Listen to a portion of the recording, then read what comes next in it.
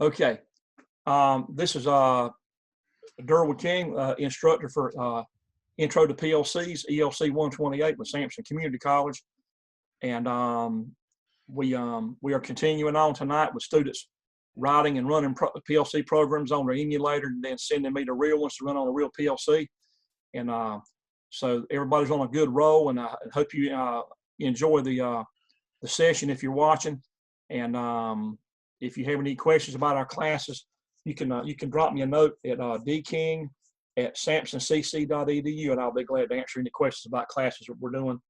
And thank you for watching. Okay, so let me go ahead and jot down everybody that's in.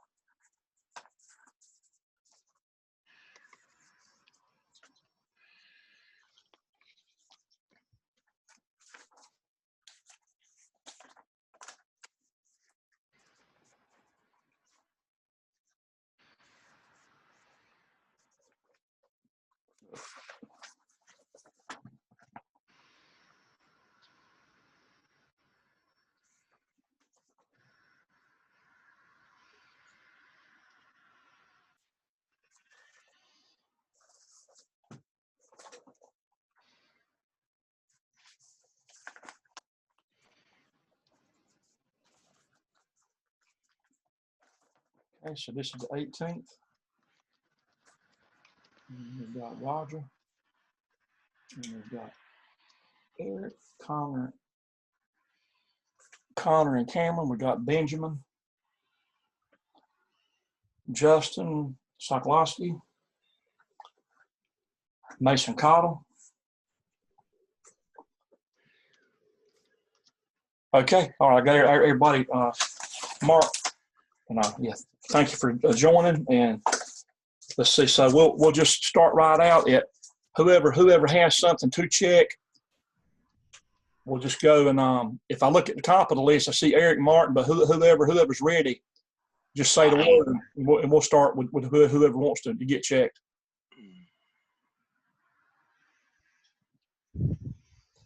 I sent 2 more labs out today. Not that you need to do 2 today, but I sent 2 out. The main one for tonight, as far as a new one, would be an advanced sump pump.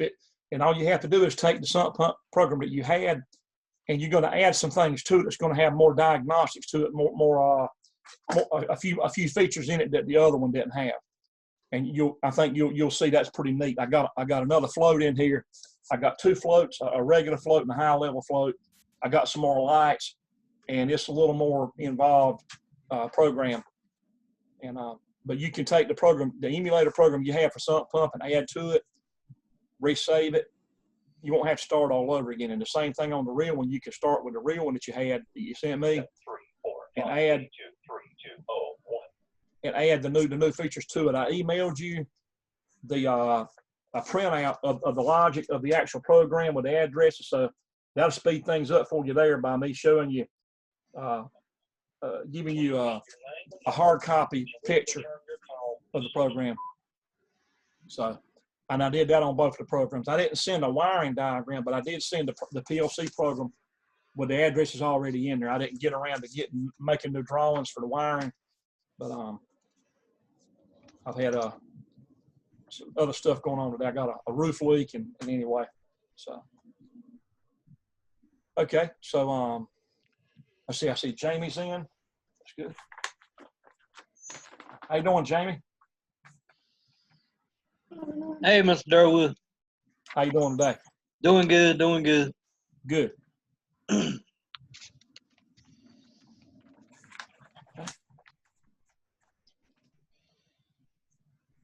Okay.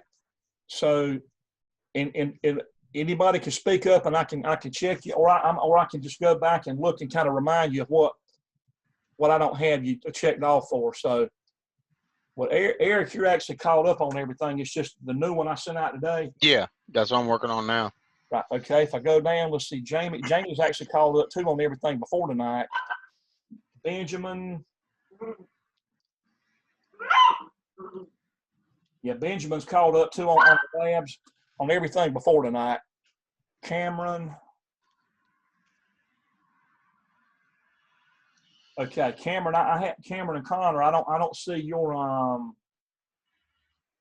sequential control for 3 starters. I hadn't Yeah, seen the emulator. I'm working on it right now, actually. Okay, good. Yeah. Okay. And then Justin, so I can ask you, let's see what we have here.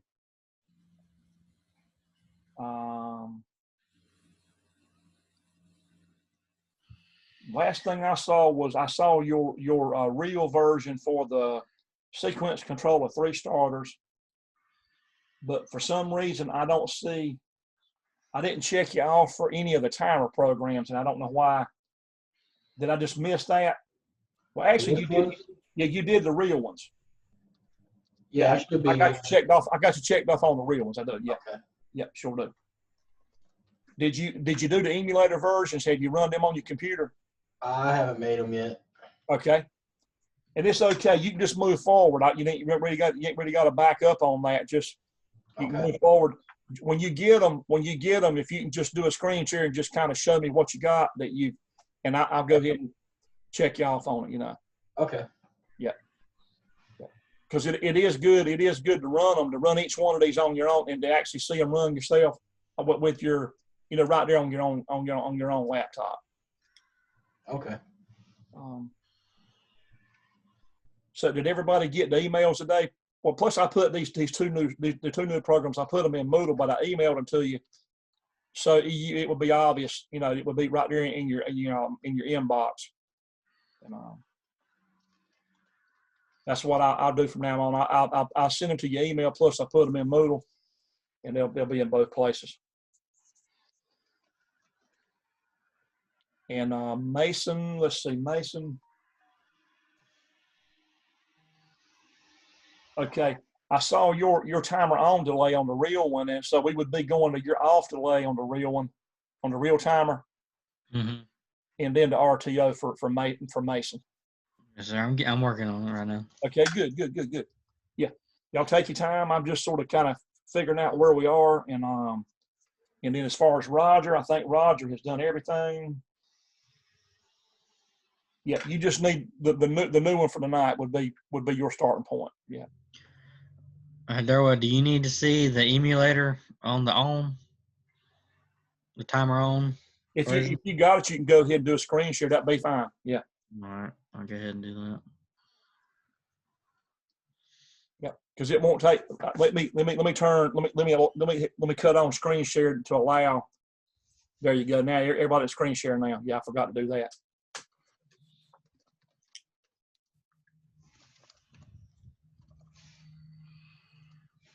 Okay. Good.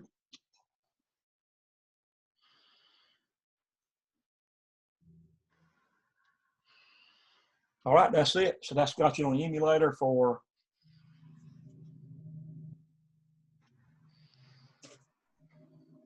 okay. And you got the real version for the timer on, correct? Oh yeah.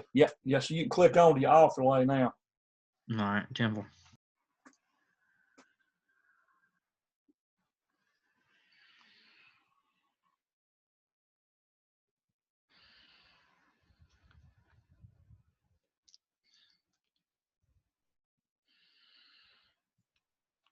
Okay, I see Darren Branch come in.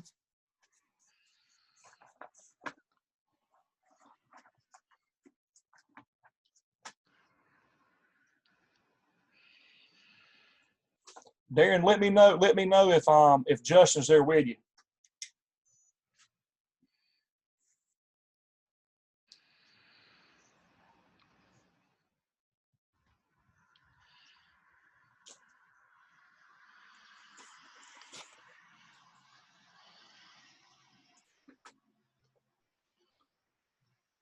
They're having major internet trouble out there way out at Salemburg. It's bad to have it because with this class you've got to have at least at least around 1 meg upload speed. If you ain't got that much, it's going to be choppy in and out. But there's a hotspot at the college that they said that they put a new hotspot in that's in the parking lot over by the ATM machine up by Highway 24. But again, that's another ordeal sitting out there the whole evening. You have to run your car off and on to keep from getting so hot, and then you got to deal with keeping your computer charged up unless you got a small inverter plugged into your cigarette lighter to keep it plugged up. It's just another issue to deal with. But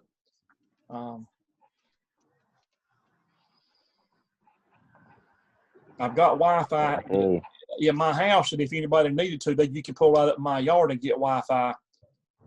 And I could run a drop cord out there in worst case for you have power. But my Wi-Fi, you can get it from in the yard, you know. I had to drive like 4 or 5 hours to get good Wi-Fi. 4 or 5 hours to get good Wi-Fi. What beach are you at? Yeah. Where is it? Moorhead. Moorhead City. It's like, I think I went by it. Atlantic Beach. Somewhere over there. I know we're out on the islands. Let me look at it real quick. Yeah, if you cross the bridge, then you're probably over at Atlantic Beach. Yeah, it was a big old long bridge. Mm-hmm. Yeah. Yeah.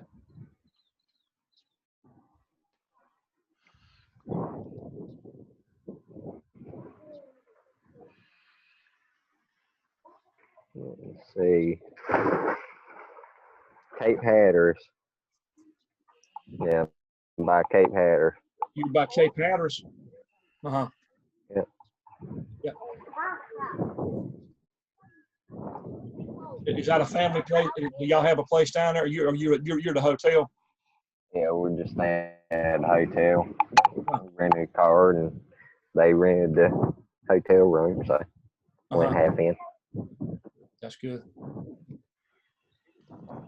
Yep. We'll try to get down there after this class is done on the 8th.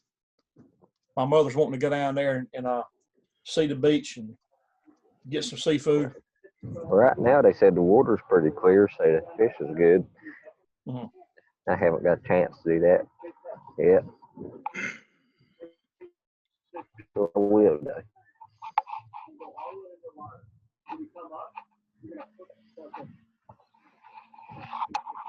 Darren, can you hear me? It's just Justin right now. Darren ain't here yet. Okay. How you doing, Justin? All right. Well, the floor's wide open right now. You can jump in if you want to. If you want me to help you with anything.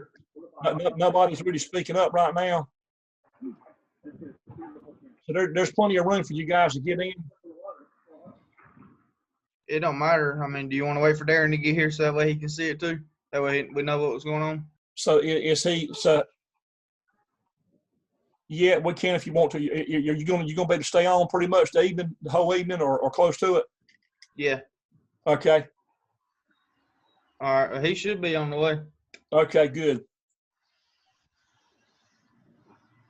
So where are you at to get better internet, or do you have better internet? I'm still here at the house. It's doing pretty good so far. Yeah. Are you using Wi-Fi, or have you tried plugging into an Ethernet cable? Wi-Fi. Right. Does your laptop have an Ethernet port on it? I'm on Darren's laptop. I don't know if it does or not. You can look and see if it does. That will help. You know, it's not going to make your main internet service be faster, but it can make your connection stronger between your computer and the router. You know, that's what I did out here at the house, and it helped. Plus, I had to get better internet, but I did, you know, between the two of them, it's helped a lot. So which program are you working on right now, Justin? We done right many of them the other night. Right after, when we got off the other night, we done right many of them the other night, but we don't know if they're right or not. Okay. So when he gets here, we've been talking about it today that we want to try to get you to look at some of them, see if they're Yeah, let's cover right. as much as we can with you guys tonight. We got to get you guys rolling and get you called up, and we'll do it. But just hang with me if you can hang the whole evening, and I can go right on for a while. You know. He said he'll be here in about 2 or 3 minutes. He's coming into town. Okay, that's good. All right, then. Okay, great.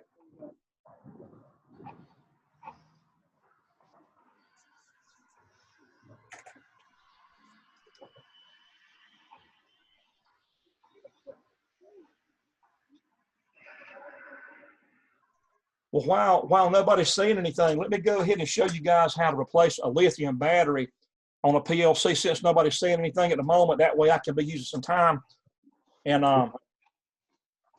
try to make good use of the time. I'm gonna move the webcam. Oh, did somebody say something? Yeah, I just sent you my advanced Sump pump one. Okay, good. Chance.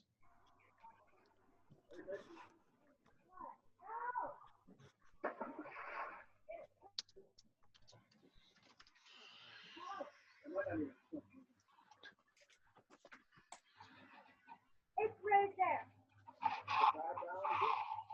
Right here.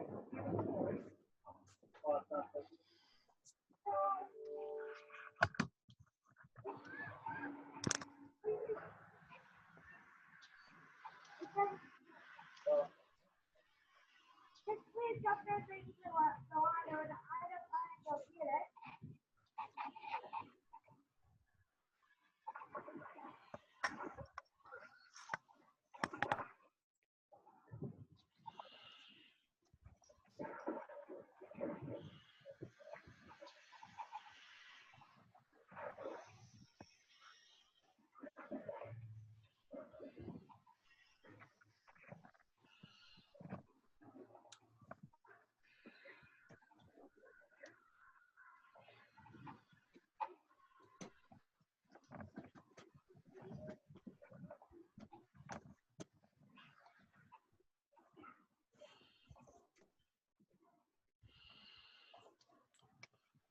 Get the camera in a good central position if I can. A little better. Well, actually, I need to include the float switches this time. And let me see how I'm going to manage. Let's see. Let me get the microphone, the boom stand repositioned here. I got to get something, do something different.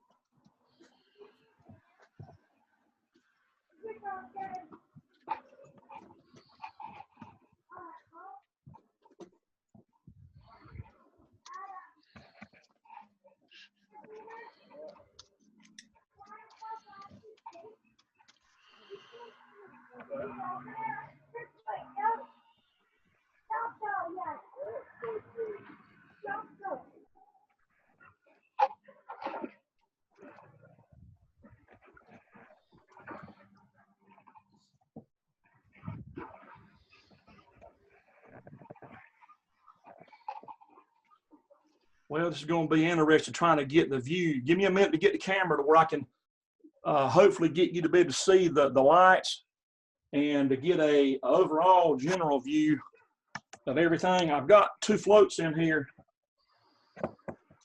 I've got one down here and I've got one right here like you would have in a tank. So I've got 2 floats set up. I've added some lights. I've got 6 lights over here now. But I need a better camera angle to show the lights and the floats. If I can manage somehow to do that, it's going to be tough. Let me go full screen here. Okay, so with that, you're able to see the floats. And hold on. Let me make a major move over here with my camera stand. I'll find a spot here in just a second that'll work.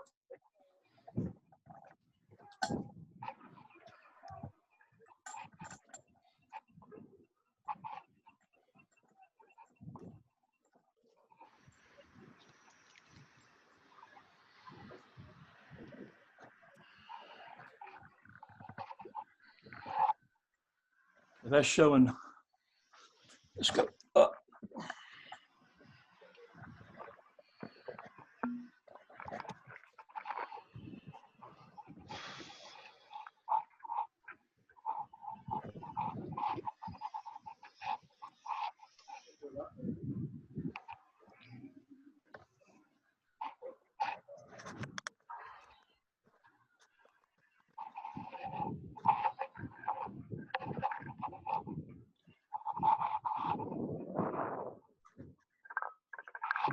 Well, I've almost got a spot here that we're to cover.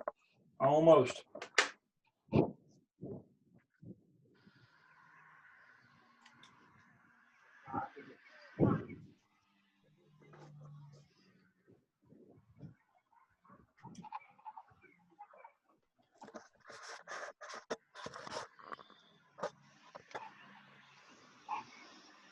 Right, so you see the bottom float and the top float, and you see the lights, and you're seeing 3 starters over there. This is a strange angle, but that's if I move it over any, is that going to help any? Then you lose the angle of the starters. So I think I better leave it right there so you can actually see the lights. You can see me move the floats, and then you can see the starters from a distance, okay? That's about, I don't, with this camera, and again, I've ordered a better one a lot of weeks ago, and it ain't in yet. It's on back order because everybody in the world is trying to get these kind of cameras. This here is a modulating valve. I'm going to try to use if it's any good, and it's supposed to work on an analog lab, and I've got a VFD and a motor over here that we'll use coming up soon for a lab. So anyway, so Justin just sent me a program. So let's go back to email real quick, and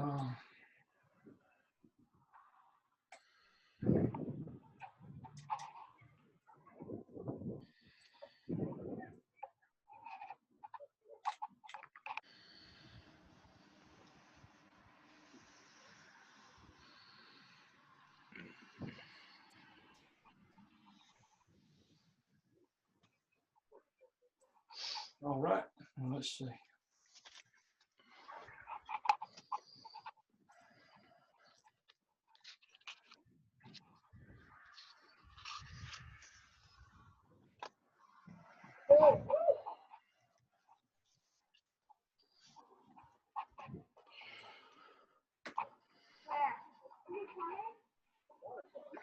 Okay, so open.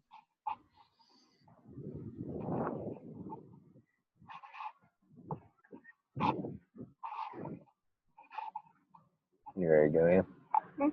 You ready to go in? Mm-hmm. We on ready to? Huh? Okay, so this here, do y'all see Justin's program? Yes, sir. Okay, now let's double check the addresses there, and then we'll discuss one time the reason for the stuff that I've added to it. Okay, this section in here, you see the mouse moving around.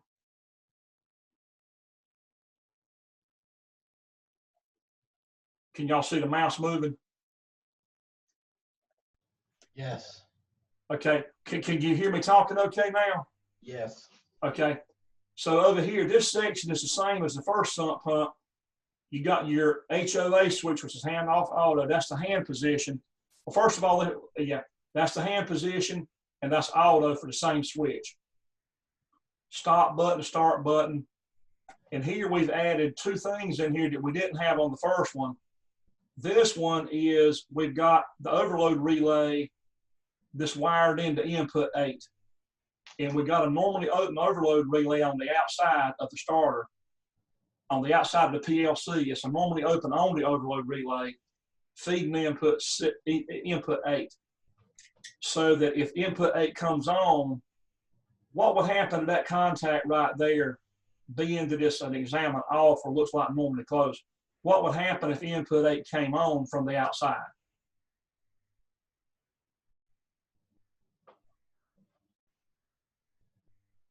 It would open the contact. Yeah, it would open the contact, yeah. So that's true. That contact there that looks like normally closed, it'll be like that normally closed until input 8 gets power coming in. And when it does, it's going to make that toggle to the opposite state, which will be open. So that's why we're using a normally open on the outside for the overload contact for a signal, an interface signal from the overload relay back into the PLC. And while we're using an examine off contact here like normally closed, that gives us the effect so that if input 8 comes on and the overload relay trips, it'll make this pop open and it'll actually disconnect the motor starter, you know, from here. So we've added that feature there that the overload relay has some say on what happens in the program. And then the next one would be another float. We have 2 floats now. We have a regular float, and then we got a high level float that says, if you look in the webcam where my hand is, I've got a regular float down here at the bottom, that one, and then I've got one hanging up higher.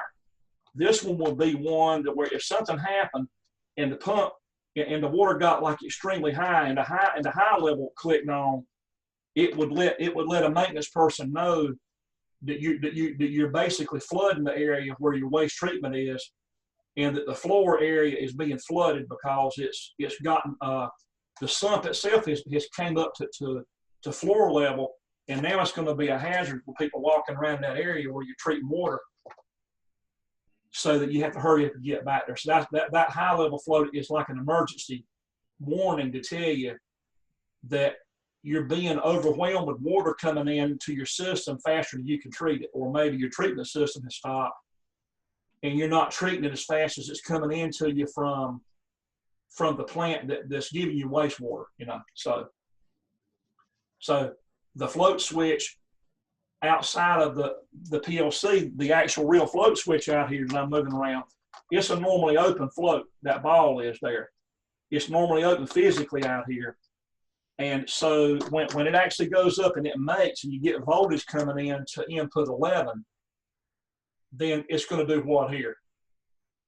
It'll open as well. It'll open as well. So if you get a high level condition, it's going to cut the pump off. And the reason I'm doing that's because the motor and the pump would be at ground level more than likely. And if you're flooding the area, then you're talking about water could probably get up in the electric motor, and it would be, somebody could get electrocuted if you've got a flooded area and you've got an electric motor running just sitting on the floor, bolted to the floor, you know. So that's why we're shutting that off. And then you've got the green light there. So those 2 safeties have been added that are monitoring things that are out on the machine. And and I can show you once we download it, that I'll go through and trigger the switches and all, and you'll see all that. The next line shows the overload relay for the pump is input 8 like we're using up here, but this time we're using an examine on version of it in the program like normally open. So when you get the overload relay trips on the outside, what would you get here? That would close. It would close. It would become green highlighted, and then what happens here? That will turn that yellow light on. Exactly, it's going to turn the yellow light on. And if you look in the screen where I'm at, I've got 2 yellow lights. I've got the left one is going to be for sump pump overload, and the right yellow light is going to be for high level float. So I've got 2 yellow lights here. And then the next line is for the high level float switch itself. That's input 11, like we're using up here. But we're using a normally open version or examine on here that says that if that float really does trigger out here, if it actually rises and triggers, then what happens here at input 11? That'll close, and then the other yellow light will kick on. Exactly, the other yellow light kicks on. The new one I put in, I put a new box in last night. I went out to school and got a 6-hole box so we can have more lights. We got to have this for your exam. Your exam will be part of it will be an actual lab where you're going to do a traffic intersection, like out there at stoplights, and you got red, yellow, and red for east and west and north and south here. So that box, I've got it set up for a traffic intersection you'll write logic for. that'll manage a, I don't know if you ever thought about what runs the lights at the intersections. PLCs. They do. PLCs run a lot of things. You know, they're really what's running your vehicle too. But they don't call it that at a dealership. They call it a computer. But in reality, the first PLCs ever invented were invented for vehicles for GM. GM is the one that called for a solid state replacement for relays and for hardwired relays and timers back in 1968, I believe. And a guy named Dick Morley with Modicon invented the first PLC for vehicles. And, you know, again, they don't call it that, but that's really what it is. So the first ones were in automobiles for the automatic transmission division of GM. And so they're used everywhere. Vehicles, stoplights, everywhere in plants, farms are using them. There's a lot of things on farms and greenhouses that are using them. And so they're pretty much everywhere. And even in home security systems, you've got inputs and outputs on security systems at home. So it's a specialty type of PLC, you know. Like right here at my house, I've got ADT, and they don't call it a PLC, but it really is a PLC. It's a special one, you know. But it's functioning. It's got inputs all over the house. It's got an output to a siren. It's got a output to dial to the monitor station. So it's, you know, okay. So then the next one, rung number 3, this logic has to do with alarm horn. So the horn, we're going to use the horn at output 7 and slot 2 output 7. That horn is going to happen in 2 cases. Now, it's going to happen if you get an overload on the motor starter or if you get a high level float. You see how they're in parallel? Yes. Now, what kind of logic do we call that? Or logic. It's OR logic. So if you get a sump pump, if the overload relay trips or the high level float trips, what's going to happen is either one of them can go through this contact, which is going to be which is a push button. The push button is going to be an alarm reset. This way over here, and you can't see the push button, but I have a push button on the left box over here that, and I think I maybe, well, I better not move that camera because it's going to take more to get it situated again. I've got a separate push button in the left control box that's for this, and when I press the button, that's going to open up, and that's going to clear the alarm. But if you get the overload relay or a high level float, either one of them triggers momentarily, it's going to cut the horn on output 7, slot 2, and then when output 7 comes on, look here what happens. That address right there causes a holding contact to kick in this in parallel with the initial things that triggered the alarm. So when the holding contact kicks in, that's controlled by that output horn there, it'll trigger this, and then it seals in around it, and it keeps the horn on even if the overload gets cleared or if the float goes down.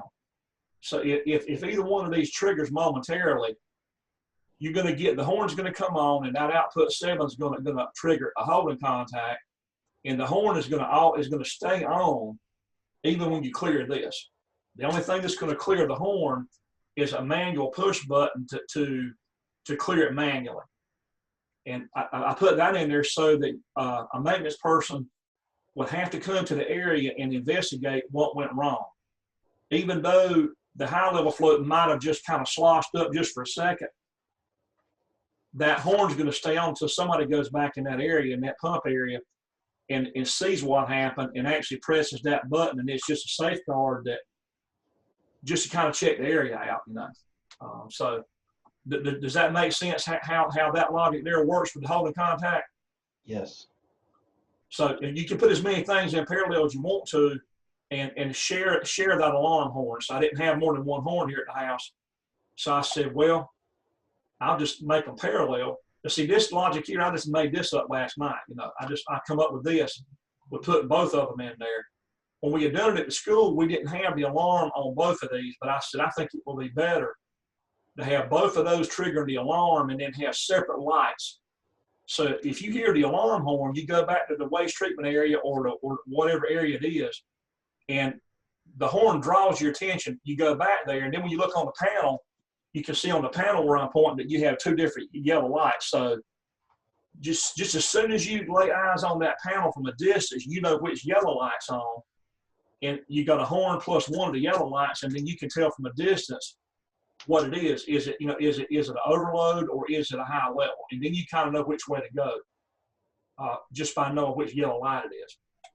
And what do y'all think about that? Nice. Yet what you're finding out is as simple as this logic is, it is so useful in real life. It is so extremely useful that you can basically sit down and jot down in your mind how you want a system to work and the conditions and the requirements of safety and alarm enunciators and lights and all that, and jot your ideas down, and you can start writing logic on your own of different scenarios that you want to create, in a place. So using or, and, combination, holding contacts. It's just that over the years I've seen this stuff and I've used it enough to where it becomes easier and easier to make an idea happen. When you use those 7 logic functions, you can really do a lot. And in the last line, somebody take a guess at what that means there. Can you tell me about the last line? Anytime the motor starter is turned off, the red light kicks on and lets you know it's off. Exactly. So we have that address there. This contact is being controlled by slot 2 output 1, which is the starter coil up here. So when that coil is not on, this will be made like it is right now, and that red light's going to be on. But what happens when the starter comes on, though? It'll close the switch back and cut the red light off. Right. When that coil comes on, it's going to make this do. It's going to make it open, and when it does, then that light is going to cut off. Okay. So let's download your program and let's just see it run. So how do we download? I'll ask you just one time, and then after that, I won't ask you again. Communications, who active. Click on your Ethernet and the IP address there, and then click download. Okay. But every one of y'all can become program writers and designers, and you can do engineering duties in what you're learning now with what you're learning whenever you get an opportunity to do it. And I was given an opportunity to do it in my 3rd year working in plants.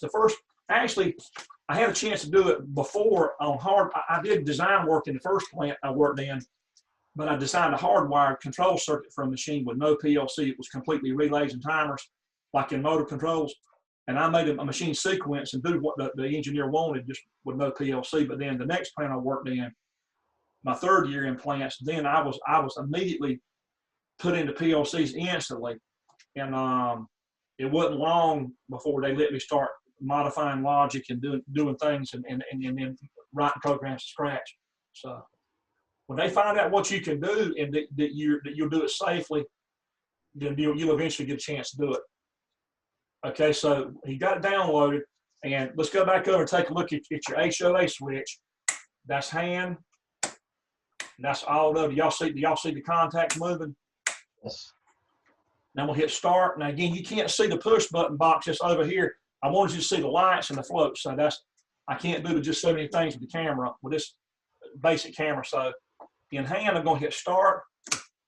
We can see whenever you press it though on the program. Right, exactly. I would rather you see that and then see the real lights and the real floats is about the best view you're going to have for right now. When I get the wide angle camera in, then I'll start using it. And it's supposed to be in June the 30th. We're supposed to ship from Granger on the 30th. So, and there's another one that's even a different kind of camera that's supposed to be real good on small fine print that the school was ordering for everybody. Called a document camera, and we'll see how it works as far as this.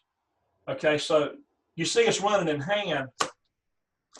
You see how the holding contact's working. Now let's see what happens if it trips.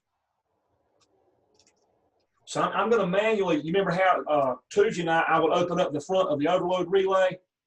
I would open that little door and I would slide the little test switch over. I'm going to do that now. And y'all hear the horn? Yep. Now what happened here? That contact was open, and since it's in series, it Right, so the overload relay tripped, and when it did, you lost it here, you lost that. And now let's go down. What else happened? triggered, right there. The alarm. The overload relay line come on here, and it made the yellow. Do y'all see the yellow line in the camera? Yes. So the left yellow light came on, and then also let's go down. How about the horn? The horn came on because the overload relay came on, and it went through the push button that's been released. The horn came on, and when the horn came on, it made the holding contact kick on. Now watch this. I'm going to try to clear the alarm, and I want you to observe what happens. I'm going to hit the reset button. Yeah, it cleared it, didn't it? But it's going to go back on because you didn't. Yeah, watch. And I'm going to let go of. I'm going to let go of the push button, the reset button. And as soon as I let go of the reset button, it comes right back on. And why is that? Because you never fixed the problem, so that contact's still made. I never fixed the problem. So what do I have to do first to really get rid of the problem? Fix the original issue. Which is what? The sump pump overload relay. Right. So I'm going to hit the blue button on the front of the overload relay. Which, if I show you in the camera what one of them looks like,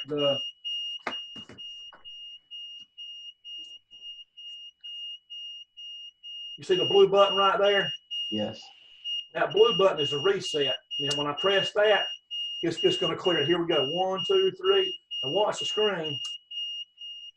Now, we cleared, the overload relay went away, right? How about the yellow light? Did it go out? Correct. But how about the horn? Now, why is the horn still on? You got to manually go and turn it off.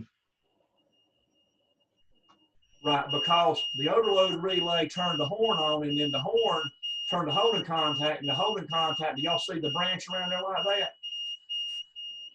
Yes. So that branch is what's keeping the horn on. Now I'm going to hit the push button, and it's going to clear it.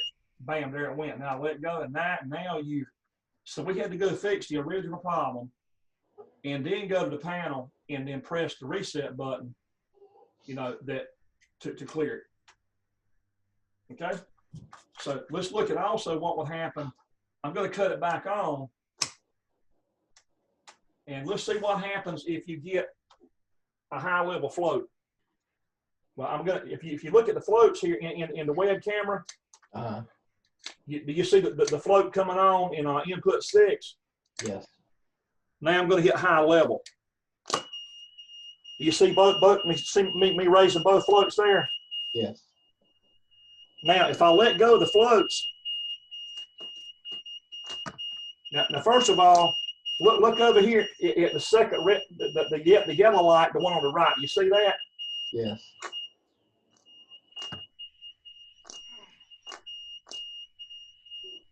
So that light's coming on, but the light doesn't stay on. If the float goes down, the light goes off, but the horn's still on.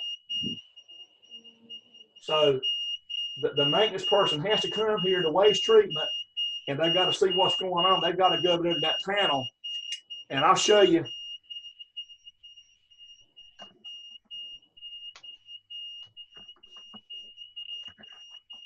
I'm just going to move this just for a minute here. Now, do you see my hand going over here to the reset button? Yes. So I hit that top green button over there, and if you see it on the Logix, that top button.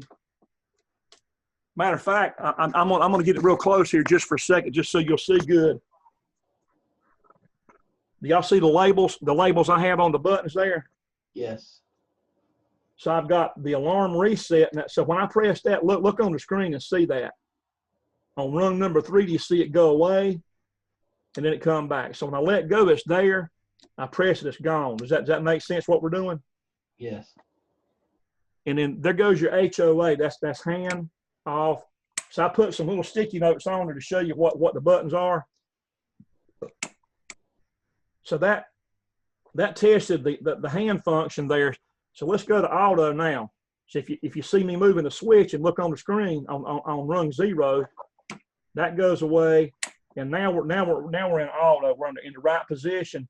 And you see the contact is on there in the auto branch. So we're waiting now for the float to come on.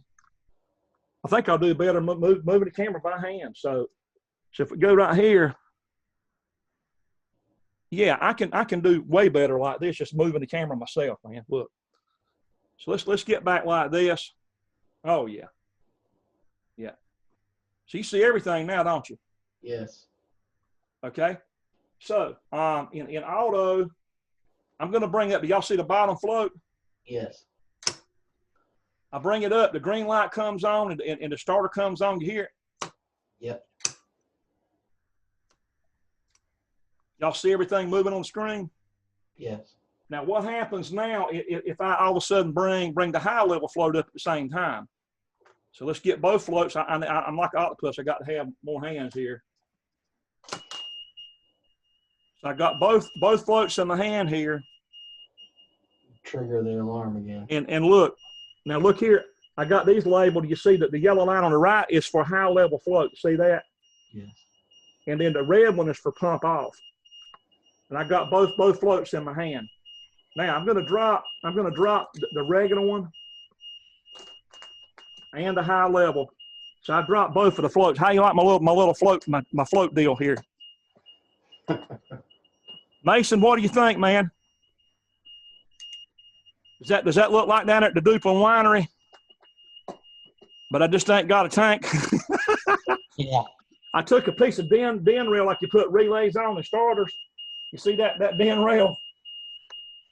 I've been a piece like that. I put an angle on it and screwed it to my plywood board here. So I'm doing some what you call engineering here. So, but we'll make it work. All right. So we got a problem here. That light went off, right? Right. But what have I got to do to get rid of this noise? You got to go over there and actually turn it off. Right. So I'm gonna go to my alarm reset button to acknowledge it. And here we go. Now you watch the screen on rung number 3, input 7. Watch it. 1, 2, 3, and push. You see it? Yep. Now let go, and it's made. Now that physical button is normally open out here. It's actually a normally open device. And you got a voltage voltage is not coming in now because it's open. So that contact that I'm putting the mouse around right now, it's actually made in the program because it's an examine off that says if input 7 ain't got no voltage, it's going to be true. As soon as I bring voltage in with that button there, you watch it, it's going to go away. You see it? Yes. What you're seeing right now is probably the hardest. It's the first hurdle that everybody has to cross, understanding the difference between hardwired logic and PLC logic. Is the fact that we've got to understand what is that instruction looking for to be true. And that instruction wants to see an input device that's actually open. It wants no voltage coming in from that input device for that instruction to be true, which is just the opposite of this one. You know, an examine on for it to be true, it wants to see voltage coming in, and it's going to get it if I do this. So here where the overload relay is, now watch it, input 8. Look at what I'm going to do to trigger this. So this is the motor starter. I'm going to go in here in the test window and trigger it. Now watch me slide it over like that. I slid it over. See what I did there? Yep. When I did that, then it brought on input 8 came on. If I go up here,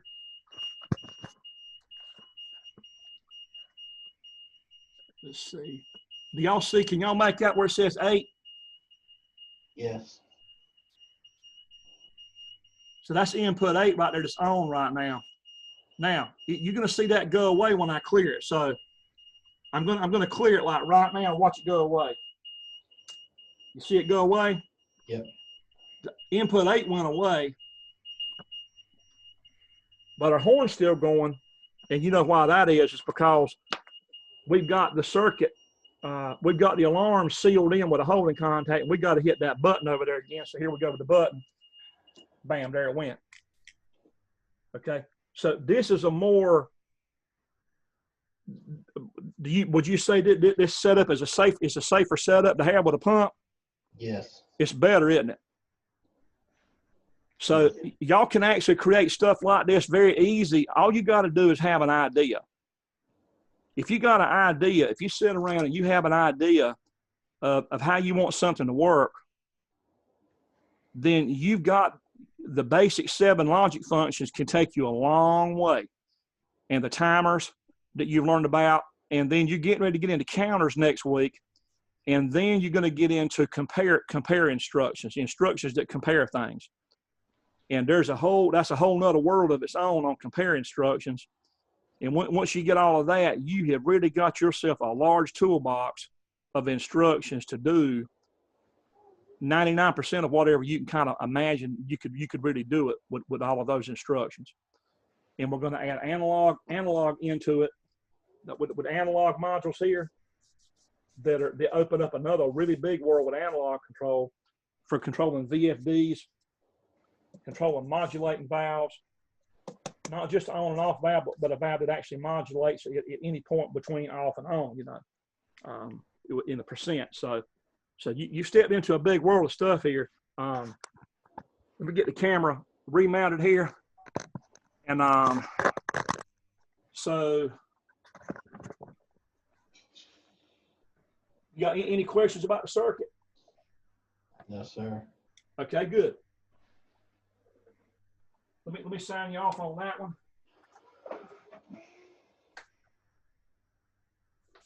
Hey, Mr. Durwood, Yes, sir.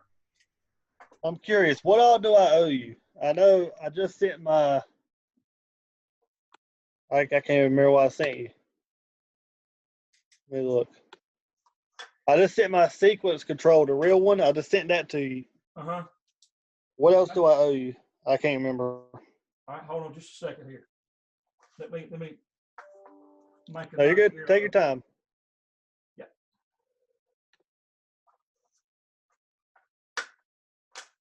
Okay, so for Justin Sokolowski, we just did the sump pump, the advanced sump pump, the real one. Okay. And did you do the emulator version, or did you just go straight to this one?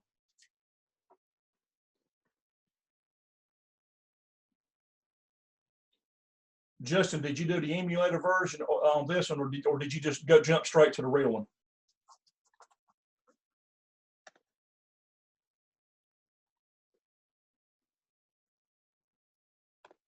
Do y'all hear me? I can hear you. Okay, he's probably stepped away from the mic for just a second. That's okay. We're going to truck on. So to answer your question, Dylan, let me sign you for being here. Durwood, who are you talking to? Sokolowski, Justin Sokolowski. I have to start calling you by your last name because there's a Sessoms and a Sokolowski. Both of y'all are Justin. Well, you just call him Justin and you just say Darren and one of us answer. Now that's kind of confusing. So if I say Darren, now how do we know which one of y'all? How about if I say Sessoms? We don't sound alike, do we? Huh? Or Hardhead. If I say Hardhead, well, you know who it is? Yeah, I know exactly. I'm just kidding, man. I'll just say Sessoms. That way I'll just call you by your last name. Hey, Mr. King, were you just asking me something? I'm sorry, I walked down the room. Yeah. Did you do the emulator version for this program? No, I got to work on that. I was watching you go through. That's fine. That's fine. You did a fine job on this for sure. Yeah. Okay, I got you down on that one. And yeah. I got my emulator ready for the advanced soap pump. Okay. I just need to figure out how to work it. Okay. Yeah, that's something that is good for you to. So let's Dylan Ivy just stepped in. Let me check you off here. And you were asking what did you need to do? So let's see. So what exactly is this part right here? This the hand switch? Hold on. Let me cut my screen share off. Oh, you had yours on? Yeah, I have mine on. Yeah, you can get it there. All right. So this is that the toggle or something? What that is, that's a 3-position switch. Oh yeah, but so And that look closely here. Let me get the camera in my hand before I move it around. So if you look up here, you see where my hand is? yes. The auto is one contact, and this nothing. And then over here is the hand. So you got 2 contacts on the back of that switch assembly. Two separate physical contacts that are behind that little switch there. Okay. So the top one is on the left, and then the bottom is there. So you get literally 2 separate inputs. Input. What is it? Input 2 and 3. So there goes input 2, input 3, coming off of one operator there. That's called the operator. Okay. So does this need to be on? Yes. You got to pick a mode. You either have to be in hand or auto. One or the other. All right, well, let's go with auto then. Well, if you show it in both modes, you can actually see how both modes work. All right. The stop push button. It has to be made because it's already a physically. This is a physically normally closed button, so that has to be made always. Yeah. Okay. Is this just a momentary, or do I need to have it? It's momentary, but before you do it, you got to put yourself in run mode. You're in remote program now. That sure would help. Yeah, you can leave those alone, but yeah. If you're in program mode, it'll let you toggle bits, but it won't let output come on. Yeah. Try this again. Right. So you'll toggle on, toggle off there. Right. So now you're running fine. Now if you scroll down, or if you can sort of make everything smaller, if you can manage to make the bottom part of your screen, can you X out that error box down there? Error box. Yeah. Yeah. Yeah. And yeah, now kind of get where we can see everything. If we can see all of your runs.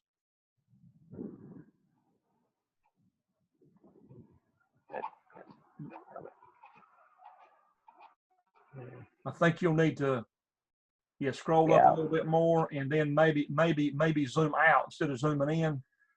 You hit the minus symbol on your magnifier. The minus. Hold on. It's just under the word favorites.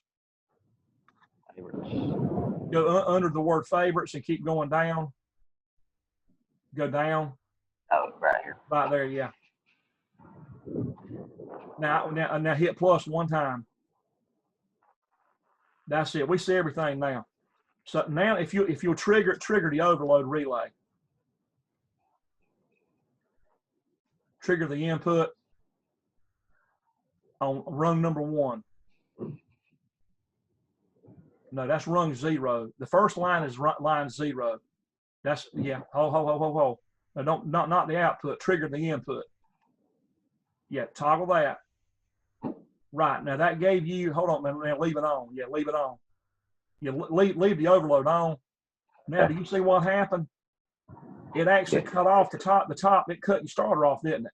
Mm-hmm. And then look at your alarm down there. Your alarm horn came on, didn't it? Yeah. So your emulator is doing the same thing that the real one did over here. Did you see that? Yeah. And now now toggle your reset button for your horn and see what happens.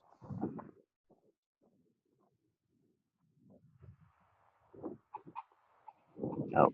But it didn't. Now, on your alarm, you had to clear that, and now you can clear the horn. Exactly. Perfect. Yeah. And now, do the manual or now go to auto now. So toggle your hand off.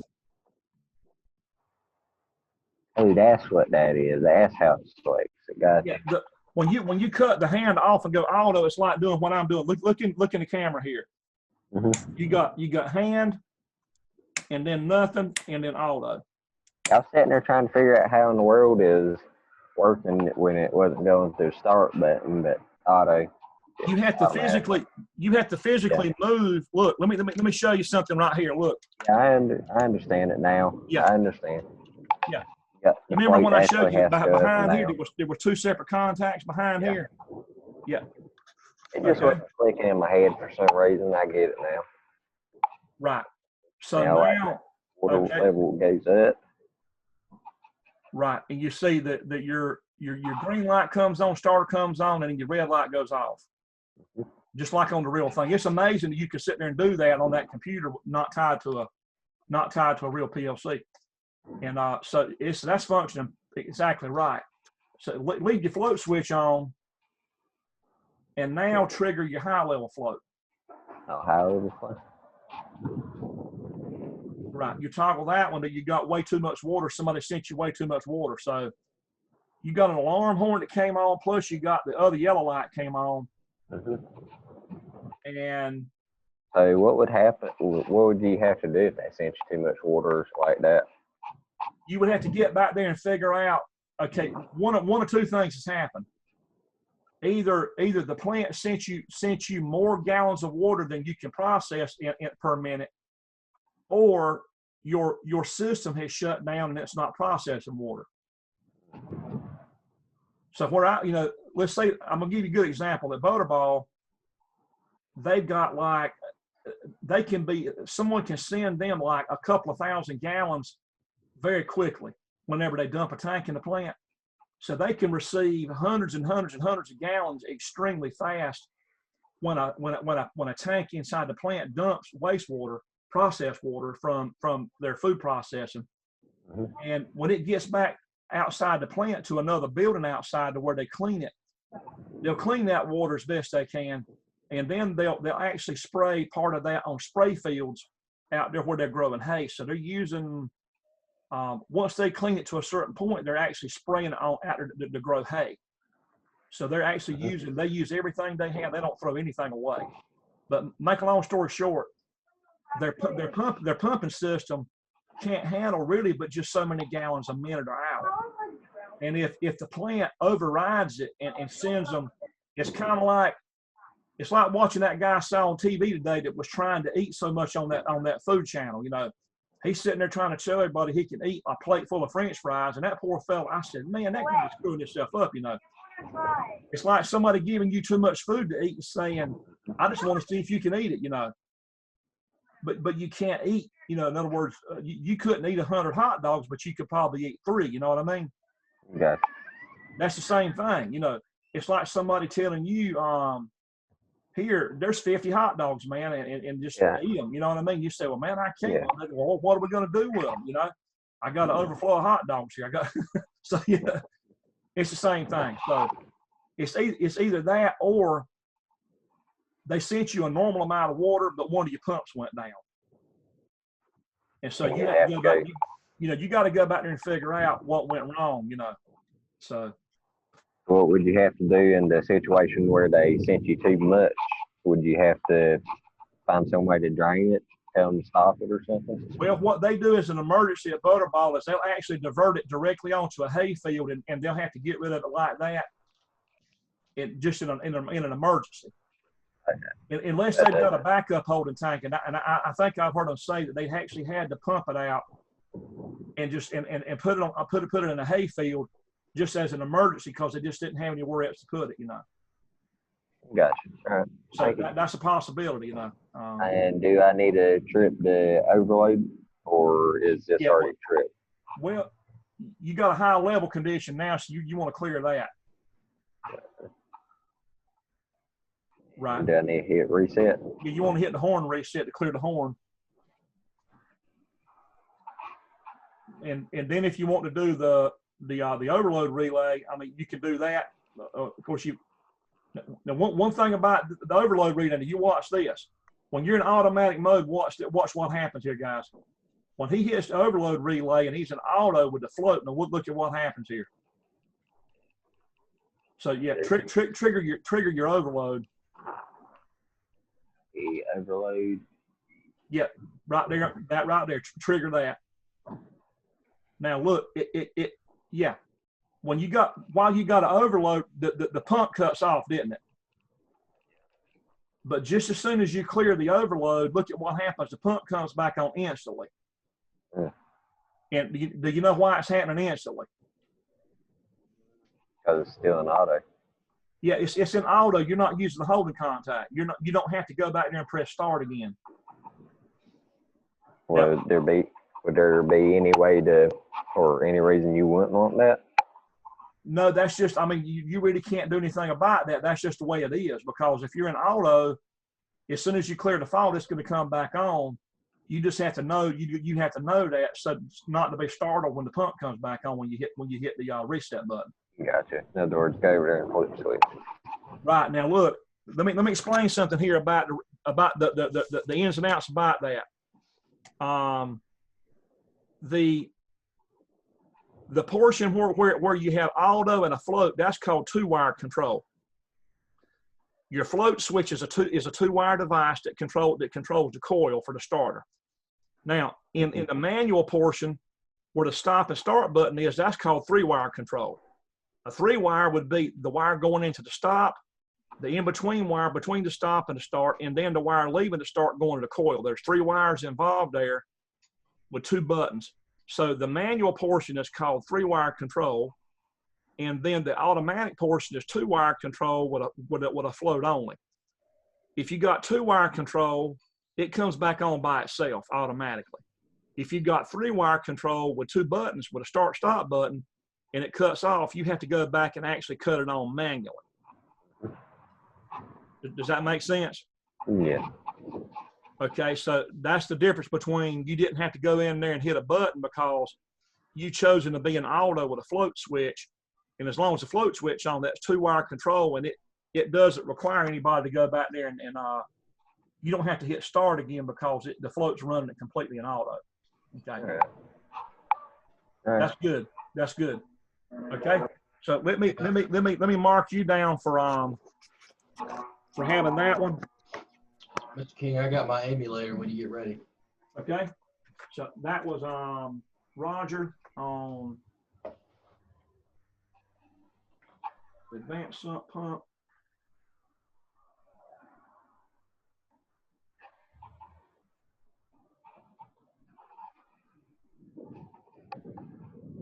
Okay, all right.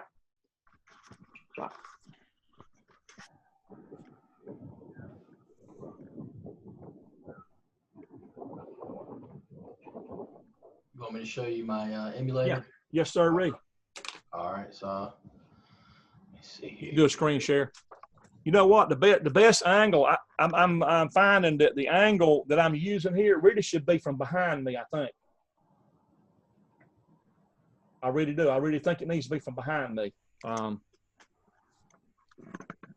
So, all right.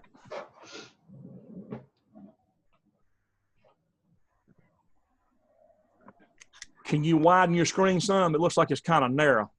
Oh yeah, let me make it full screen then. I wasn't sure if it would show up full screen on yours or not. Oh yeah. That's a lot better there. Yeah. Are you ready for me to run it? Oh yeah. Go ahead and let it roll. Yeah. All right. So there's, if I did auto, and then if I click that, I'll let the alarm. Well, you don't want to do. No, you don't want to do that. You want to go. So you're in hand right now, right? Yes. So don't you want to have your stop button and start button for in hand? Okay. There and then toggle on, toggle off there. Okay. So you'll toggle off your start button to release it. Now that's normal right there. That's how you would do it. You push and release, and that's what it looks like. Okay. And now if you want to trigger your overload, do that. Now don't do it there though. Look, that's a secondary contact. That Okay. contact is not the real input. You want to come over and hit the overload relay input, and then it's going to trigger your well, actually, you actually do have. I'm sorry, they are the same thing there. They are. It's the same thing. So when you triggered that, I say you're fine. You're fine. I get what you're saying though. Like this right here is the actual relay that then triggers how you got it set up logically. Mm-hmm. Yeah. Yeah, I get what you're saying. Why it would be, run 1. So then if I were to go and then I fix it, of course, then I'd have to come here and toggle back that. Well, actually, Yep. Okay. Then if I start my motor again, kicks back on and the red light goes off. Now, how about your high level float? So that Right. kicked it off. Same It thing. kicked it off and brought the alarm on. So that works exactly like the real thing. That it to me, it's so amazing you be able to do that there and see.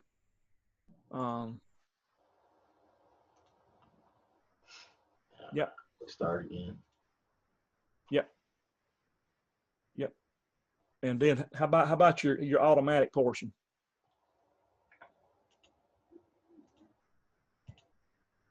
Yeah, you got to physically kind of mimic, that 3-position switch.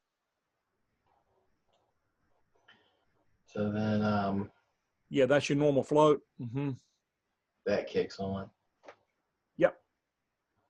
And then if you happen to go hit the high level float, or either whatever you want to do, if you check all of your stuff there, your safety's in there.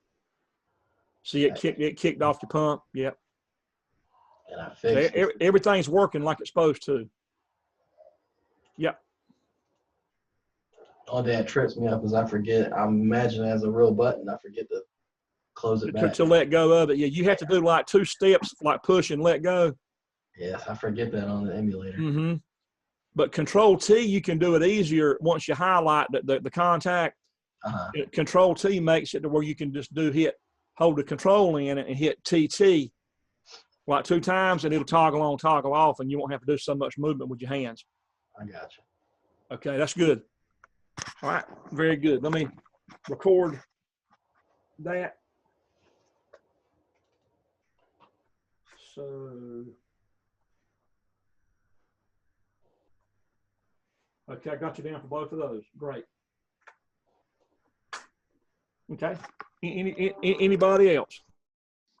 Mr. Durwood, Yes, sir. you never got with me about what I owed you. Right. Let's do that.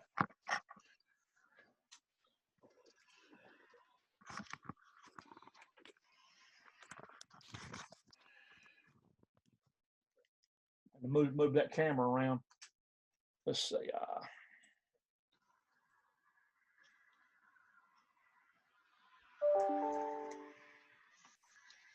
Okay. Let me just go back to the grade sheet. You just need it straight off the grade sheet. So Dylan Ivy. I don't have your timer. I didn't see. I don't think we've run any of your timers. The TON, TOF, and RTO. I don't have any record of any of that. I know we ran the emulators for them. We run the emulator for the TOF and the RTO, but I didn't record. I got the TON emulator ready. All right. Okay. Here, let me save this. Let me go ahead and save everything that came in through email. There's a bunch of them that came in, and then you have your screen share ready.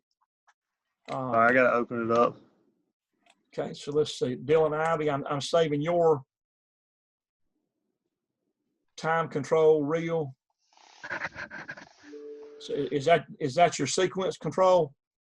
Yeah, I saved it as time control, but it's really your sequence control. Okay.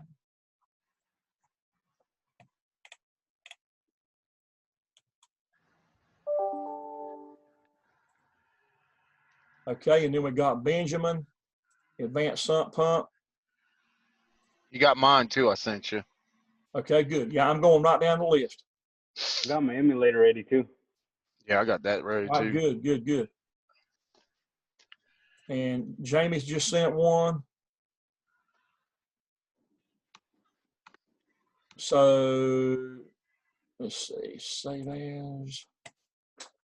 Jamie, that's your advanced, isn't it?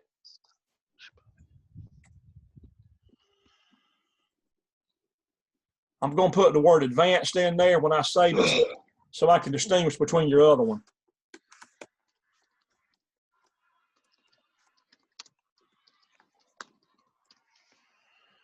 Yeah, it is Durwood. I couldn't get to the button. Yeah. Right. Yeah, that's I the got you. advanced. Oh yeah, gotcha. Okay, and then Eric Martin, I'm getting your advanced sump pump. All right.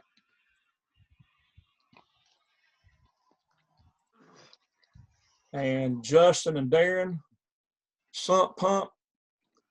Now, Darren or Justin, the one you sent me, it says BAK, but I don't think you need to send a backup version. You need to send. I'm going to take a look at what you've got, but the backup version is not the newest one you have. Can y'all hear me? Yeah, I hear you. Sesums, does Sesums and Darren hear me? Justin Sesums and Darren, do y'all hear me? Yeah. Do y'all see this file that's up here from Darren and Justin? Yeah. You see where it says BAK? Yeah. That's not the most recent one. The most recent one won't say BAK on it. All right.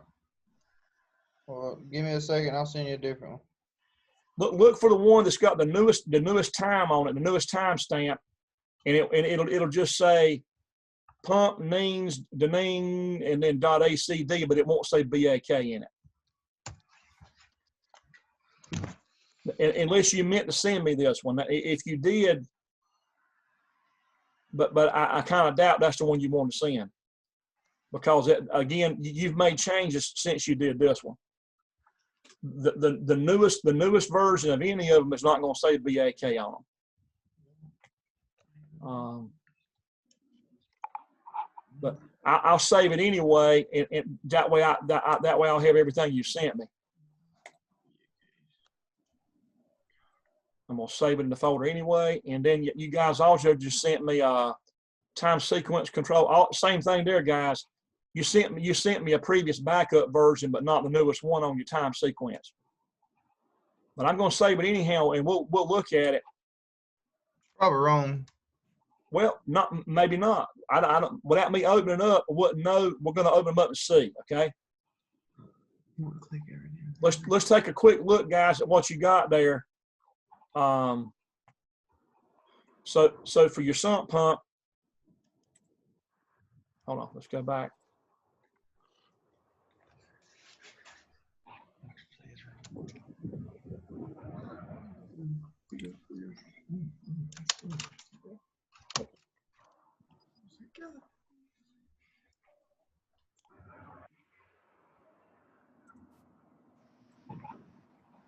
And Darren, y'all just sent me a latch unlatch.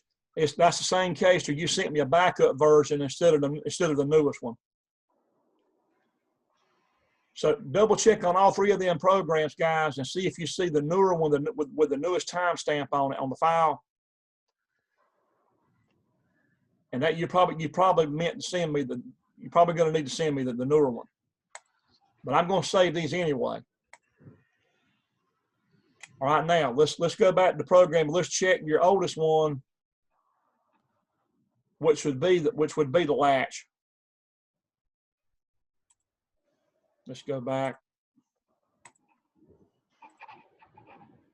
and let's go offline.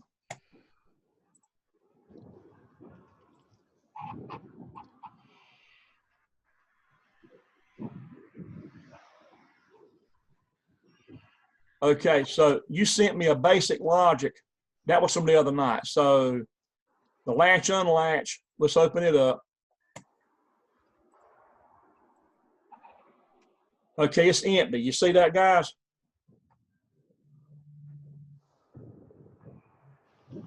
Darren and Justin, do y'all see that? Yeah, let me send you some different ones. Right, send the newest one that doesn't say BAK. And I'm going to check all three of them real quick here that you sent me. So you also sent the sump pump.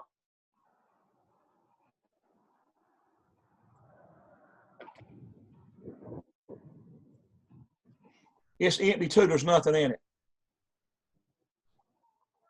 That's not the newest version you have. The newer one will not say BAK, so that's an empty file. And then the time sequence control.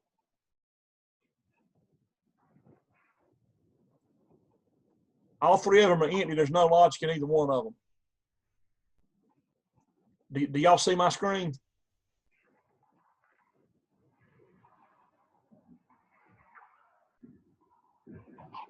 Yeah. Darren and Justin, do y'all see that all three of them are empty? Yeah. I'm trying to send you some more. Listen, before you send them, open the files up on your software and make sure there's something in them. Yeah, open them, and then go back. And listen, you want to get rid of everything that says BAK. Go in there and right click and delete every file in your folder that says BAK. You won't need any of them. All right. And that's going to take some confusion away. And that's really what we all really should be doing. As everybody goes along, each time you go in your project folder, when you get a minute, go in there and right click and delete everything that says BAK. And that's going to clean out a lot of stuff that's going to, keep you from sending, having all that clutter in there to deal with. I would just save it real quick and just go to recent save. I look at the time. Last one saved is usually it. Uh-huh. Okay, so who wants to get something checked next? I'll go ahead and check mine. Was that Dylan Ivy? Yes, sir. Okay, let's go to Dylan Ivy. Nobody be bashful. Everybody just jump in. All right. Okay, that's your TON. Okay, go ahead.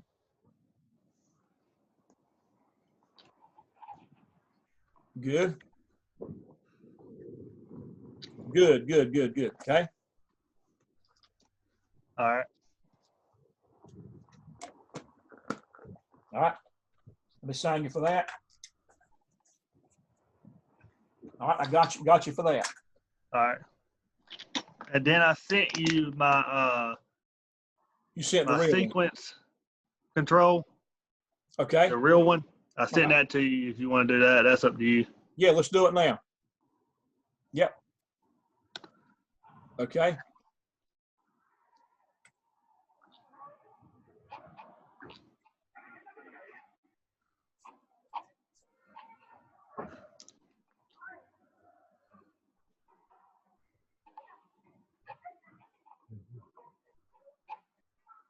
That's your time control reel. Yeah. I that's why I named it that for some reason. I don't know why I did that. Okay, and let's get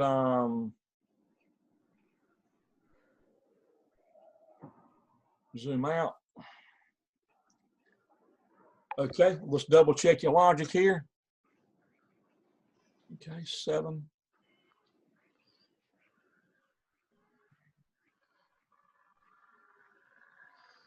Two white. Let's see. Get my printout here. Let's see, that's not right there. So sequence control.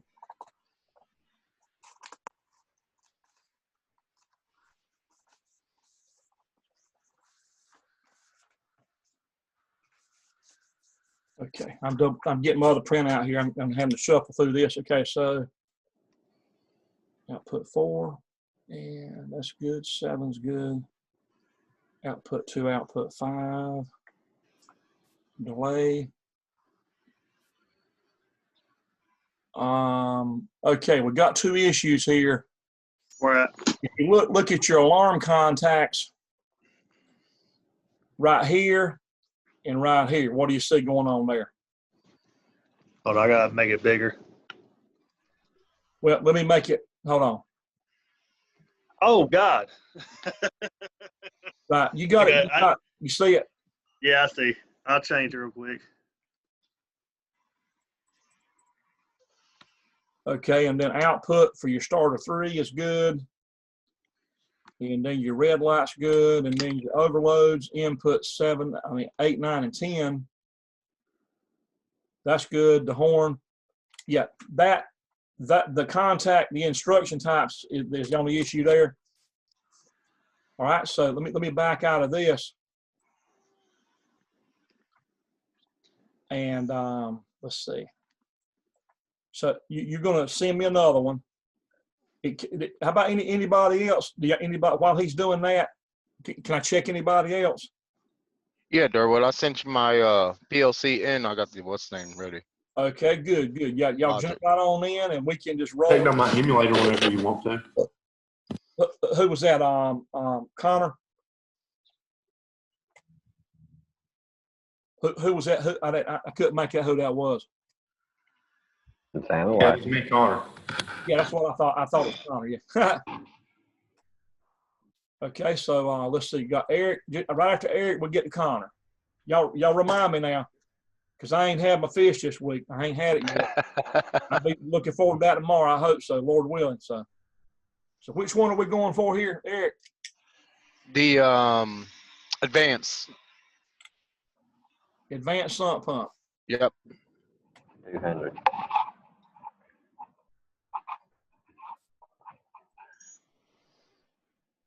Okay, let's see what's happening here.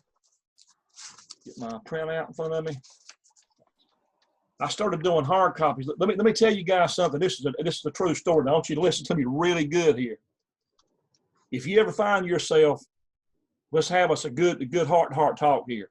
I'm gonna tell you, here's a way you can deal with something. If you end up in a situation in a plant,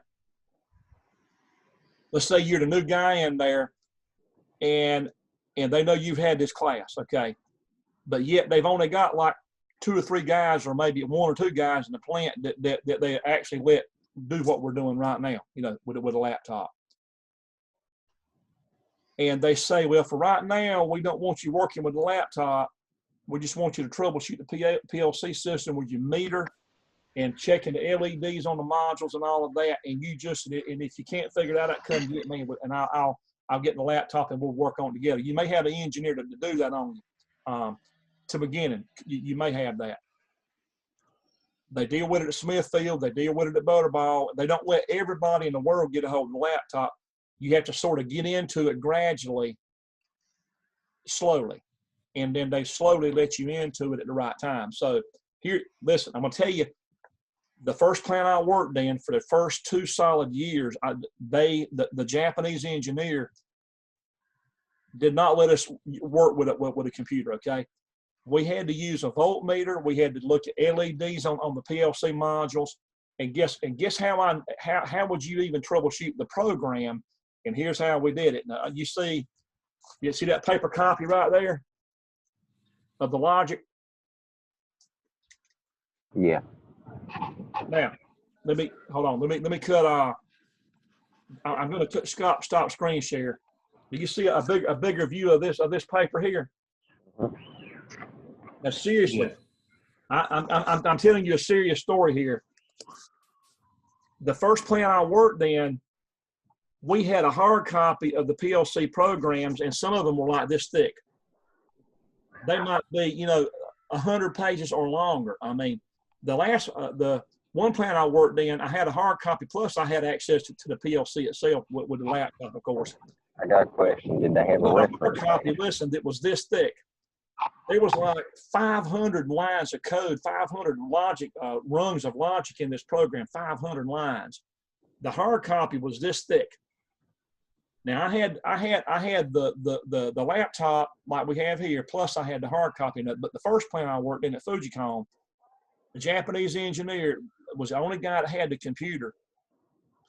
And I use, listen, I'm serious as a heart attack. I use a voltmeter.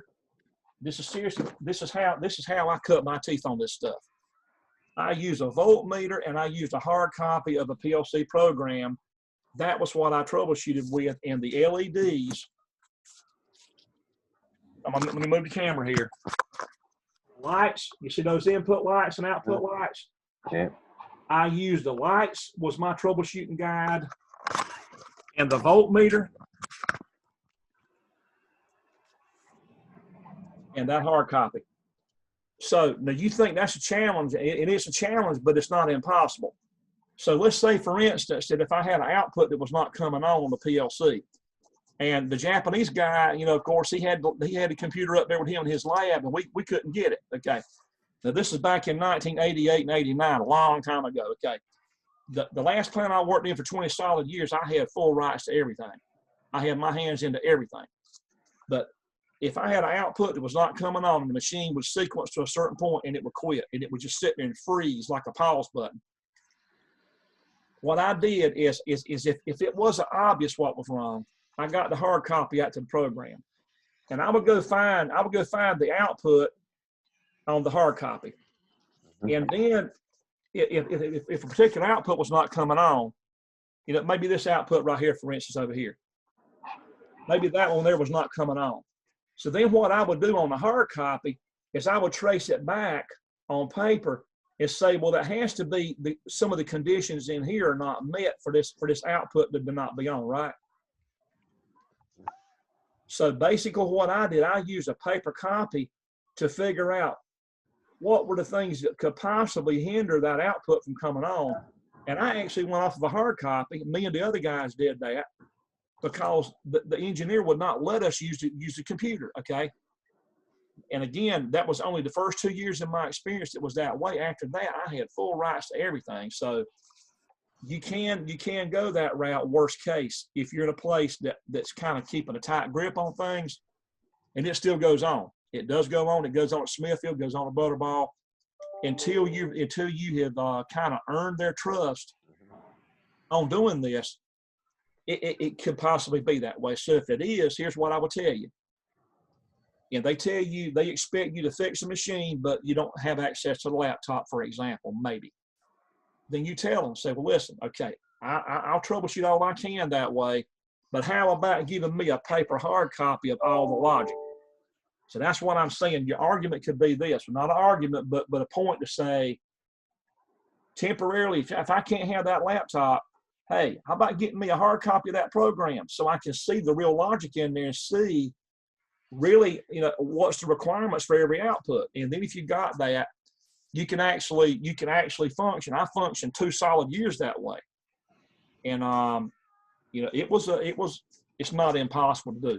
But if you don't have the logic copy, if you can't see it on paper or see it on a computer, then management's not doing their job to provide you with information. Okay, they're not. So it's their responsibility, honestly, to get you at least this, all of, you know. So okay, so that's my soapbox on that. All right. So I figured I had to say that. I still get wound up when I think about it, even, you know, so many years later. So okay, so we were checking Eric Martin, right? Yes, sir. Hey, Mr. King, when you get a chance, I sent you the second lab there. I emailed it to you. Okay, all right. And I got the logic on the emulator on the advance and the reverse motor. Okay, all right. Let's take the advance first. All right. Let's go real quickly out the email. Let me grab the email while it's been mentioned there. Okay. So it looks like Justin and Darren sent. Okay, Justin and Darren, it looks like you sent more backup copies. Hey, Darren and Justin. This thing's going retarded. No, listen. I want you to do a screen share. I'm going to show you how to get me the real one. They're not pulling up. So I'm saying I've went on the We found them, but I found the right ones. I click on them and there's no. It ain't, this thing's retarded. Well, look, do a screen share. Do a screen share. Let's get you going here, guys. Hit screen share. Let me help you find the right ones.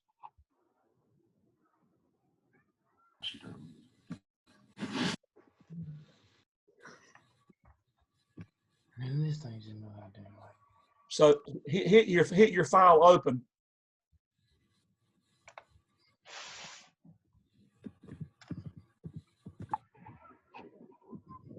See, we'll go to like, Right. we'll go there. And it'll come up as a blue screen. Well, look, no, it's not. Listen, what it is, your controller organizer is not in view yet. Go under view and hit controller organizer. Well, see, if that right there would have come up a while ago, I'd have fixed it. Well, what had happened? You X'd it out. Well, there shouldn't be an X on it. Come on now. That's your emulator version you've already showed me that the other night. So you want to move on to a new one. No. But look, you've actually already showed me that one too.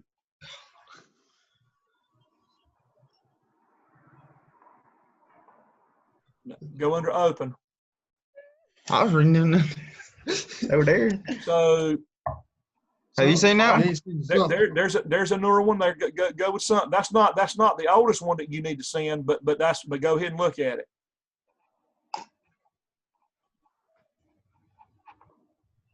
That's why you guys have got to speak up and let me help you get through this. Now that's the emulator. That's the emulator version. God, this thing's in my way. Now you need to go ahead and download it, and let's run it. Is that right?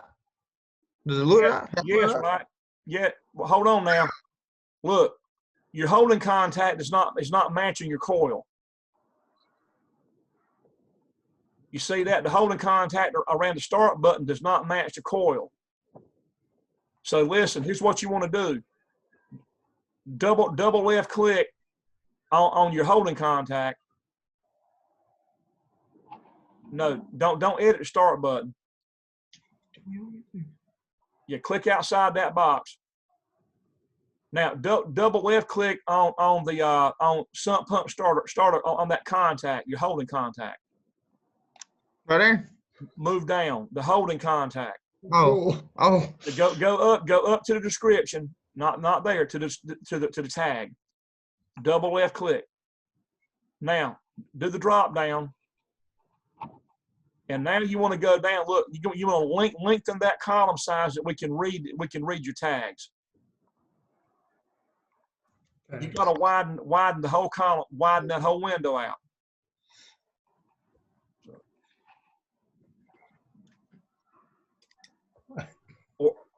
Okay, now widen the column out for the name, under name.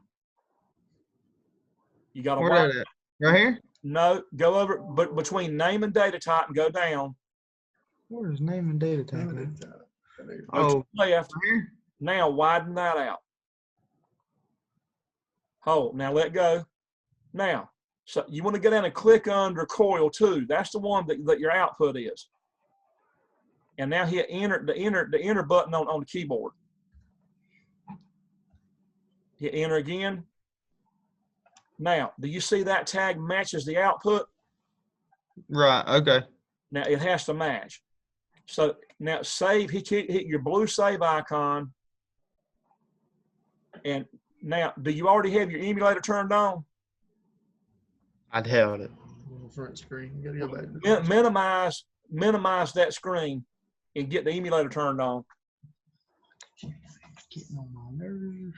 And I think it was Eric that we were in the middle of a while ago. Is that right? Where's the emulator? Whoever I stopped in the middle of, just kind of bear with me a minute here. Oh, we're good. Yeah, you're on. So yeah, so minimize the emulator. Okay, so now you can go ahead and go through your download process and X out your error screen at the bottom right, hit the X so we can see the whole screen. Okay, now can you enlarge everything, like make the whole screen big?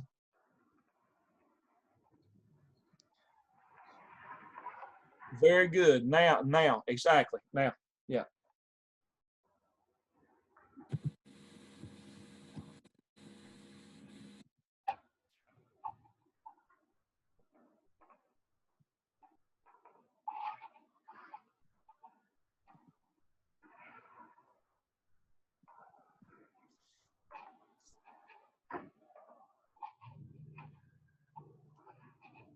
the controller slot doesn't match. It doesn't match the slot in the.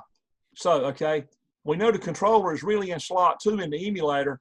So X this screen out, and then move over to the controller organizer to the left, to the very top where it says Controller Darren Justin, and right click, and hit Properties.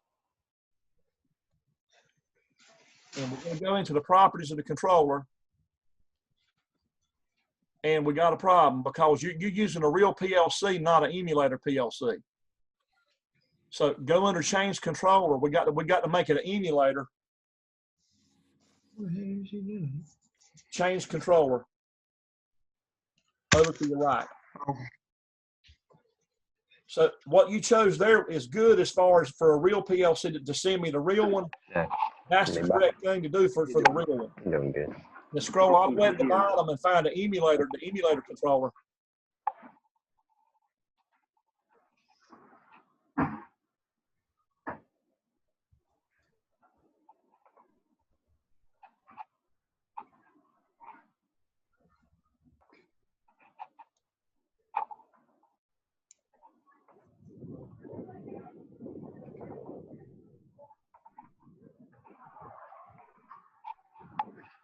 That's it.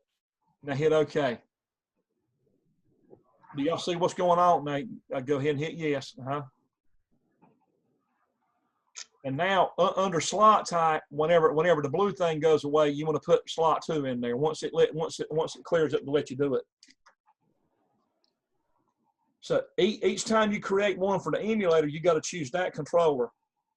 But each time you're going to do the real version to send me, then you're going to choose the controller you have up there, the L24ER QB1B. So every other time you do a program, you're going to be switching between those 2 processors. That's good. Now make it slot 2 and then hit apply and OK. Hit apply? Hit apply and then OK. That's it. And now hit save and then download. Does it make sense what you just did? Yeah, somewhat. Okay. So, all right, go back through your regular process there. You're either sending your program to a virtual controller or to a real one. And you got to be specific on which one you're sending it to. When you're doing it where you are at home, it has to be for the virtual, for the emulator type. But you're going to turn around and do the same program and put real addresses in, or you're going to write a new program, and it's going to have real addresses, and it's going to have to be that other controller, the real one.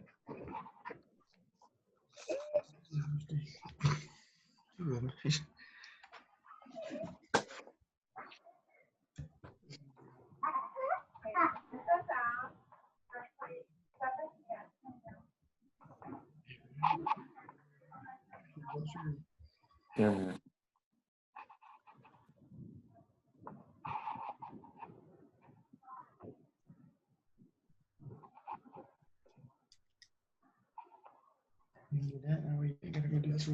Okay, now go to your window up where it says REM program, and that little blue drop down, and switch it to run. You said do what now? Go to remote program up there in the little blue light there, and do the drop down where the blue square is. Remote program. I want to go home with Dad. REM program, remote program. Oh, right here. Right, do the drop down, hit run mode. You're in program mode. When you download it, it automatically puts you in program mode, and you have to switch back to run manually. You see it go green? Right. So you're in run now. So Okay. now toggle your HOA hand switch on.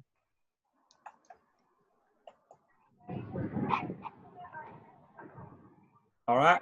Toggle your stop button on.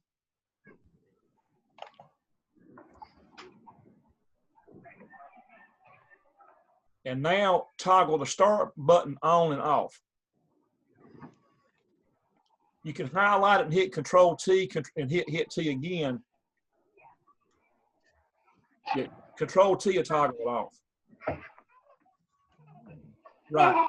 Now, so you're running now with a holding contact only, and that's fine.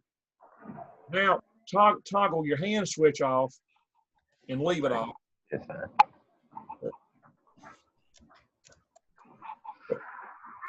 Okay, toggle the auto switch on.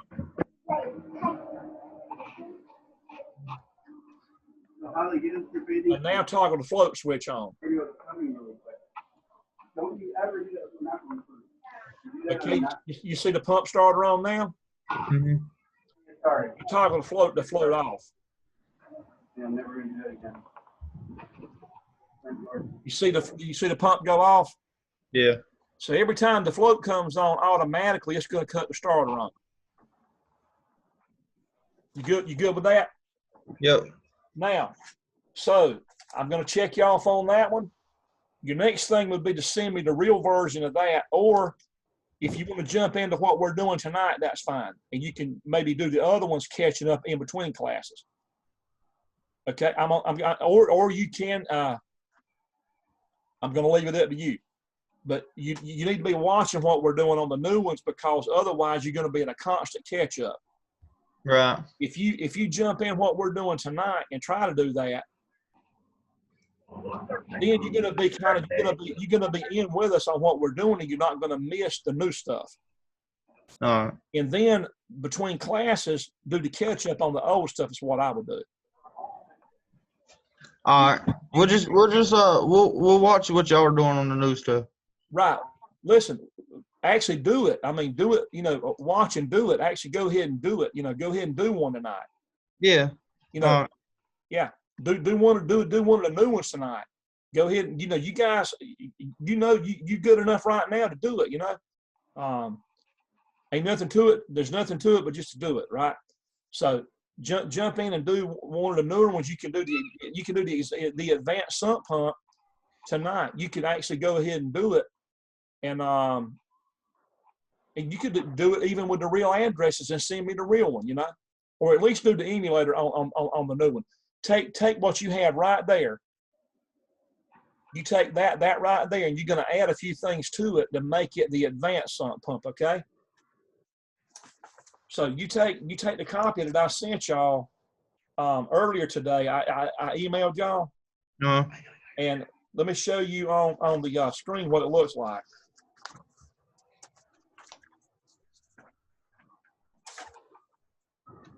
Now look at my camera here. Do you see that program right there? Yeah. Hold on a minute. Now I sent y'all that today. It says advanced sump pump. Yeah, you sent it on email, right? Yeah, I sent it on the email. Listen, pull that thing up, and I want you to add the items into your program that you have right there. Add it into that emulator and make it look just like this. All right. You want to do it right now? Yeah, do it right now. Go ahead and do it while I'm checking somebody else. You go ahead and add it, and you make that program be the advanced version of it and resave it. And listen, when you resave it, listen, do this. Go under File and hit Save As and give it the new name and say Advanced Sump Pump. Okay. And then it's going to save it under a new name. All right. And then I recognize it when you can have that done in seriously in about 10 minutes. Okay. Yeah, I know you guys can do it, man. Yeah. So, all right, now. So Eric? Were we on you? Yes, sir. Sorry about that. That's okay. We're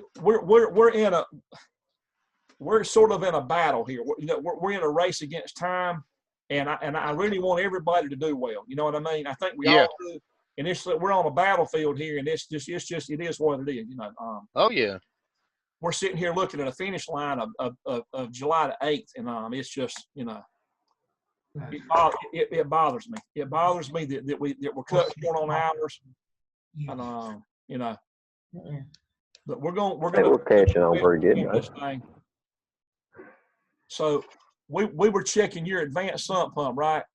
Yes, sir. I think I already had it pulled up. I think you did. Yeah, I already had it pulled up.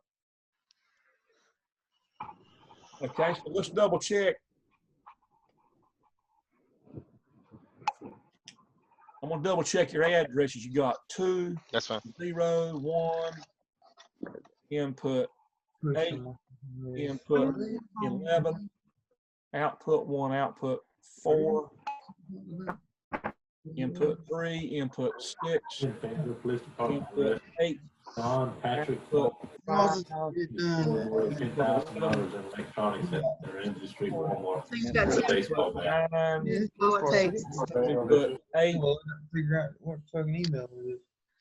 11, Artist with injured the person reset. in excess of $200. Volts damage, Yeah, your 6 program looks good. TVs, 10 cell phones, 2 Apple All right. Watches, Let's and run it. 1 baseball bat. So, tell me one time how to download, and I'm gonna ask you again tonight. Communications. Who active? Drug paraphernalia. Go to Ethernet 130. Download, and then download again.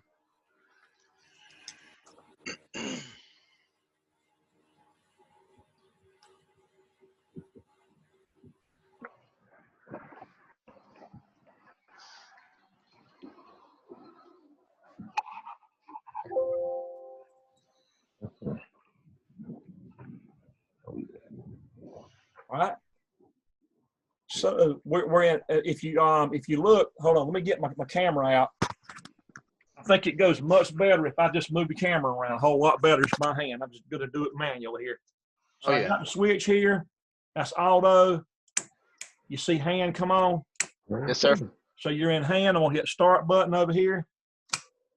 You got that. That come on. You see your green light come on, and your starter. See your starter kicking in. Yep. That's the real thing there.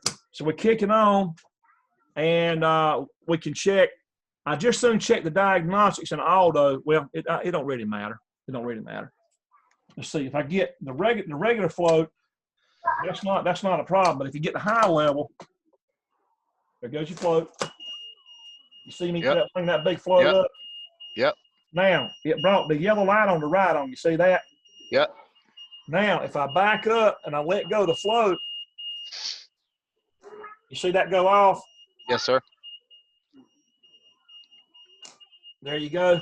And then we got to clear that. Right. You got to The reset. high level condition went away. Mhm. The float dropped. The yellow light went off there because the float controls that light directly. Right. The float, but you got to clear it with the alarm. Right. Okay. So we cut it back on again. We did that, and now we're going to trigger the overload. So we go here, and again, the only kind of starters I know of that you have to trigger with a screwdriver is a Snyder brand. The other ones have push buttons to do it. I triggered that. Yep. Now you see this yellow light came on this time. It's the Right. left one, not the right one. That's Right. for overload, and this here is for high level. Right. So if I go over here and I try to clear it just with the alarm, it comes right back. You see Right. it? Until I go here and clear Reset it. the blue button, and then it clears the yellow fault light, but it doesn't Right. clear the horn Right. until I go here and do that. Okay, so that's fine. Let's go to auto. We're in auto right now. And in auto, it's going to be run completely off of the float. So if I bring the float up and down, y'all see it moving in the camera. Yes, sir. So you're getting the lights on like that. That's normal. And then I've got to stand up to get both of the floats. Okay, so let me see if I can get.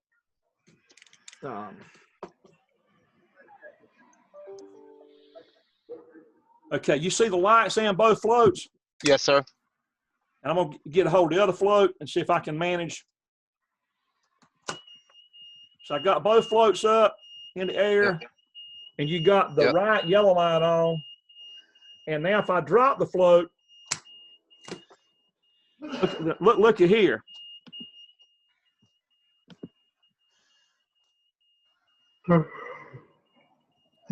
When I raise, let me go back up. When I raise the high level float, Uh-huh. hold on, get back way up. The That's yellow it. light goes off and on, okay, with high level. Right. But the alarm just stays on. Right. Okay. You got to reset it. I've got to reset it. And then the pump won't come back on until the lower float comes on, which I had to let go of it. I don't have it 2 arms. Right. You know, but if the water had been up to the normal level, that would have actually came back on its own. Right. You know, in automatic. In automatic, the bottom float would still have the pump on. It would actually bring the pump back on as soon as I cleared the fault. Okay. So can y'all see pretty good with the camera what I'm doing? Yes, sir. Okay, good. All right. This one wasn't that hard for me because I kind of understand this one. I didn't know about all the programming though, but what you were doing just now, because when me and Justin put in the what's that thing called? My brain locked. To crush up the poop and everything, we had put one of them in here just recently, and they go on a 3 sub pump. Uh-huh. That's on a 3-way, and that one day alarm did hit because it got too high. So we had to go in and clean it out and everything. Okay. So y'all actually clean your own bathroom waste? Yeah, we had. Well, if it gets overloaded, and what we found out was the women were throwing their stuff in there. Uh-oh. Yeah, and it kind of bogged it down. Paper products. Yeah. So we had to go fishing. Oh my goodness. Lord have mercy. You earned your money that day. Yeah, and it was off the clock. Well, not off the clock, but you know what I'm saying. We had to come back. You had to come back. It was overtime. Yeah. You know something? I thought digging through a big old mound of dirty old diapers was bad. All right, let me sign you for that. All right, you want to see my emulator now? Yeah, you get your emulator ready. All right, let me get that ready. I'll cut my screen share off. Let me record you here that you got the.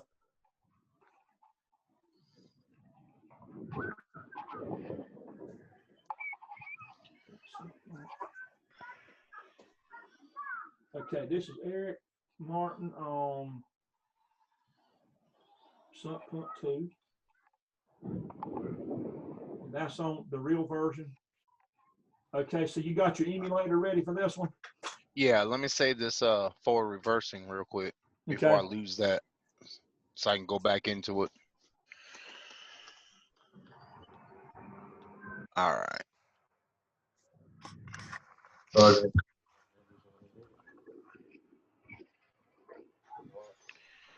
All right.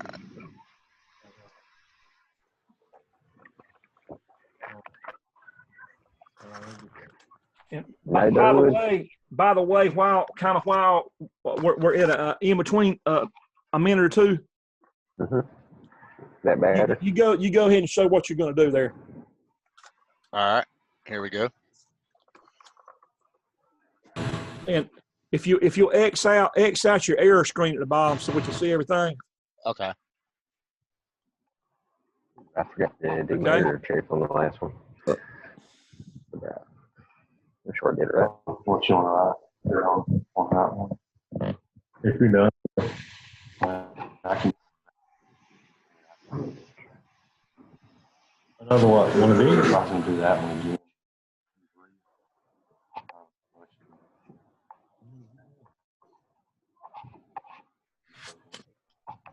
Is that the one? Okay.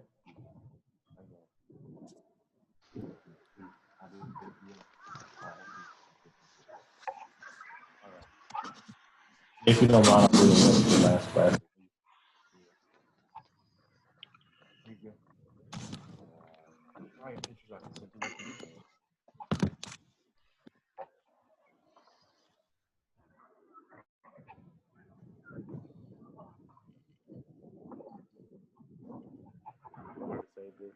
Oh yeah, you're already in run. Yeah, I'm already in. So that worked out good. Now, make your screen a little smaller. Well, Okay. zoom back so we can see everything. Let's see. Will that work?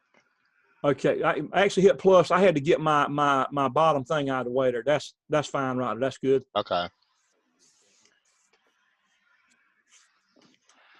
Control T.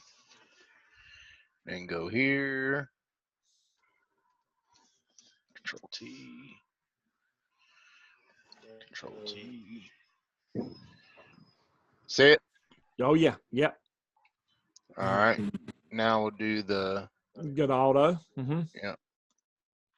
This is.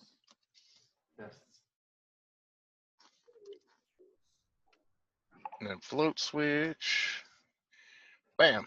Now, with it on, now trigger your overload. There you go. It cut the pump off and brought your yellow light on and the horn. Mm-hmm.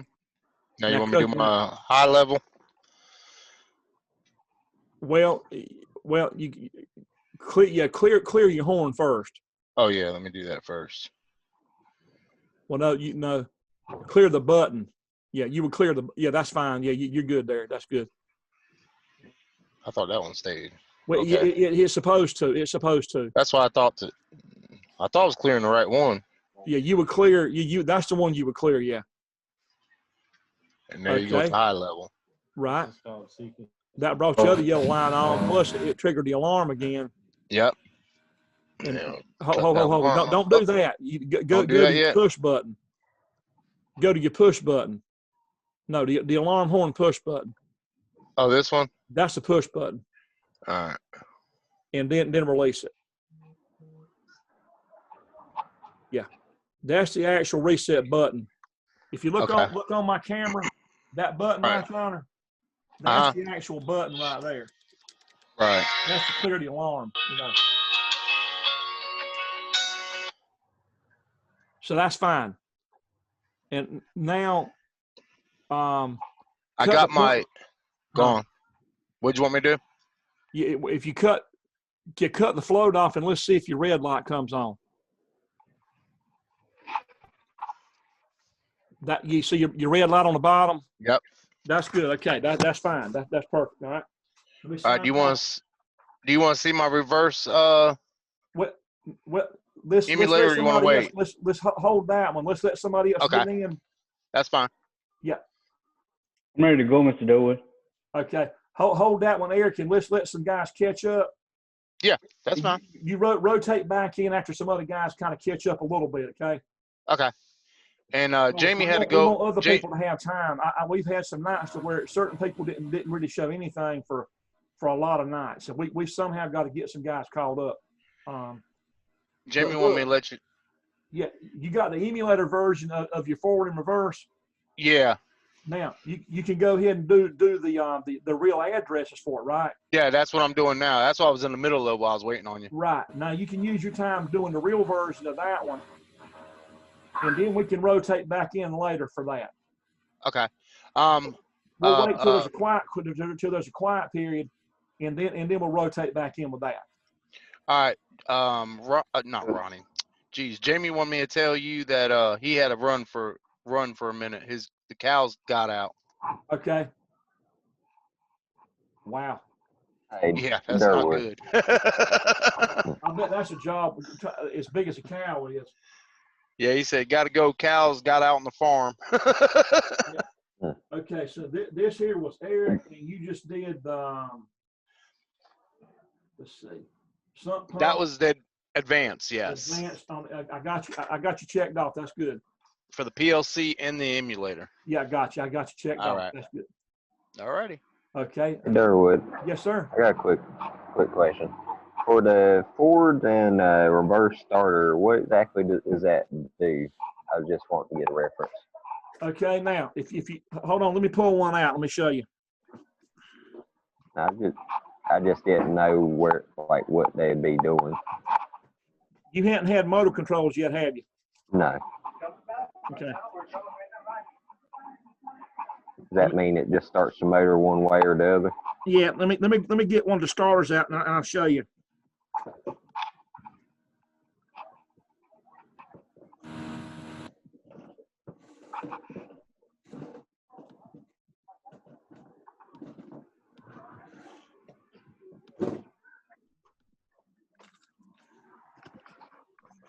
Okay, you see my webcam? Yeah. Now, do you see that starter right there? Yeah. That's a forward and reversing starter. So if you energize, you have your coil. There's two coils up top. You have the coil over here, A1 and A2. It's for forward. This coil over here is for reverse. So when you energize this coil, the left side pulls in, and it lets the three phases. For last time check.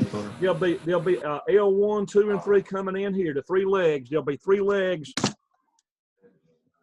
Let me lay it down here. You'll have L1, 2, and 3 coming in like normal, and it's going to feed straight through. L1 will feed to T1. L2 feeds straight through the T2 out to the motor. L3 feeds straight out to T3, straight out to the motor through the overload. So when this one is engaged, the phases go straight through. They go straight through to the motor, and the motor goes clockwise.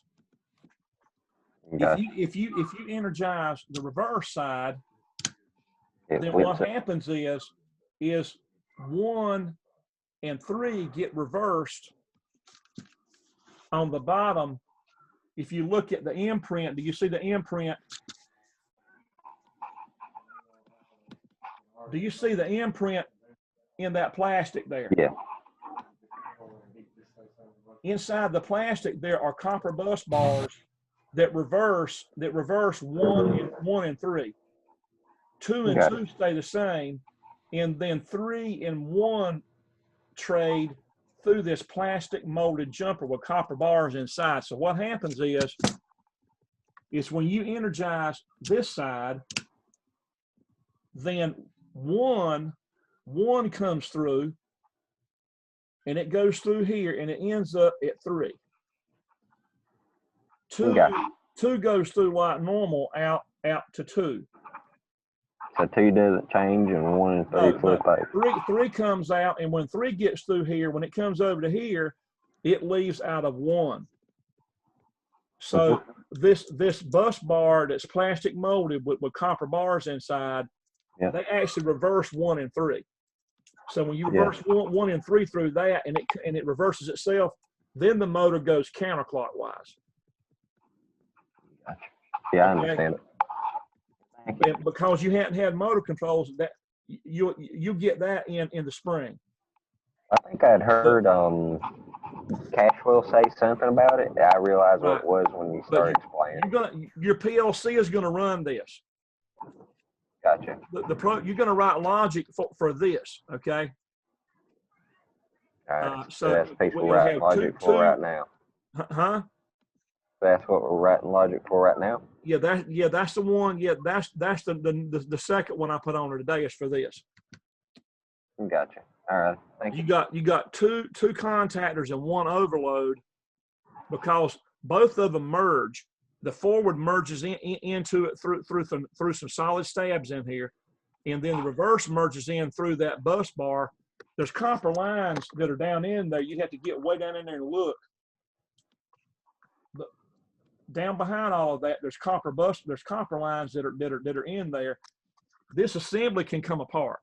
If I loosen all of these up and loosen these up, everything separates, and you would see the copper bars in there, the stabs. There's like solid.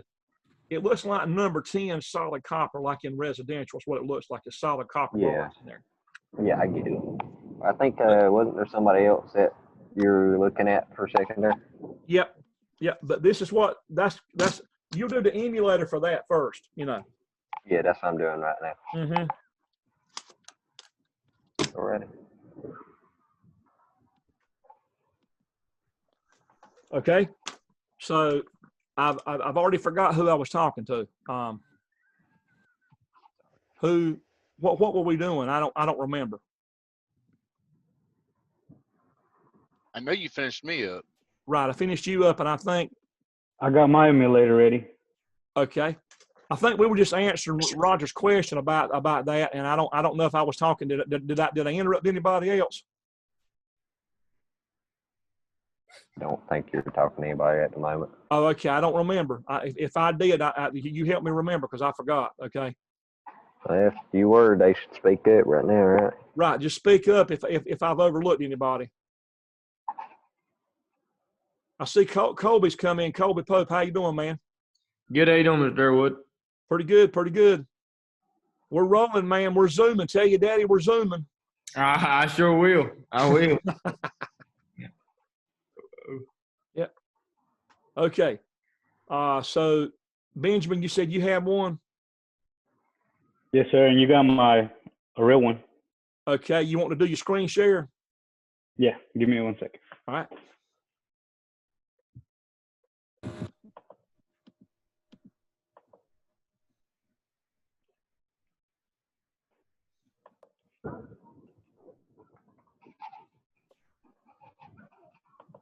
Benjamin, I got to get over to y'all's plant and get some pictures and make a video pretty soon of your new 5000 stuff that we're using here.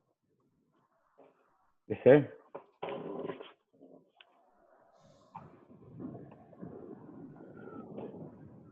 I haven't been over there since the last time I went was before my knee replacements last year, so it's been a year. That's when they were installing all that stuff, right? It was just before. You still had a PLC 5 out there at that time. Mm-hmm. You had the really old PLC 5 controller. I got pictures of that one. Yep. Okay, so you got it in hand and you did the overload relay. That's good.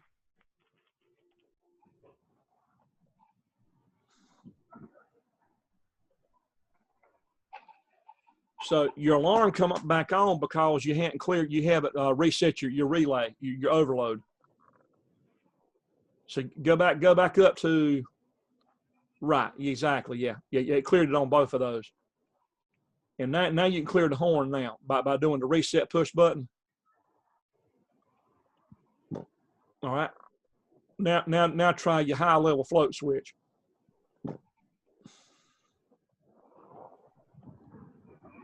Okay, cut the pump off, and you got a different yellow light and the alarm and the red light. That's good. So toggle your float switch down.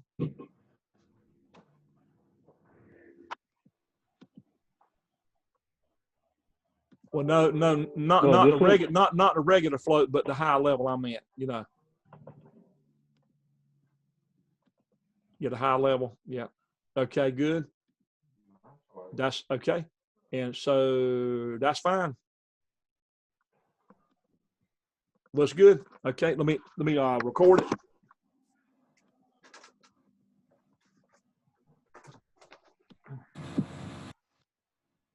Okay, that's Benjamin. And that's sump pump emulator. And then you sent the real one. Yes, sir. All right, let's go look at the real one.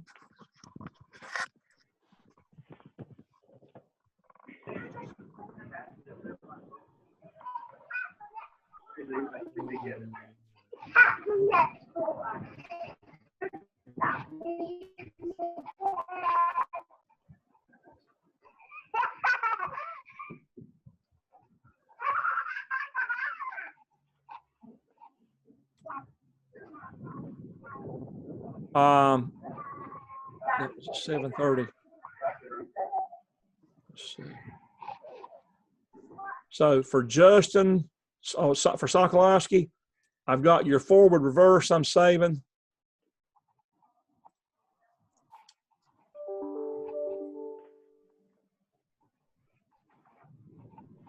And Connor, I'm doing saving your 3-motor starter.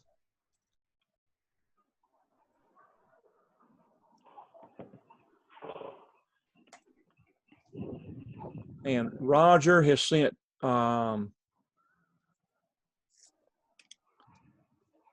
okay, you sent 2 things, and one of them is large. I'm just going to do the large one. Yeah, I think it didn't upload the first time properly. So I re-uploaded it and it worked. I just sent it. I noticed after I'd sent it. Yep. Doing the emulator for the next one right now. Okay, and we got Jamie on forward reverse.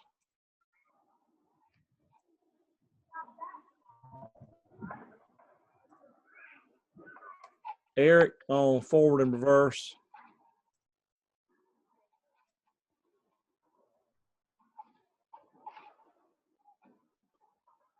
Dylan Ivy on sequence control, reel.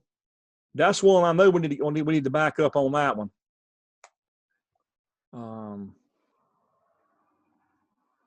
Because you had those two contacts, and then Dylan on advanced sump pump.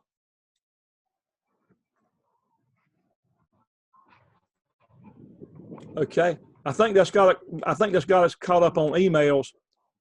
Darren and Justin Sessoms, do y'all hear me? Yeah, we're still working on this thing. Right. The emails that are shown on the screen right there, I think those are the same ones from earlier, aren't they? Yeah, probably. I don't know. I ain't sent you no more. There's so I'm not going to reopen them because that's the same ones that were empty a while ago. Hey, I got a question for you. All right, go ahead. This computer report. I'm trying to put high level float switch that on the one of the things, and it keeps saying that I hit create, and it says failed to create a new tag already exists, and I ain't got nothing on here about a float switch. Well, do a screen share. Let's see what you got.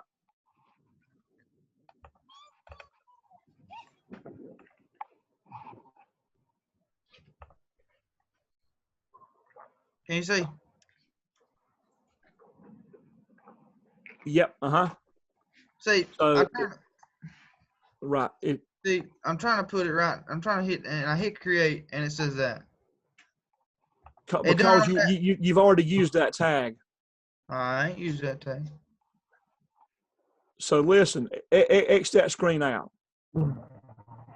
And when I done that one, I was trying to put a sump up overload relay, and it wouldn't let me put it, and it made me I just put overload relay because I didn't know what else to put, and it was making me ill. It wouldn't let you put sump pump. It's No, okay. Overload's fine. Overload relay's fine. So the one right beside of it. Right. I right click it, hit new tag, and put high level float switch. Since you've already typed it in there one time, you don't want to create a new tag. You want to go in there and just reuse the tag that you already made. Yeah, you have to use the same tag. It's left click. So you double left click twice. And now do the drop down and go in and find a tag that you've already wrote. At some point, you've already used it and hit enter. Okay. Right.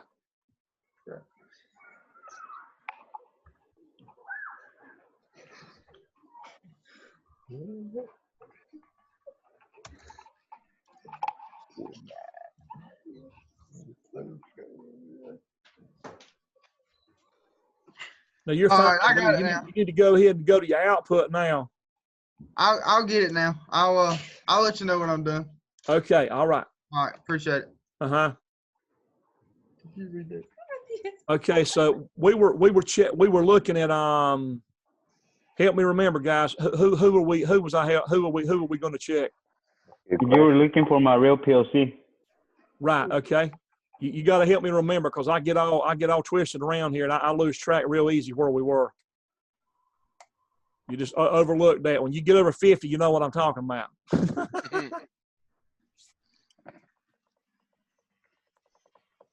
Okay. So Benjamin. So we were looking at the real advanced sump pump.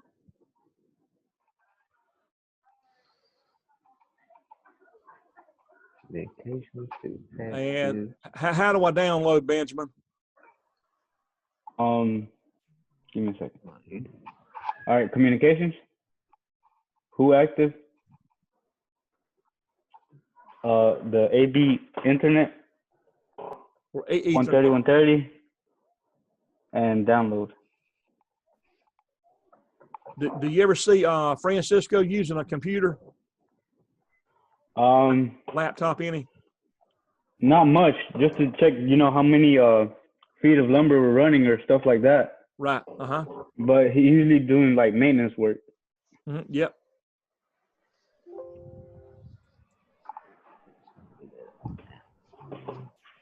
Okay, so I'm coming up here to the switch. You're in auto, hand, hit start. You do that, the green light's on, starter's running. And let's go to auto. You're in auto right now. And now we're gonna let the float run. So the float's running that, and let's get the high level float.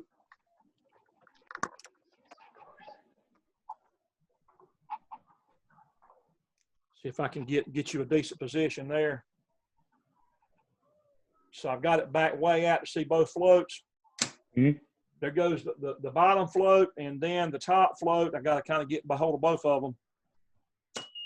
So I got both floats up in the air, and it brought on that right yellow light that says high level. I'm gonna drop the float.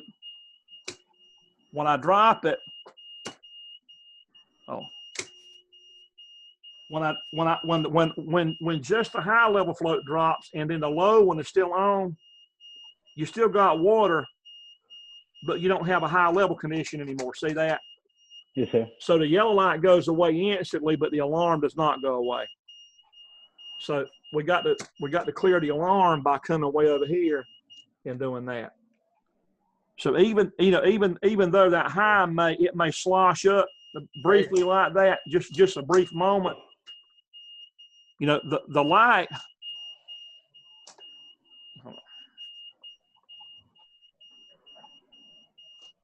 The light is momentary like that. But the alarm is actually sealed in by holding contact, so that's fine. Now let's get let's go back to, I'm gonna put it in hand to check this next thing, so I don't have to hold the floats in. So we're running now, and we're gonna trigger the overload. So I got out here and trigger that, and hold on.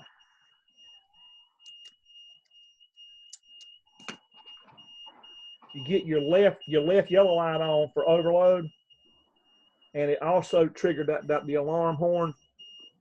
And if I hit clear, it's not going to clear until I get rid of this. So if I back way up, you see my hand down there. When I press the reset button, the yellow light goes away. See that? So it went away, and now I still have to go acknowledge it that I've been to the area, and so that's good. Does it all make sense? Yeah, it's making sense. All right, good. Good. You're doing a fine job there. Let's see. You're running like really. You're on a fast track here, Benjamin. For sure. Yeah, that's good. Let's see. All right. So you're checked off on both of those, on the emulator and the reel. That's good. Okay. Who else has spoke up? I don't remember. Hey, if nobody else wants to go, I got an emulator I could do. Okay, go right ahead. Screen share. Am I not clicking something? Let's see. There it is. I believe that's supposed to be on. Alrighty.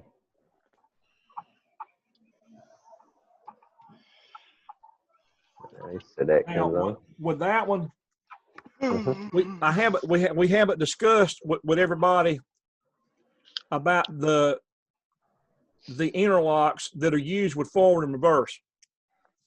So for those of you that have not had motor controls, go ahead and press the forward button.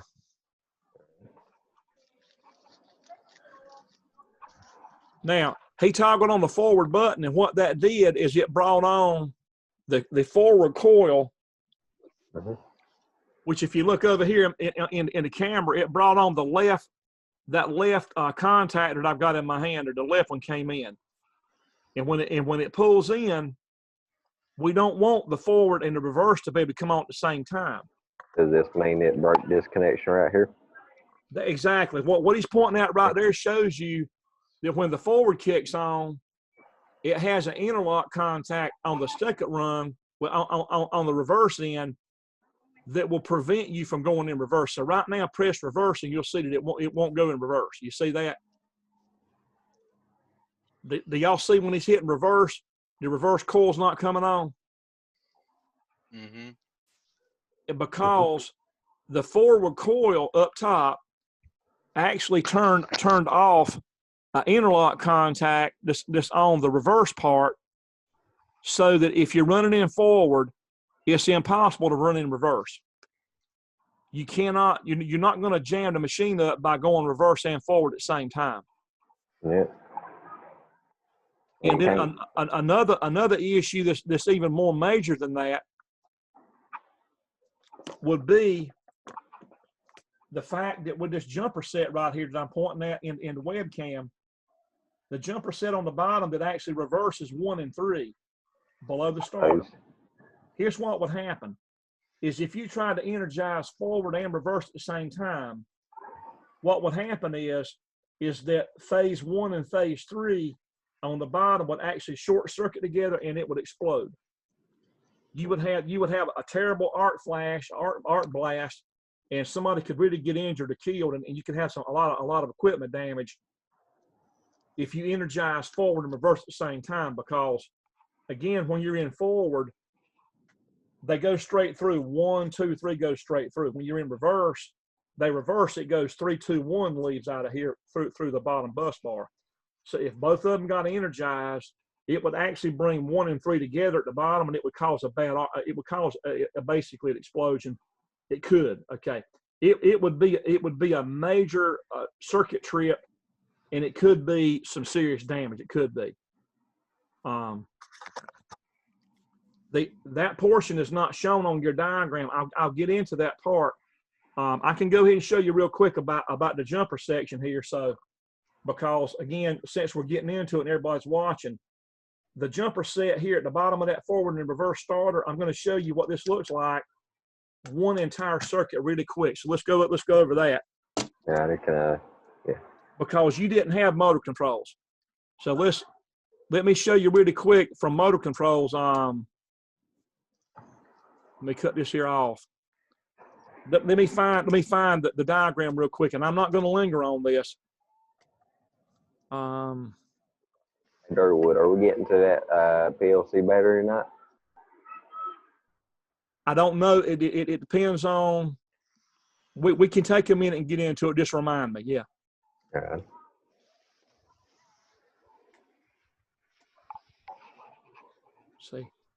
Let's see. This is just for just since we're starting to see the forward and reversing now.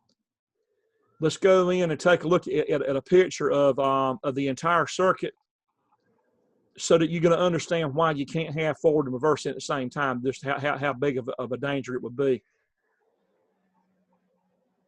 It'd be basically like having a short circuit every time you press that. Yeah, it would be really bad. Hold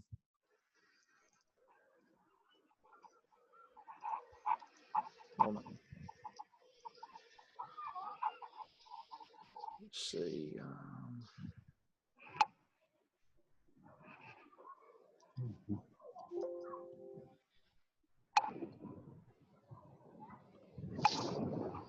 I think it's chapter 9, forward and reverse control. Now, does everybody see the PowerPoint I just brought up or not? Neat. All I'm seeing is your arm. Okay, hold on. Oh, sir. Share screen here. All right, how about now? Yep. Sir. All right, everybody watch real good now. Let's see, let's go. So for a 3-phase motor, we have, do you see L1, 2, and 3? Mm-hmm. Yep. Now, when you run in forward, you have a forward contactor and a reverse contactor with one set of overloads. So this device here that I have in the webcam this is the physical device here, and the schematic on the screen shows you the schematic version of it. Now up top on this thing, you have a plastic jumper set on top that I'm looking at here, and the plastic jumper set has copper bars on the inside. And what it does is it actually joins. It joins 1 goes to 1, and 2 goes to 2, and then 3 goes to 3 on the top. But on the bottom, look. Like I said, when you energize the forward coil, all 3 legs go straight through. One straight through, 2 and 3 straight through. This jumper set right here internally in there, it switches 1 and 3 between here and here. It switches. So even though you're bringing 1, but by the time it gets to that jumper set, 1 ends up leaving on 3 over here out, and then 2 goes straight out to 2. 3 goes in through the switcheroo here and leaves out of 1. So that right there, if you take a look on the screen,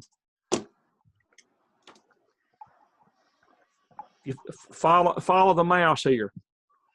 When forward goes in, you have L1 goes out this way, except that really should say T1, 2, and 3 in reverse. In my opinion, it should say 1, 2, 3 up. Hey, Durwood. Yeah.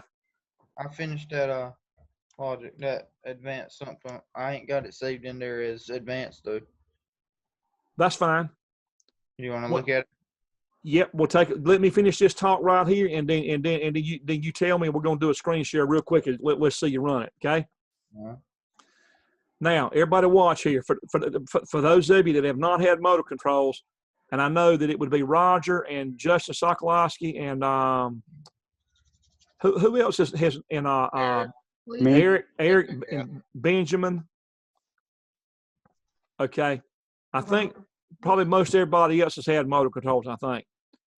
But look, 1 feeds straight through, and it would go to what I would call T1, 2, and 3. I wouldn't have them labeled that way. And look, 2 goes straight through, and 3 goes straight through, right? But look at what happens when you energize the reverse. Well, first of all, look at here. 1 goes here, and 1 also goes to the bottom one here. So 1 goes to the bottom contact. These 2 are on both of those. You got 1 there and 1 over here. Hold on. I can't see it. Can y'all mute your mic, guys? Hold on. Yeah. Now look, there's 2. Look, 2 goes to the center one, and 2 goes to the center one here. Do y'all see that? Look, 3 goes to the top one, and 3 goes to the top one. So the jumpers up top match it. It's 1, 2, 3, and then 1, 2, 3. But look at what happens on the bottom. On the bottom, look, 1 goes straight through, 2 goes straight through, 3 goes straight through. What happens when you energize this one? When these 3 contacts get turned on by a coil on the reverse coil, then look at here. 1 goes through here, and it ends up way out here. It flips over. You see it? Yep. And then 2 goes through like normal, and then 3 comes through, and it ends up switching right here. Do you see it? Yep. So what happens is this jumper set that I'm waving around right here, the jumper set switches 1 and 3 on the bottom side of the starter. So if you were to electrically energize all the forwards and the reverses at the same time, then phase 1 and 3 would actually buck on the outside, on the bottom side, they would meet. If you turned all of them on, look at here. L3 would actually come over to here, and it would backfeed and connect to 1, and you would probably have an explosion, you know. Right. The least so there isn't a way to physically prevent that. There is. Yeah, that's what listen, part of your program is all about that. Now look, if you look at here, You see on the contactor itself, watch. When I push that in, it won't let me do the other one. There's a mechanical interlock that won't. Okay. Now, when I let go and I press reverse in, it won't let me do forward. There's a mechanical interlock between there that's a pivot, and it won't let you do but one mechanically. But electrically, you can still energize. You could energize the coils. You could electrically energize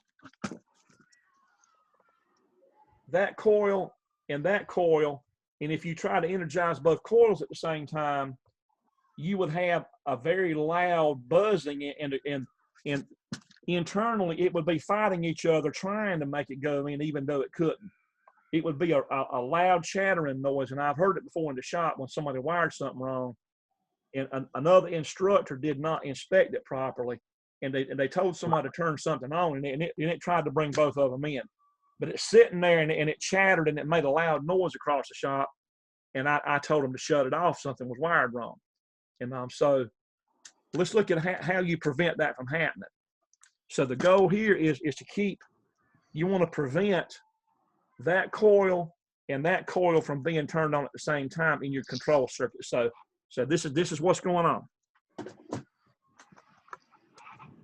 So if we go forward in this chapter here,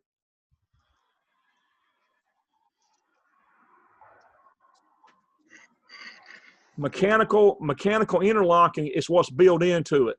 It prevents one contactor from being closed while the other one is energized. What you just saw there. Now, mechanical interlocking is shown by the red dashed lines. You see that?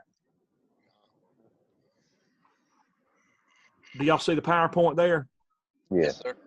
So you learned this in motor controls, that dashed line is not wiring. It's actually a mechanical interlock.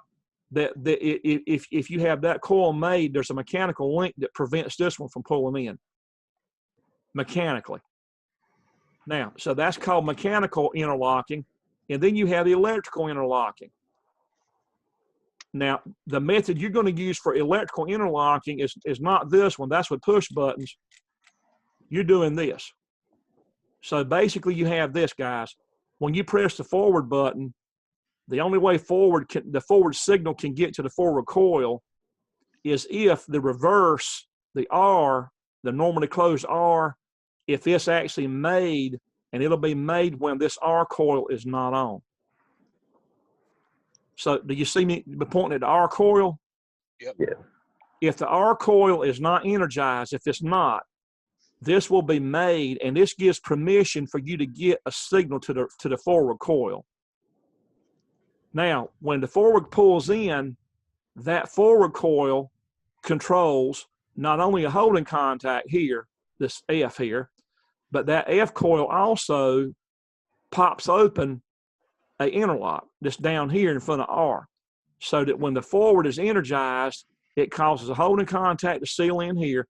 It also causes that contact to pop open that prevents you from being able to have a reverse signal to the reverse coil. And that's called electrical interlocking. Okay, does that make sense? Yeah. So when you hit forward, listen, when you hit forward, it causes the these three contacts close.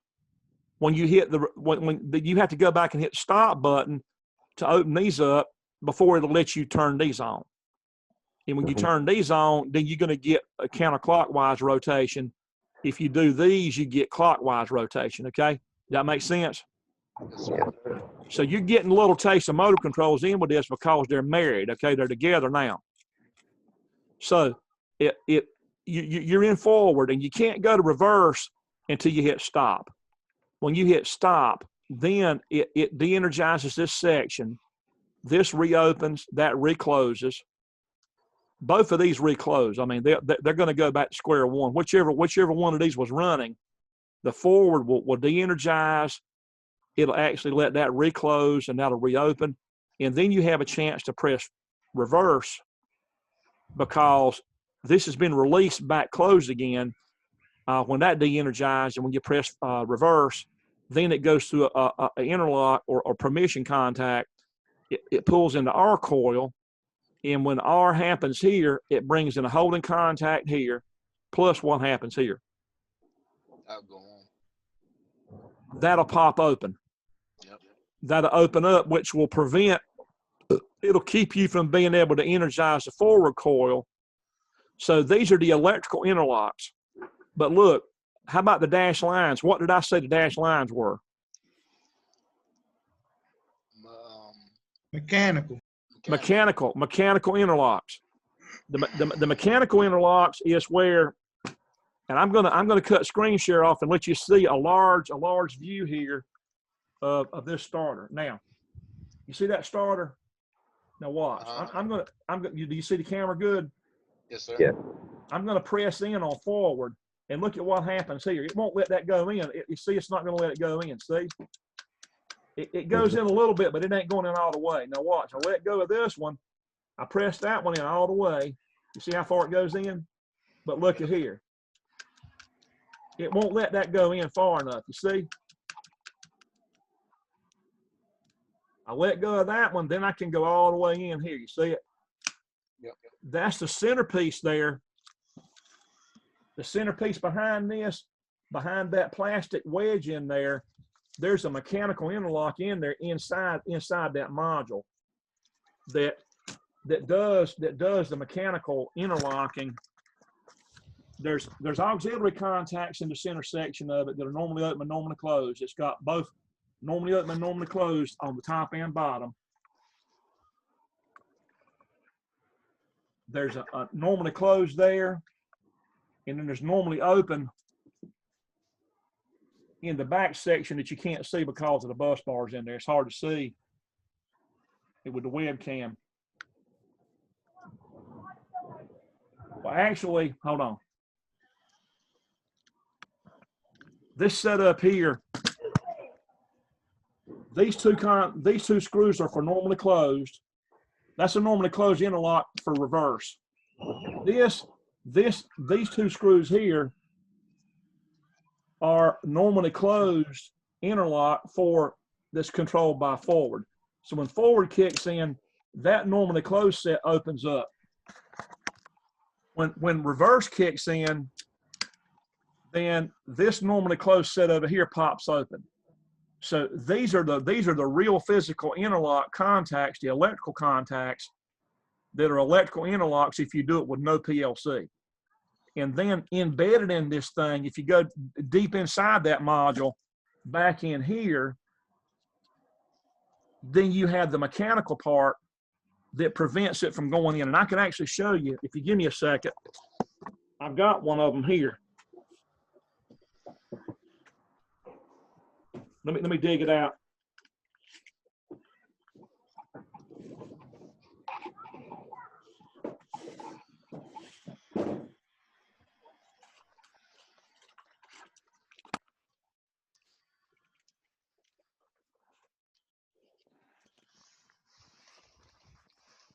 I'm repositioning this camera here. Now, okay, you see that module? You see that module got in my hand there? Do y'all see that? Yes, sir. Now, what's in the center there, when you disassemble, this is a complete unit here that I ordered from Allen Bradley. It says it's just a complete device. It's got two separate contactors. The inner part is an interlock, mechanical interlock with electrical contacts in there for interlock, and that center section is. Now there's a bad one right there that I had to replace because of a stripped screw. So if you take a look here, look. You see that tab right there, that slider? This tab engages with the left part. When the left part kicks in like this, when it does that, it engages with that tab. And when it slides that right there, I want you to look at what happens on this side. On this side, it won't move, it locks. You see that? You see how it's locked? You see it won't move? Do y'all see that?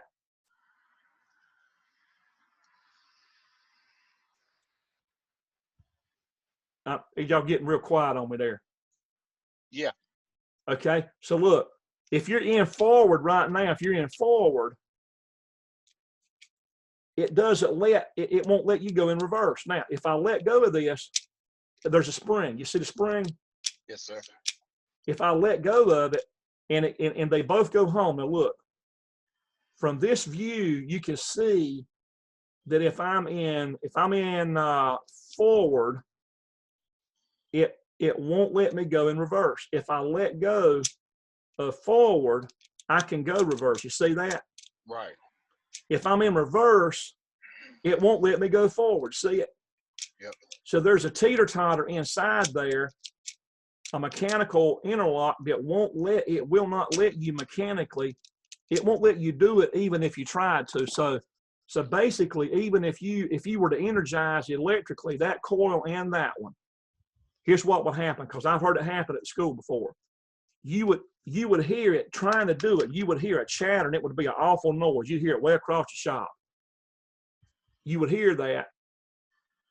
I had a substitute teacher that was somebody I was trying to train with Butterball to help me teach electrical, and that guy he overlooked something when he inspected the lab that somebody had wired.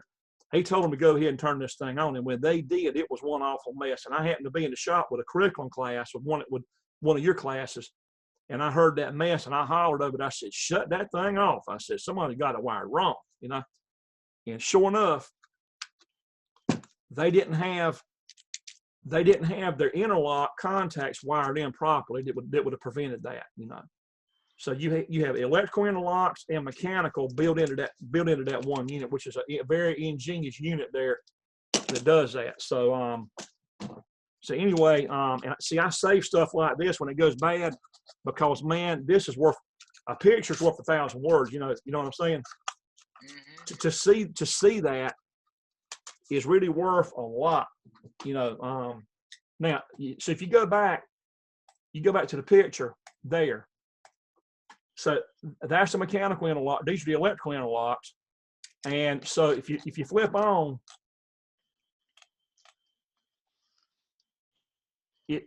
that's just enough said about that. That's enough said about that. That's just a different way of doing it there. We're not getting into all that stuff. Let's see if you go.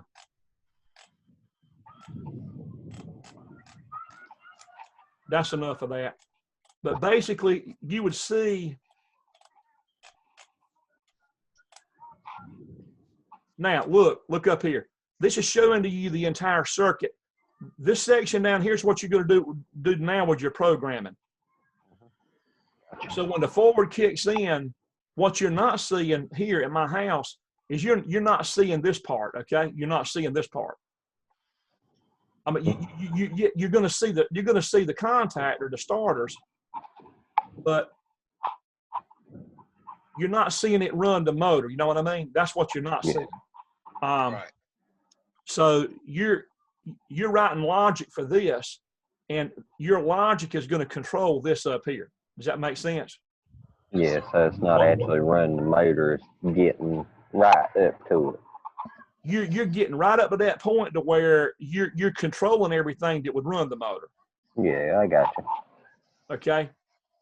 Now the only way I could run that motor here, I could technically do it, but here's what I'll have to do, which would be a little more involved here, is I would have to do this. Yeah, I would have to physically do this. I've got a drive here, a VFD, that'll take single phase coming in. It'll take 120 coming in. It'll give me 3-phase leaving here at home. Now I could take that 3-phase there, and I could feed it in. I could feed it into here. Okay, I could do it, and then come out of there, and I could go over there and run that motor right there, right here in this bedroom. Like I could do it. I could physically do that, and I may end up doing that over the weekend to where you could actually see the motor run. We could actually do that because basically I'd have to have this here to where it just stayed on. I could have it and just manually hit it and let it bring 3-phase 230 out for this motor through this, and then we could actually use VFD 3-phase coming out of it to go through a regular reversing starter. That could be done. It could be done. So I'm sitting here at home, you know, you're seeing, this is not a shot with 3-phase power, but I've got it, you know, this VFD will give it to me, you know. So anyway, so this is kind of this is what you're working toward with this particular lab now, is to control that. Okay. Gotcha. So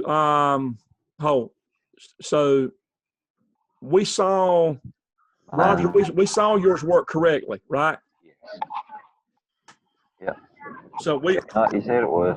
Yeah, we saw it work correctly. Let me go ahead and check you off on that.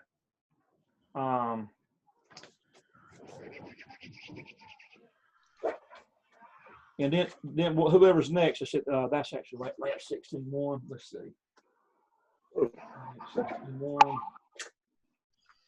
If nobody says nothing, I got my forward reverse ready logic. Okay. Is there anybody that's like way further behind all this stuff that needs to get checked, that can get checked? Durwood, I thought we were supposed to go. Huh?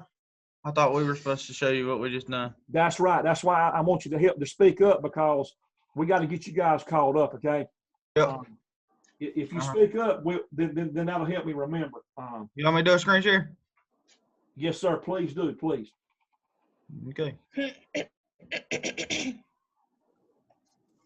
And let me jot down here what I just saw. I just saw Roger. Let's see. This is on. That was In reverse. That is the okay. virtual one. That was Roger on emulator on forward and reverse. Yeah.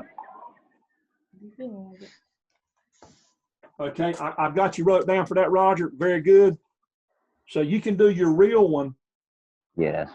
With real addresses, and then we would get to that, you know, not tonight, but we would get to it another time. We would get to it Tuesday, you know. Depending on, well, I would say that it just depending on how much we really need to get people balanced out, caught up, kind of. I'm fine. It'll be there next time. Yeah. Okay. Now, Darren, can you X out your bottom error screen so we can see everything? Yeah. Okay. Good. And so let's see.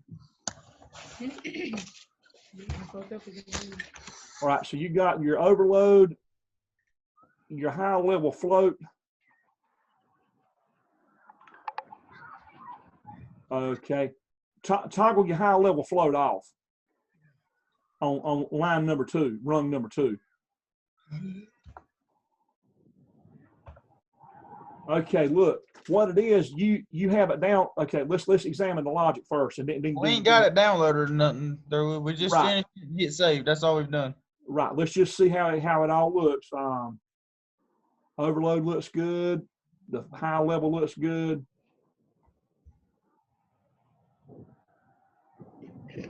Yeah. Yeah, your logic looks good. Go ahead and download it. Let's see it run.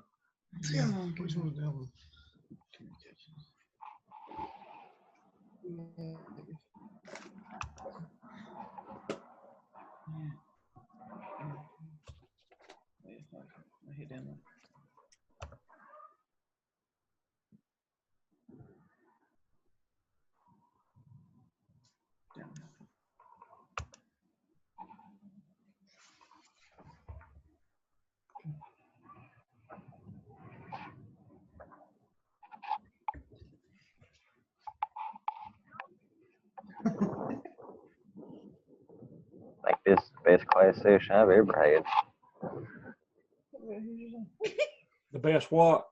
Best class session I've ever had. Get to sit on Well, good. on the 2nd story building, looking out at the ocean and breathing this.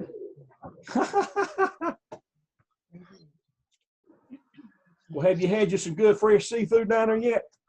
Nah, I had some pizza. It was a pretty good day. Pizza? Yeah, we're gonna catch some fish, and we brought our own pork chops and hot dogs and all that mess. There's a few people with us, so it's a little bit expensive eating out. Yeah.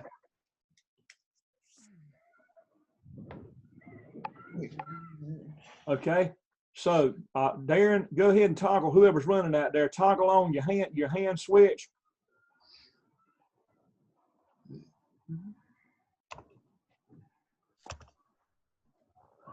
And what that's doing, if you look at my webcam here, you see that switch there, Darren, and Justin. Hold on, man. You see that switch in the camera? It says hand, off, and auto. Yeah. That's what you're doing. You're in hand right now. When you change it, you're cutting hand off, and then you're going to go to auto, which will be under it. But it happens with one switch in real life, but you got to do it in 2 steps for you to do it. Okay? So now go ahead and toggle on your stop button.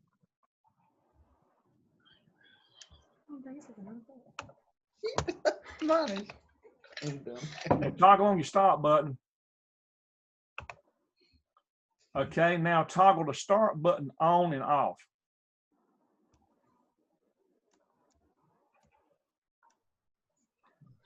And now back off. Now, you see you're running like normal now? That was just as if you had pressed the start button and then let go of it. Now, while that's on, go and trigger your overload relay.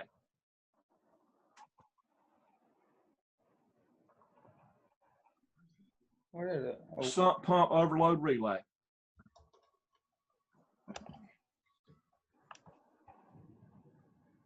Now you see what happened? It cut the starter off, and it turned the yellow line on, and it also turned the horn on. You see that? Yeah. Okay. Now untoggle the overload relay back.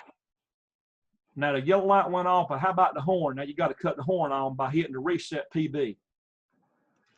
That's going to cut the horn off. Is this making sense like about what you saw through the webcam here? Yeah. Yeah. Good, good, good. Now, let's say go to auto now. Go cut the hand off and go to auto. So toggle your hand switch off and go to auto. And that's going to be like in the webcam here. All of a sudden, you're going to flip it to auto now. That 3-position switch, you're going to auto. That's what you just did. Now cut your float on. Okay, you see your pump starter's running. The green light's on. The red light went off. Now get down there and hit your high level float. Now we're going to have an emergency situation here. If you look in the camera, you see that I got a float here. I've got a regular float and I've got a high level float. So you got a high level float now triggering.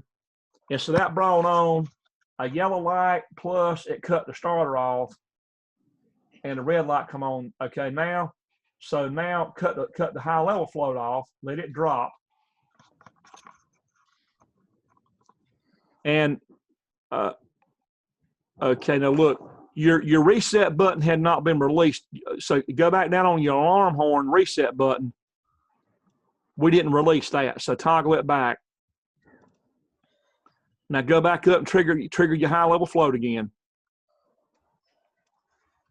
Now toggle the float back off. Now you see that your horn is still on.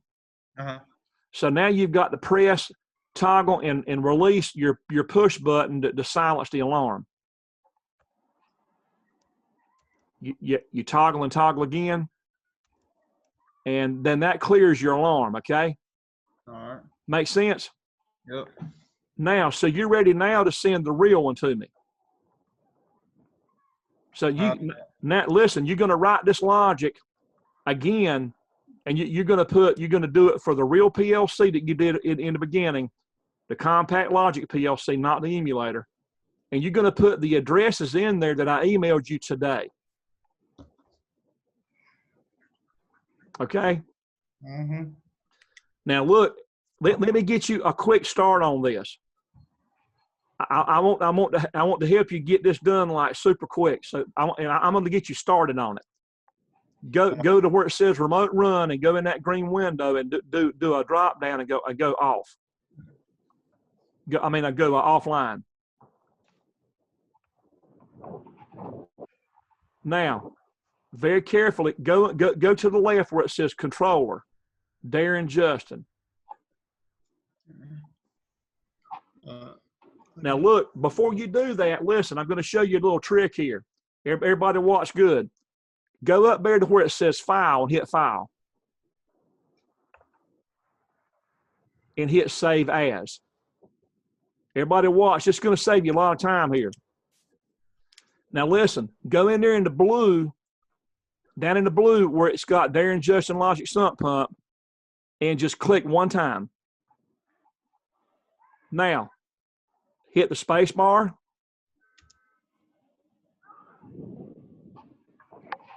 And hit PLC. Do an underscore. You better back it up and do an underscore and then hit PLC. Shift. Yeah, shift dash will give you underscore. And now put PLC. Now this is going to be the real one. Now hit save. So listen, you're not getting rid of the old one. Now you got a new one you're doing here. You're going to pick up from here. Now go back over again to controller, Darren Justin, right click,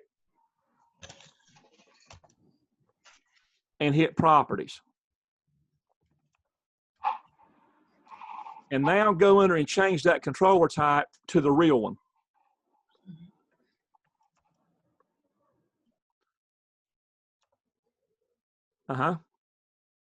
And so now you've got to go to the 5370. You got to go up higher. Compact Logix 5370.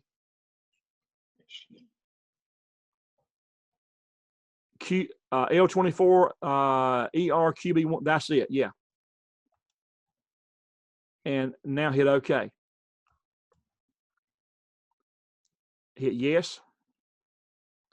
And now under the slot, you want to put 0, because on the real PLC, look at here. On the real one in the camera, the real CPU, the real brain's in slot 0. The CPU's here, slot 1 inputs here, slot 2 outputs are here, okay?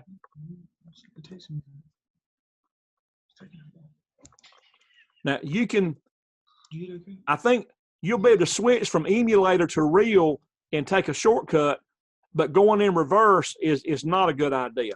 Not a good idea. If you're gonna save some time, do the emulator first and then convert the emulator over to real by just putting addresses in. Okay, so did you put slot 0 in there? I didn't see it. I missed it. It reset itself. It reset itself. Okay, now listen. Go under there where it says HOA hand switch and right click on that and hit edit properties. They still got to do their expansions too. Their Right. expansion IO. Right. You better go ahead and do that now. Let's stop right now. Listen, click outside that box. Thank you, Eric. No Go down problem. to expansion IO and right click it. Where's The controller organizer. Go down, expansion IO and right click.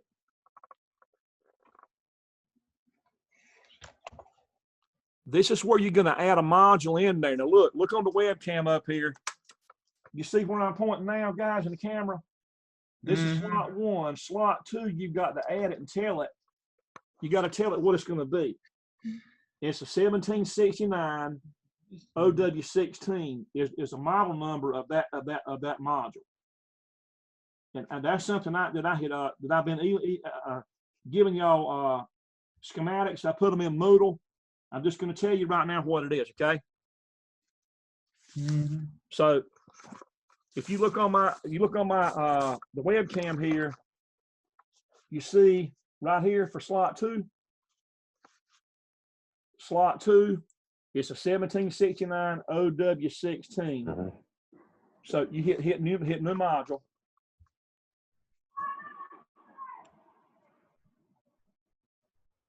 It's just been burned in my memory. And now go down into the list and you find what I got in the camera here.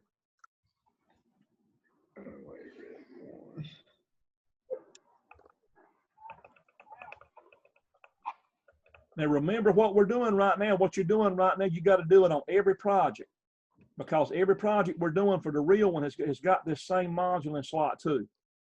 Okay, you actually bypassed it.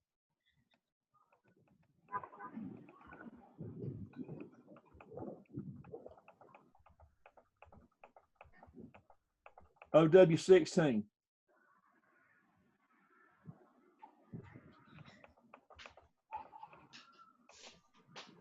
Oh, right there. Right there. Double click it. Okay, yeah, create.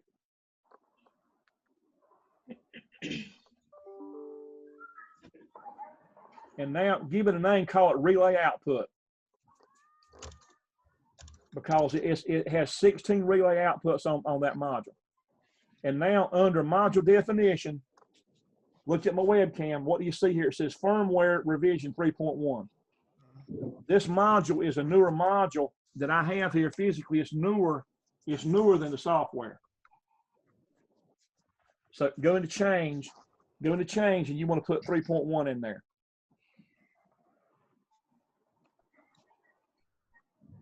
You do this on every program you write for the real one. So just remember what you're doing now. You got to do it on every program that you create that's going to go to this real one. All right. Yep, that's it. Go ahead and hit yeah. Now hit OK. And hit close. Now look over to the left under expansion IO, and you see the module inserted. Now you see it. So now it knows that you have that. So it's going to accept things that I'm pointing at here in the camera. It's going to let you use addresses in slot 2, local 2 for motor starters. Okay. So now go to your hand switch, HOA hand switch. I'm just going to get you started on this, and then you can roll while I'm checking somebody else. All right. So now for hand, if you right click on hand, go up to the tag and right click. No, don't do that. No, you got to right click and hit edit. Edit properties. One time. Oh, darn. So now listen, go under tag type, and it says base. You want to make it to be alias. And then alias 4, you take the thing I sent you today, the program copy I sent you today,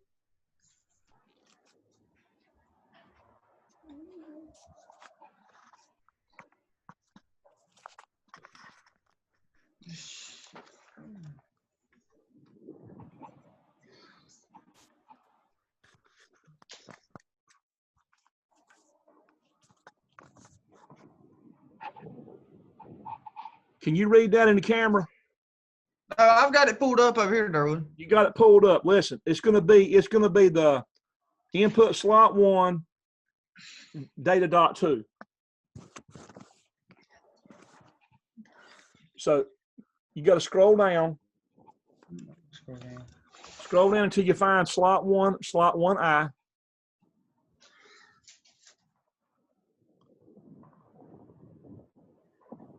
It'll be slot 1:I, and then expand that, and then click beside data.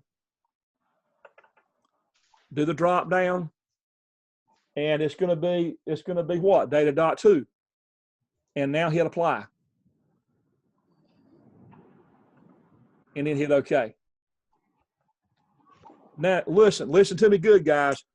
What you've done is you got your conversion started. Go through and convert every contact and coil in there to the real addresses by changing your tag type to alias. And then you point to the correct address, and then you hit, then you save that, every one of them individually.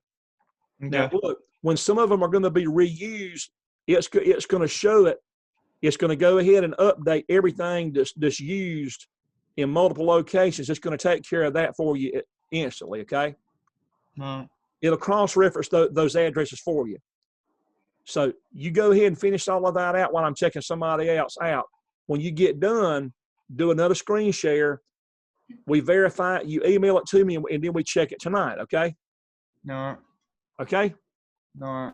Right, okay, good. Great. So do that and keep trucking. And great. All right, who else can we check here? Well, I just got done with the other real one. We just Right. did a quick check on. I sent you one earlier. Now listen, I hadn't heard anything out of Mason Cottle tonight. Mason, are you okay? Yeah, I was going to let you know I got the emulator for the timer off and the timer or RTO. done. Okay, now, Roger, I don't mean to be rude, but let's try to balance That's out. fine. Let's try to be fair with everybody, That's fine. because we have some people that have been really quiet and they need to get checked. I just want to We'll go right ahead, man. let's do I'm that. good. Right, okay. And you enjoy that ocean breeze down there for a little bit. Just kind of chill a little bit. Let's get all of our guys here kind of balanced out. So go ahead and do your screen share, Mason, please. All right.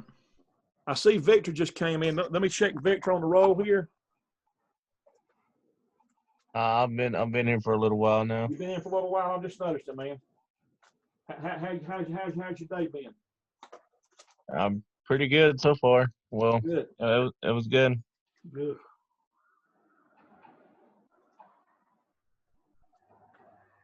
Did you get that overload changed? It worked. Yeah. Yeah. That taken care of, and had to do some other stuff. I got out kind of late, but it'll be all right. Okay. Let's see. Now, what I just saw there was I saw the emulate for Darren and Justin. Let me check that off there. That's emulate for Sump Pump Advanced. And let's see. All right, I got Darren checked here. Justin Sessoms, Sump Pump 2. Okay.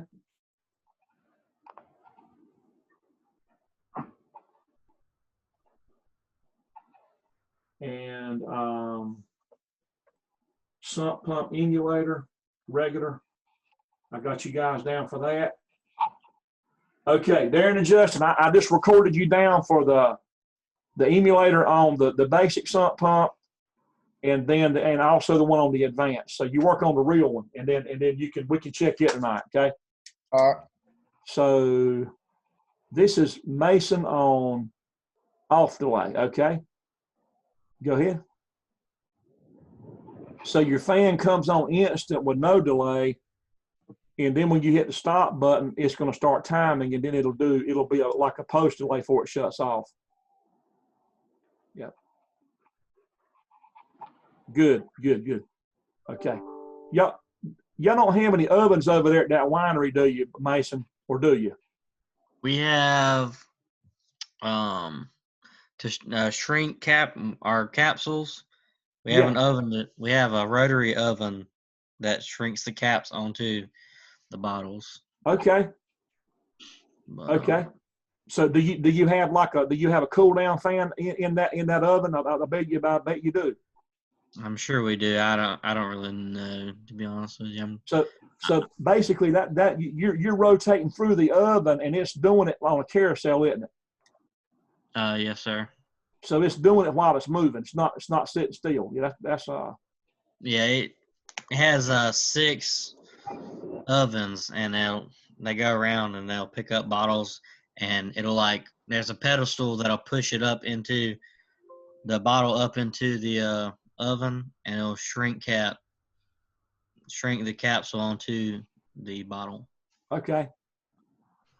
I've seen bottling lines for shampoo and body wash. I've seen that stuff, and it runs like super fast, and carousels running like you're talking about.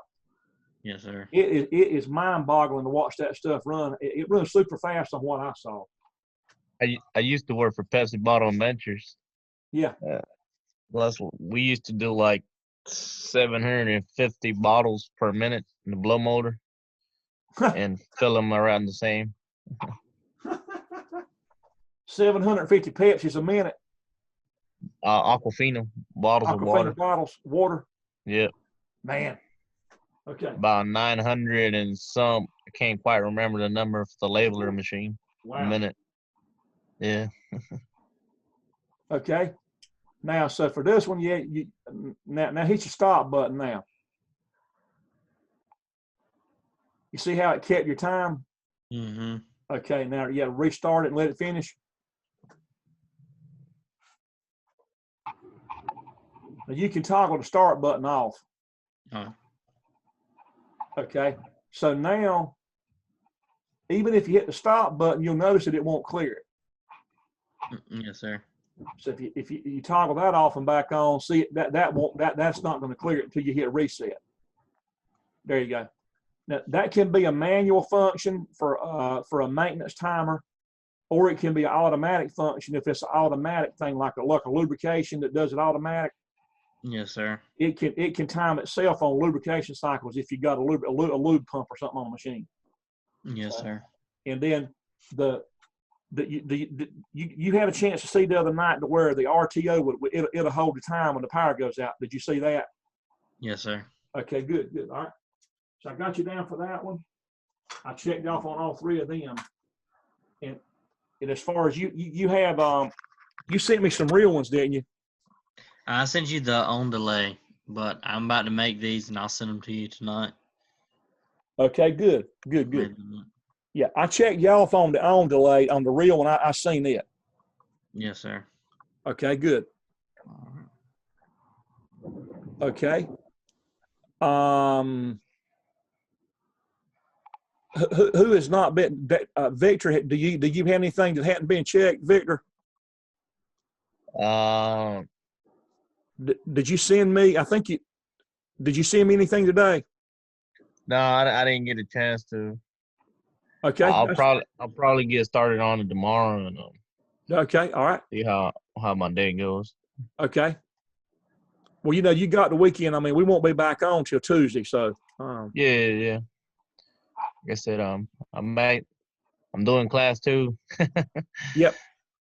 Yeah, it's tough. You got to get some rest. You don't want to burn out, man. Yeah. Yeah. Okay. So who else? Just if somebody will speak up. Let me look on my paper first and get reminded of what I have not seen. And that's going to tell me something there. Let's see. Cameron.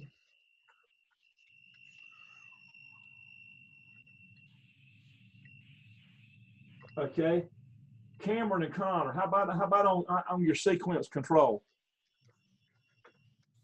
We've actually both done them. I've got we both have our the real one and the emulators done. Okay, have you emailed me the real ones? Connor has, but I haven't. Okay, go ahead and show me the emulators, and then I'll flip over to the real ones or whatever you sent me that Connor sent. All right. Oh.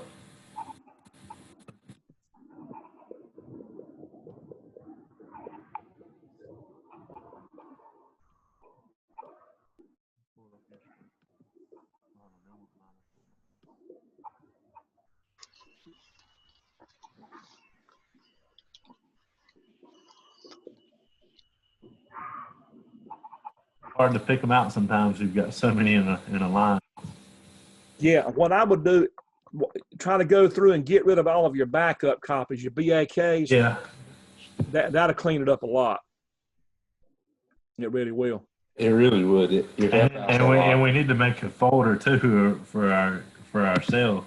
You do. Separate them. Have your own folders between the two of you, and that organization is a real key. It really is. It helps out a lot. Man, what you talking about? You try teaching, man. Oh yeah, I bet. Yeah, you try teaching, and man, if you ain't fairly organized, man, you're gonna have one big bowl of spaghetti all mixed up, man. It's gonna be a mess. And trying to manage and keep things updated in Moodle and all that, it's Hey Durwood, yeah. You want to do that battery next time? Or I can. Or if anybody wanted to see it now, I could do it. I mean, once we got people that as long as people have something to show, I would like to go ahead and see what people have and try to catch people up.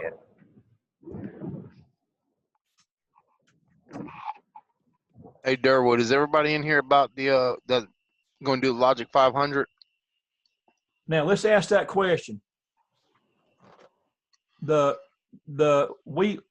have several people. There's about 4 people that want to have an introduction on RS Logix 500.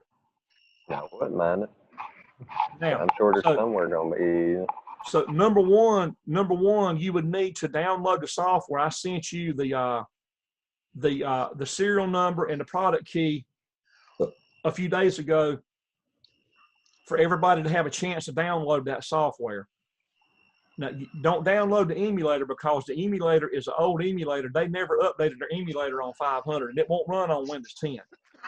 But the RS Logix 500 software, they have updated it, and it'll run on Windows 10 fine. But you can get the main software package that does similar to the Studio 5000, but it's just a simpler setup. It's a little different. Okay, and there are still a lot of PLCs using that in plants, and like Smithfield and Hogslat and some places like that still have a lot of those around, even though they got their newer equipment has what we're doing right now. It has Compact Logix and some larger control logics that uses this software. But we were looking at picking a Monday night to do an introduction on that software. So if any of you that are in the session right now are interested, who would want to get involved in it, and if you can kind of agree together on what Monday night would that be, then I'll plan for it. I'm going to do an introduction. I'm going to do an introduction next week on the addresses, because chapter 4. Okay, hold on. Let me get a card here to write on. Let's see. I want to learn more about like the base of the 500. You know, like not a real input or output, but like internal part of the program. Yeah, the internal logic bits. Yeah. Okay, so I'm putting down Victor, and we have Eric. Yeah. And I know that Kenneth wants to learn it. I know Jamie mentioned it too. Jamie. And he said any Monday. Which Monday? He said any Monday will work for him. That's the best day for him. Jamie? Yeah. All right, so I got Victor, Eric, Kenneth, and Jamie. And you said Roger too? Yeah, I do it. Okay. Is there anybody else in the group that would want to pick a Monday night and have an introduction on that software? And you're probably talking a good basic introduction would be about an hour long. And if you wanted to get into it, like Victor wants to get into it with a lot more questions, it could go on for a couple hours. Okay. Right.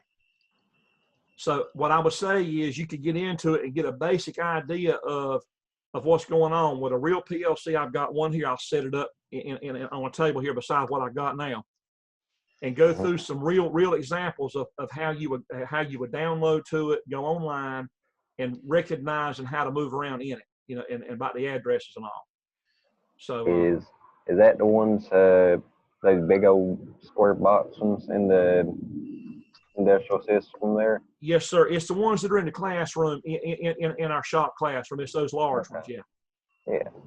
Yep. I saw those things and I thought I wanted to use one day. Right. Well, see, I've got one. If you look on the webcam, let me show you.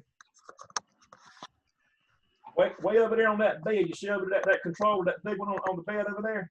Oh yeah. Yes, sir. I brought one home. That big old suitcase trainer over there. I'm going to put it right here. You see my laptop?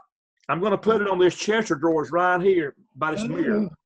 So it's going to go sitting right here. I'm going to have that real one set up. I've got everything ready over there. All I got to do is move my printer. There goes my printer and an older Compact Logix. This is the one that's got a battery, and I'm going to go over how to put a battery in this one. But I'm going to move all this stuff and put that 500 controller up here for that Monday night, and have it a real one that you can look at. Hey, Durwood. Yeah. I'm ready. Okay. Now, so right there we've got Cameron showing a emulator. Yeah.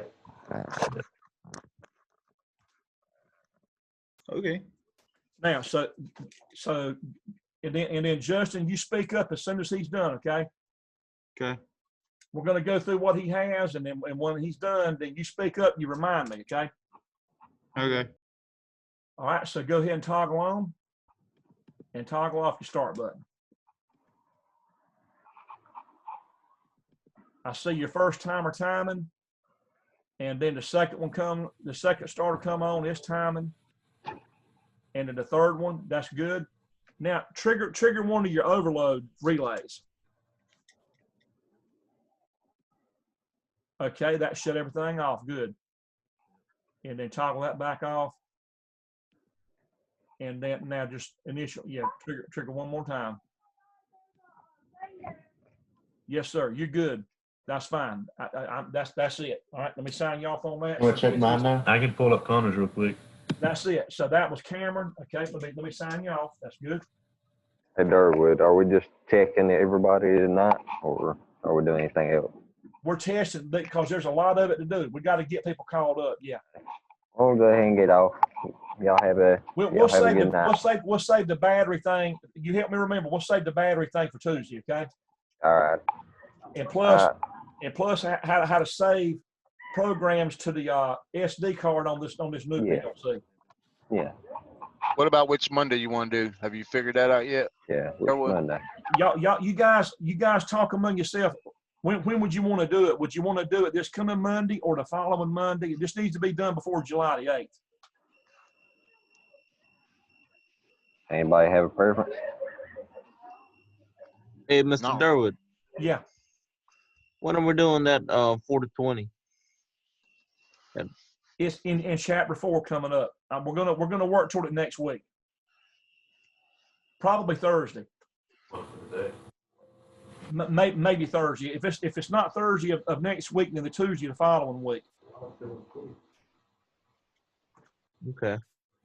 Chapter 4 has analog in it, and we're going to get into analog modules then. And I've got some stuff that I've got to get worked out here that we're going to use. Are you going to still do the drive? Yes, sir. Drive. Yeah, the drive, Ethernet yeah.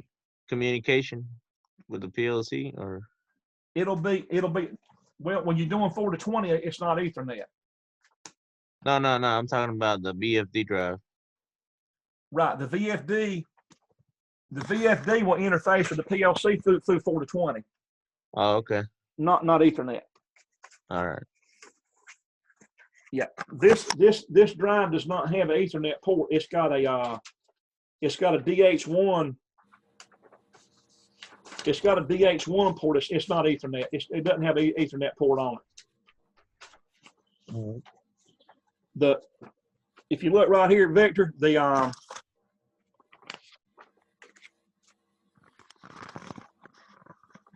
see. That port right there. Let's see. Yeah. Hold on, let me flip it around. This port right here on the drive. Yeah. That's a DH1. It's not Ethernet. It's a data it's a data highway plug. Okay. So you'd have to go out of that through an Ethernet adapter module to go Ethernet to the PLC. So look, your communication between this PLC and this one,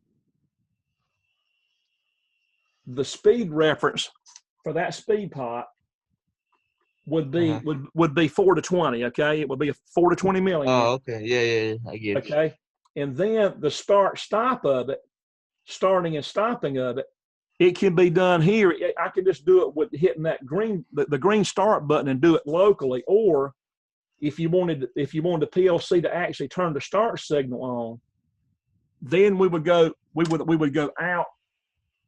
We would have to come out. For instance, one of the up here. Embedded DC. We would go out of one of the DC outputs. If I go, let me get my camera together here. In the green area there. Yeah. DC output, 24 volt. We would have to go out of a DC output there, and I've got all 16 of them are free. I didn't use any of the outputs, if you notice there. Yeah. None of the outputs are being used. All those are free. So you could go out of that with a discrete output, what we call a discrete output, and go to a discrete input on the drive for run. Yeah. With a 2-wire input. You know what I'm saying? Yeah, I understand. So you go out with a discrete output out of the PLC, 24 volt, single, digital, discrete, into a 1 start signal coming in. Configure that for 2-wire, and then when the signal's there, it runs, and the signal ain't, it won't. And then 4 to 20 out of the analog card. The analog card, I've already got it wired here. You see the that cable right there? Yeah. I've already got that analog cable wired, ready to go into your 4 to 20 input here. Okay. So what I've got to do is configure a temperature probe. What I can do at home, I've got a temperature probe right here, a thermocouple probe, to go into a thermocouple module up here and let it read temperature. And I got to set some logic up to read a temperature probe, and I can heat that up with a heat gun, with a hair dryer, and then go through some logic to a PID and let it modulate that drive speed, that speed reference. Okay. Yes. Like to run a fan or something. We're just going to do something like that and let it run that real motor. Sounds cool. Yeah. So that's what I want to work toward later next week or early the following week. Hey, so do we want to do that PLC 500 next Monday or Monday after that? That's up to y'all. Kind of, Victor, what do you think? Would you want to do it this coming Monday or wait till the following Monday? It's up to them. I'll be cool with any day. Now I can tell you that next week on Tuesday, we're gonna cover a little bit of the book on chapter 4 on addresses. We got to cover some of the addresses on the 500 as a group, because everybody's got to hear some basics on the addresses. So once you hear the amount that we're going to talk about as a whole with everybody, that basic part of it that's in the book, then to get deeper on it, you could do the following Monday if you want to, unless, does that make sense? That would probably work better. Yeah. And then you can decide at that point, do you want to know more, Yeah. Because there's only 2 major differences between those two, and that's how the addresses look and then where everything is stored. Right. Here with the studio software, you've got, do you see my, well, you can't see my mouse because you got a camera going there, but you're using tags in here, but you don't use tags with 500, you use data files. The data files are over in the left portion in your controller organizer. So you'd have to see in the data files where everything is stored. They're not stored in tags. Okay. So once you see those 2 differences, then you would be fine. And then you would need to know how to go online with a serial port, a serial cable, and not Ethernet. Because the older controllers have got serial ports on them, not Ethernet. All right. So those 3 things, and once you see that, then you would have the gist of what's different, Probably get an adapter for that. You can. I mean, I've got a USB that I have to use coming out of my laptop. Yeah. I've got a USB adapter that comes out of my laptop that goes serial for that PLC. Well, Durwood, I'm going to go ahead and get off here. Y'all have a good night. Okay, you too. You enjoy that beach, man. All right. Yeah, I'm going to Durwood. And next Monday would probably work a lot better too. Right. So we'll plan on doing that, not this one, but the next one. All right, I'll say something to Jamie. That'll work. Okay. Sounds good. All right. Have a good weekend. You too. Bye. Bye-bye. So, Hey, Durwood. Yes, sir. Are we going to get this knocked out right quick so I can get off here? We are. So I just seen Cameron on the emulator. Yeah, now you need to check me real quick, then we can go to you. All right, go ahead. All right. What I need to do is you got to toggle on to stop and then do a pulse on your start button, on and off. Okay, so that's running good there. Okay, second one's on, and the other timer's coming on. Third one. Now trigger one of your overloads at the bottom. Perfect. Okay, that's it. Very good. So that's got Connor Yep. on the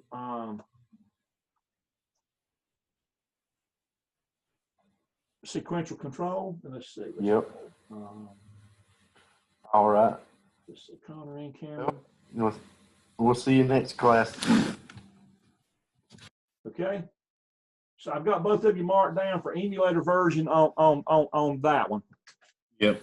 We both had the other one done, but we'll do it next class. And we also have the emulator for the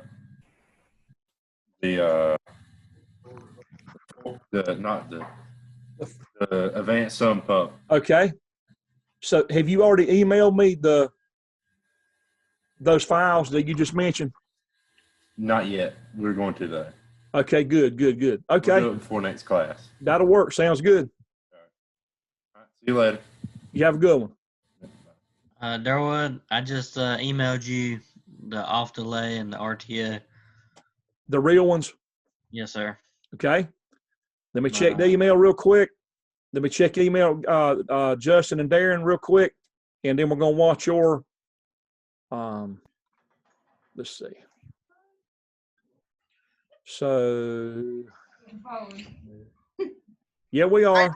Do I need to send this to you, Durwood? Let me look at it first and then send it to me. Okay. So that's Connor. I'm trying to save this stuff as it comes in. Hey, Connor. I think I got off already. He sent me a backup version.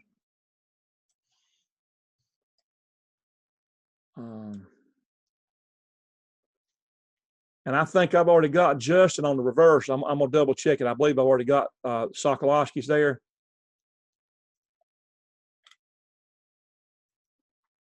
I think I did. Yeah, so I'm that far. And then for Roger.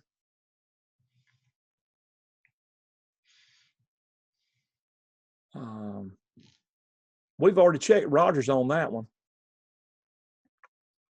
Advanced sump pump. No, we haven't. So that's for Roger.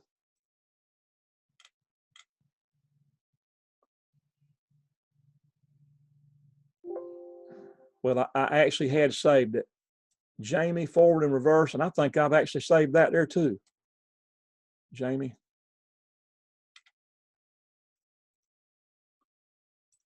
I have. So I've got down that far in the emails. Eric, forward and reverse, and I don't think I've saved that one. That's Eric. I don't think I have. Well, it says I have, okay. Dylan Ivy, sequence control. I may be going back further than I need to. Dylan Ivy. Yep, I saved that one, and it lets us update it. When there goes Dylan Ivy on advanced sump pump, I think I've saved that one. Yep. Benjamin, forward reversing.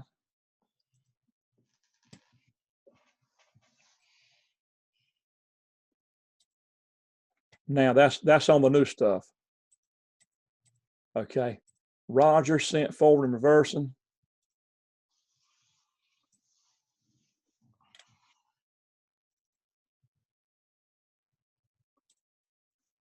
Mason sent RTO.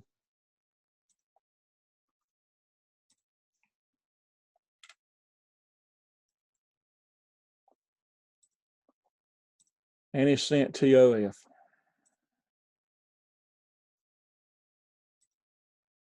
That's got the email called up now. Justin, if you can do a screen share, let's verify your addresses, and then you can send me the real thing.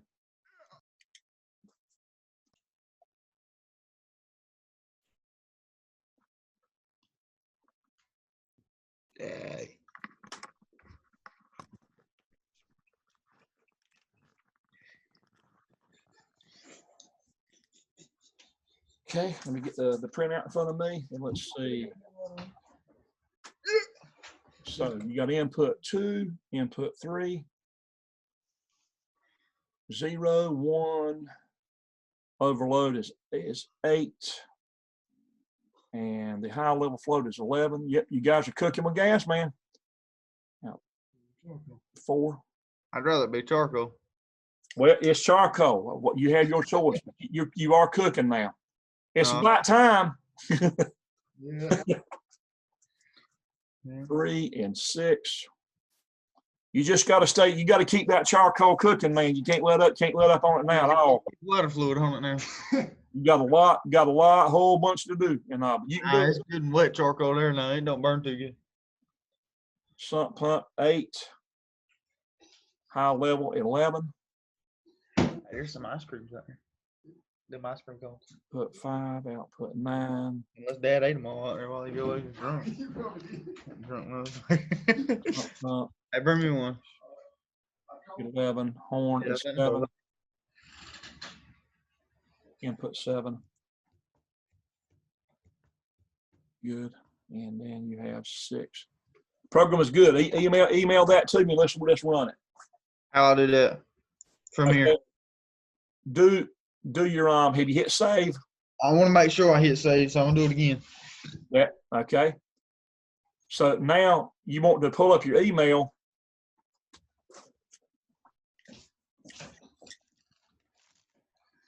And hit attach. Yeah. Which one was that? Do you remember? It's going to be for the advanced sump pump. Advanced sump pump. Yeah, I don't know if that's what you called it. You may have to go back to that screen and look at what you called it. I think we put advanced on it, didn't we, Darren? Yeah. Yeah, you did because you did a save as. Well, I don't know where it's going to be at. Open up. Hold on. Let's look at it closely here.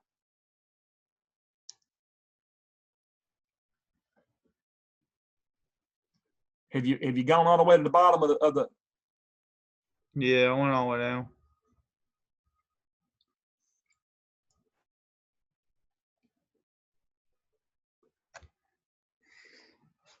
Go back to your 5,000 screen. Let's look at the project name, and then we can come right back to that screen. You just X that screen out, or yeah, and just minimize your email, or tab back over now. So it's called Darren Justin Logix Sump Pump. I thought PLC. we could. How you make this wider? Well, you can't. Listen. That's all there is. Hit the save button one more time. Okay, now we know right now what time it. Well, actually, your clock says 6:53 p.m. Yeah, this thing's wrong. So now look, go back to your email, and you're going to look for the file that's got 6:53 on it, and it's just going to say you didn't put advanced in there. It just says Sump Pump PLC. So 6:18, 6:53 right there. That's it. You added PLC to yeah, that's fine. We didn't put advanced in there, but you just put you tagged PLC at the end of it. That'll work. That'll work. That'll work. You can, you can correct that clock in there. You know how to go in and correct the clock. You can It won't stay that way. The batteries fix it. It won't stay fixed. The battery's messed up. So as soon as we cut it off and unplug it, it messes back up. Okay, your CMOS battery is dead. Yeah. Yeah. Yeah. Tried to tell his mom that she needed to get it fixed, but she just don't think that's a good idea right now. Well, I'm gonna be honest with you. You got one computer that's working. I wouldn't touch it right now. You guys got. I mean, I would focus on staying up and getting caught up. You know. Yeah. Do I need to put something in here? You can put in there advanced sump pump.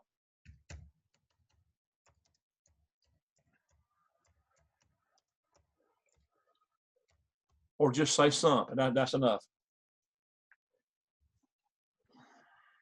That's good. Hit send. Yeah. All right, your problem now. Okay, cut your screen share off. We're gonna go back to my email. That's not email. Hey, who's Kobe Pope? That's me. Kobe is the son of the plant engineer where I worked for 20 years. His daddy is Rab Pope. This guy is a high-end CNC machinist, programmer, operator, designer, man. This guy he is out there, man. This guy is good, very good. He can just listen. If you need a part made on a machine like a hog slat and you can't get it anymore, Rab can actually make one from scratch. And I mean, I'm talking intricate machine shop type work. If he can get dimensions on what you need, or if you got a piece he can measure dimensions. He can write CNC programming that'll make press dies and tool and all kind of stuff, man, from scratch. Just send the measurements and you'll make it up. Man, he can take a block of metal and make whatever you want, Justin. You name it, he can make it. I'm serious, man. He used to design and build machines, and I would actually wire them, and he would tell me how he wanted it to run. I'd write logic, like you guys are doing now. He would tell me what the motions of the machine he wanted, and I would wire the machine and program and make it do what he wanted it to do. Hey, me and Darren done want something like that this week. Okay. We built us a table saw. Good. Out of an old shelf and a skill saw. Okay. So I'm hitting. Good. Okay. So I just saved that, and let's go back. We're going to open this thing up. But yeah, me and Rab, and out in Hall, we used to be on a roll. Now we were cooking with gas there for a while, for a few years. Oh yeah. Oh yeah. Yeah. And Kobe might take some classes with us. He's sitting in. He's really interested. He's a business major at ECU right now, but he's interested in this too. Well, if we could ever get back in the classroom. Well, you are in August. On residential wiring, you guys will be in the shop on every Tuesday and Thursday night from 6 to 9.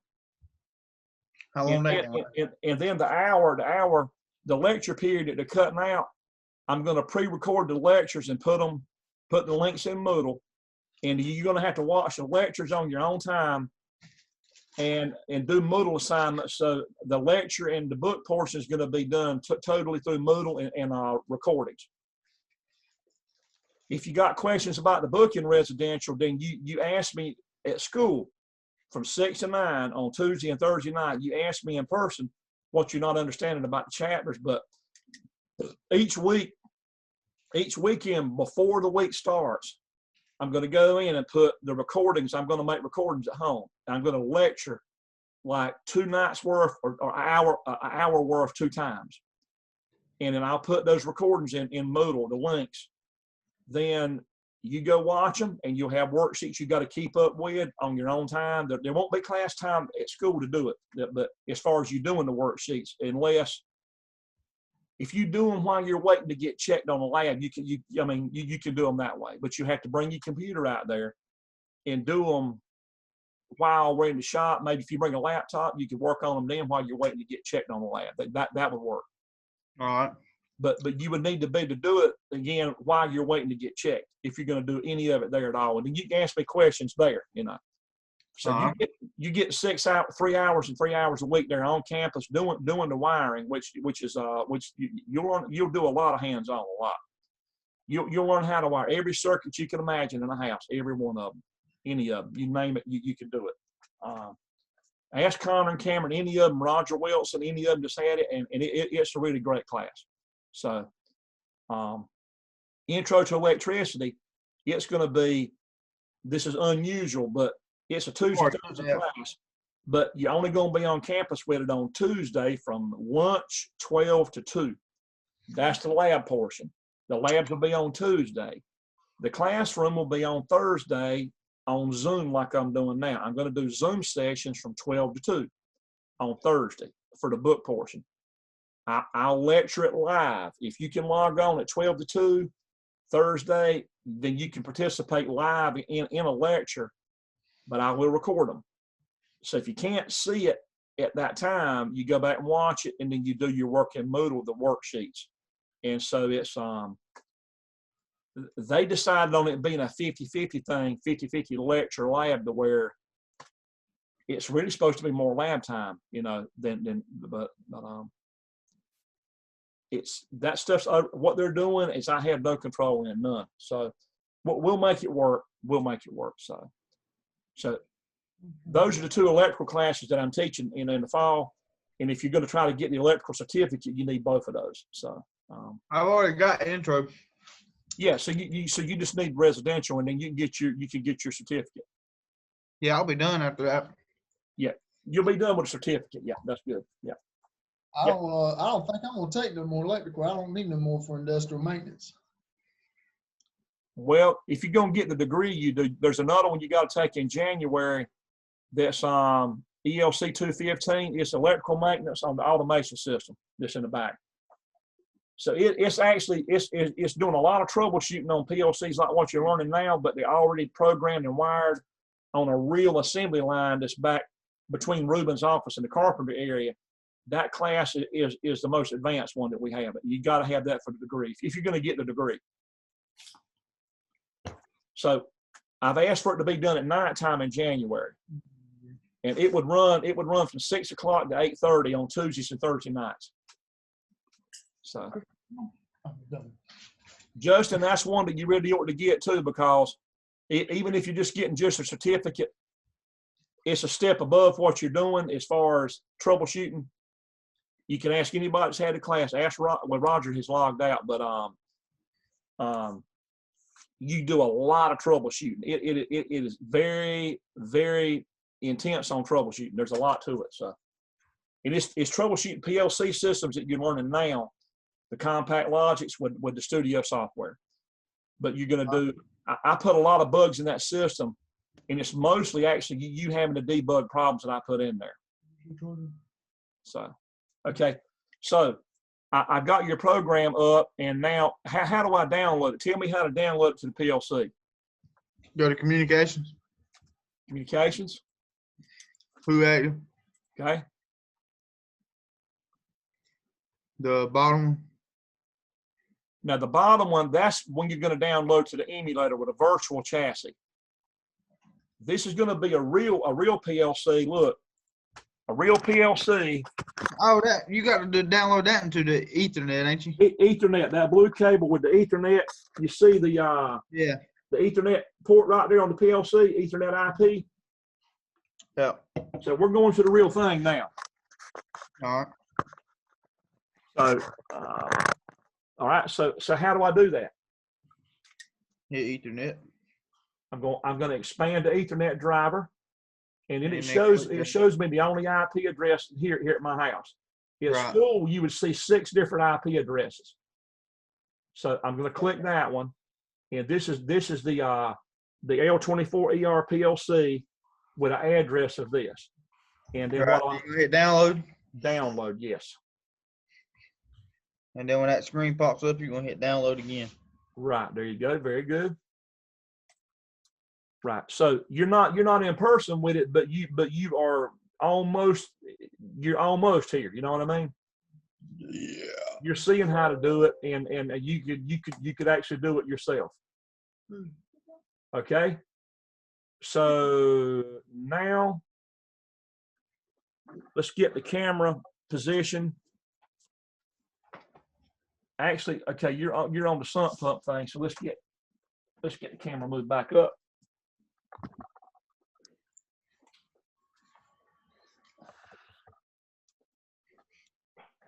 I think I had. Let me switch over to the camera view real quick, so I can get the camera set and you can actually see both. So how did I do that? Let's see. I had. this set up like that. View of the float. Let me go larger, a little bit larger here. Actually, I think I'd be better off holding it in my hand, guys. I think I'm gonna be better off holding it in my hand. To back up from this view right here, yeah, that's a lot better. So you're seeing both of the floats right there, and you're seeing the control. So let me switch back where you can see your logic and the screen. So let's go back to share screen and there. Now, so you're seeing your logic plus you're seeing the camera. All right. Now, so let's go over to hand. Okay. All right, hand, and just I'm going to hit the start button. I did that. You seen that the green light, and then the starter came on. Right. And now that float does not control it in hand, right? Right. But if I happen to hit high level, you see me move that float up? Yeah, and the alarm goes off. Right. The alarm, the yellow light come on when the high level goes up like that.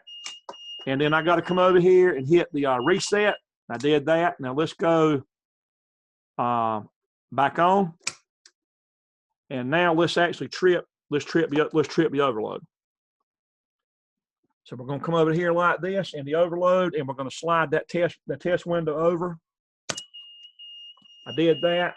And now you got the left yellow light on and the horn. And if I try to silence it, it's not going to silence until I do what? Reset the overload. Reset the overload. I do that down here on the blue button. I did that. It got rid of that yellow light, but it didn't get rid of the alarm until I cleared, right? Right. So I cleared that. Now let's try auto. So we're going to go, you see that 3-position switch? You watch your logic on the screen. You see that auto light come on your logic? Yeah. Okay. Now, so we did that, and now what runs it? It's the float switch. You see both floats there. So I've got the bottom float is going to do the starter and the green light, right? Yeah. Right. And then the top one is high level. I've got now the high level come on, and look, you got that right, the high level alarm, that the yellow light on the right come on, and you've got, of course, the alarm. Now, so if I drop the high float, then guess what? The starter comes back on in auto because I'm in auto. Right. With the float running it, but the alarm don't stop. But the alarm is not going to clear until I physically go over there and hit it. So I'm gonna come over here and hit it. I clear that, and then of course if the main bottom float is on, of course it's going to go back and run. When the water rises, it's going to pump it into the treatment system. As it pumps down, it's going to cut off, and as somebody sends you more water from the plant, dirty water, it's going to pump into the treatment system, clean, bam, like that. So it's going to do that. Okay. All right. Okay. So that's good. So it works good. Now, how you feel now? Pretty good. Yeah. Just keep stroking with it, man. You got to keep stroking with it. Don't let up. There's a whole lot to do, and so what you need to do right now next would be, let me jot down what you've done here.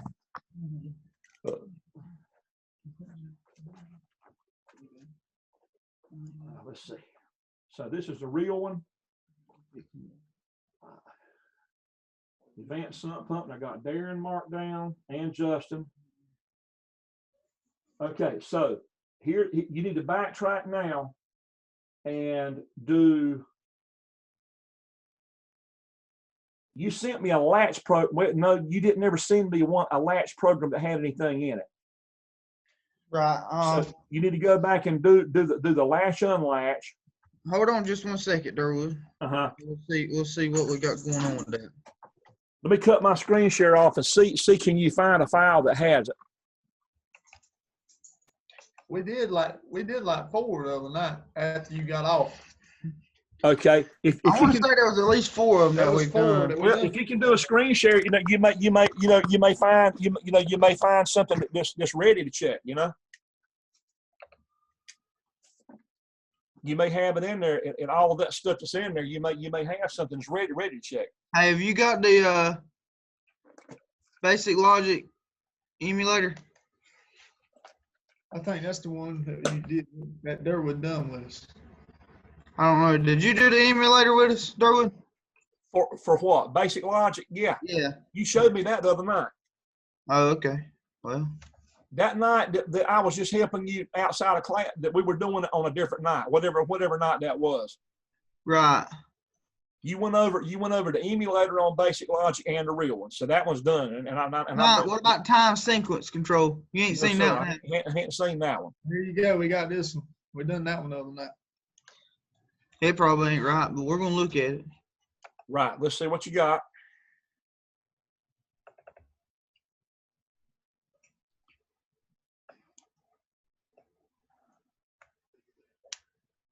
You don't have any timers in there. I told you it probably wasn't right. Yeah. Did you, when you wrote this though, you weren't really looking at what I sent you, were you?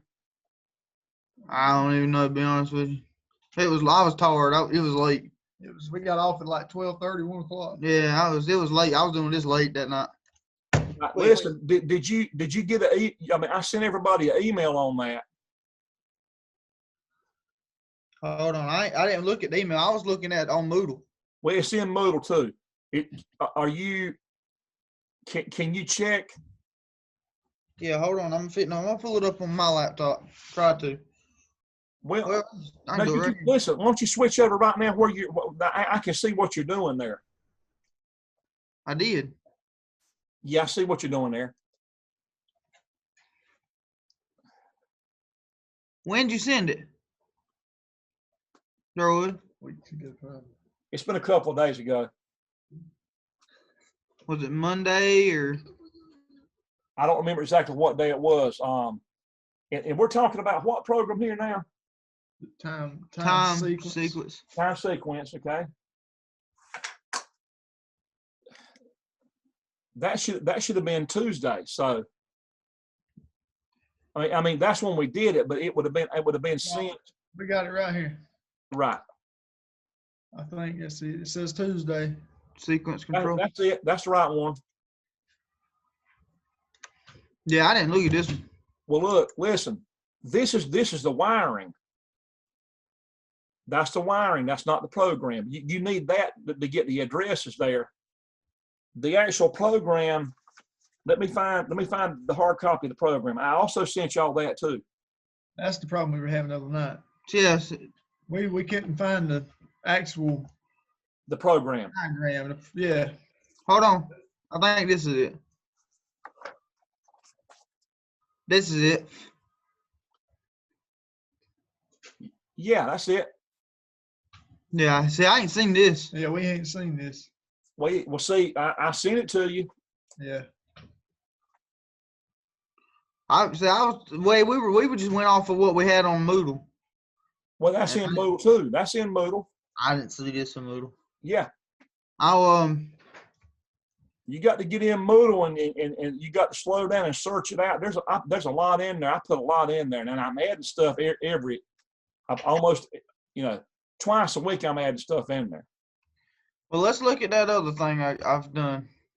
Let's see. Let me go back because I've done another one too. Now look, the one you just pulled up there, you'll do it with the emulator and with the real one. So the first one you do it with the emulator processor, just with base tags, with no addresses. Okay. And then go back and put addresses. And then go back and change the processor type to the real one, and then change those tags to alias tags with real addresses. Yeah. So if you do the emulator version first, it's easy to go from emulator to real and convert it and not have to write that logic all over again. But you don't want to do the real one first and go backwards, because that's a really mess. It's a real mess going backwards. I don't know if I finished this one or not. This is timers. I don't think I finished that one. No, you didn't add the timer itself. Yeah, like I told you, it was getting late. I just started a few of them. Right. I mean, it was like he said, 12:30, 1 o'clock before I ever got out of this stuff. Uh-huh. Let's see, latch and unlatch. Yeah, I put, if you look in Moodle for the there's a guide in Moodle as far as for writing the logic for the timers. Mm-hmm. I put a guide in there. If you,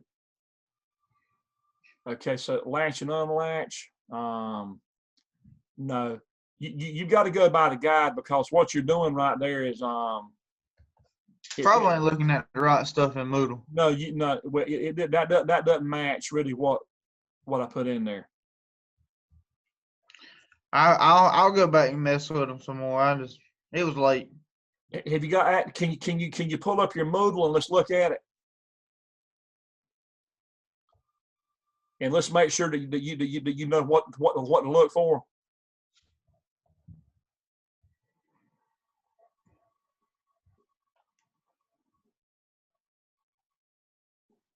Yeah, it'll do that to you. Yeah, if it's been a while, you have to log back in.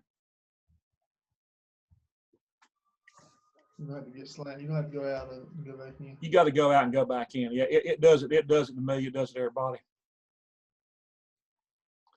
You can minimize that screen. I just hit X on it by accident. It'll be all right. We're gonna get rid of it. It don't need to be there. About done for the night anyway. If it'll go away. Come on now. Hey, Mr. Durwood, I'm about to go to bed. I gotta get up and check the pigs in the morning. Check pigs? Yes, sir. And then Mom and Daddy are at the beach, so I gotta check the pigs with Papa and then come back and open the shop up. Now who is this talking here? I'm losing track of who. Oh, this is Colby. Colby. Yes, sir. Lord have mercy. Yes, see, So Yes, you checking pigs in the morning?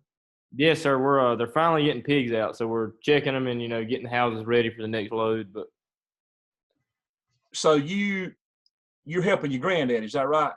yes, sir. I help. Well, I've been helping Daddy all summer, and then I'm helping Papa right on with because they're starting to get the pigs out and get the houses ready, clean the feeders and everything like that. So about the next 2 weeks, I'll be helping Papa, and I'm helping them both. And then after that, I'll just go back to helping Daddy again. So you've been helping your daddy in the machine shop? Yes, sir. You've been learning a lot then. He's been teaching me. I've been learning everything I can. I'm gonna tell you what, man. He knows more about CNC than anybody I've ever met in my life. I mean, I'm not. I'm sure there's people that know more, but I haven't met him. Yes, sir. And the way he goes about it is, it looks like it's almost effortless for him, Yeah, that's the thing. He'll sit there and do it, and he'll try to explain like it's so simple. And I mean, to me, obviously, it don't come as easy as it does to him, because he knows what he's talking about. But yeah. But yeah, I'm just learning right on. Yeah, you keep it up. It amazed me how he could design press dies and bender noses and anything he wanted to come up with. If you couldn't get a part, Lord have mercy, he'd get in that shop, he'd get on that computer, and he was doing something called he designed in AutoCAD, and then he would translate it through SurfCam into a CNC mill. Yep, into a machine, yes, sir. And that was his translator. And then and he had Alton. He sent Alton off to learn SurfCam, and then Rab was more on the design level, and he had Alton to run the machinery a little more than what he was doing then, because your daddy was in charge of running the plant, Yes, sir. So he got moved up. Yeah. Yes, sir. Yes, sir. Well, I do appreciate it. I should be back. Yeah. I'm glad you're enjoying it, man. And I hope that it's gonna. If you're interested in the industrial field now, I can help you. I can help you on controls and stuff. So. Yes, sir. Yes, sir. I do appreciate it. Especially whenever I know you said next in beginning of next year. some more entry level classes are opening up? Well, the entry levels are going to open up in August. Okay, in August. Yeah, it'll be intro to electricity and in residential wiring. Okay, all right. Yeah, I'm just gonna. Well, if I'm able to, do they offer that online? It's going to be hybrid. Okay. The hands-on portions will be on campus. Okay. And then the lecture from the book will be remote. It'll be done. I'll record them, you know. Will not come up. But the hands-on portion, like what we're doing right now, it'll be done on campus, and that won't be recorded there. Okay. Well, I one way or another, I'll figure something out because I'm kind of stay in contact with me, and I'll let you know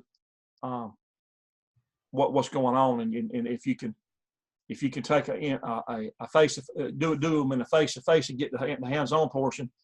If you could be there for the hands-on portion, you could take the class. Yes, sir. And then do the lecture portion will be online. You can watch recordings for that. Yes, sir. I got you. Well, I do appreciate it. I'll stay in touch with you about that. And have a nice evening, blessed evening. So, hey, scroll down. That's your guide for the timers right there. So if you scroll on down, there's three kinds of timers: a TON for timer on delay, a TOF for timer off delay, and an RTO for retentive timer. That just shows you the different kinds. So scroll on down. It's going to show. Now that's a hardwired version that you did in motor controls for a timer. You scroll on down and you'll see the software version. Hold right there. Now that's going to be, you're going to do something like that in the emulator for an on delay timer. How do you do that right there? Okay. Keep that document up. Bring your studio screen back up.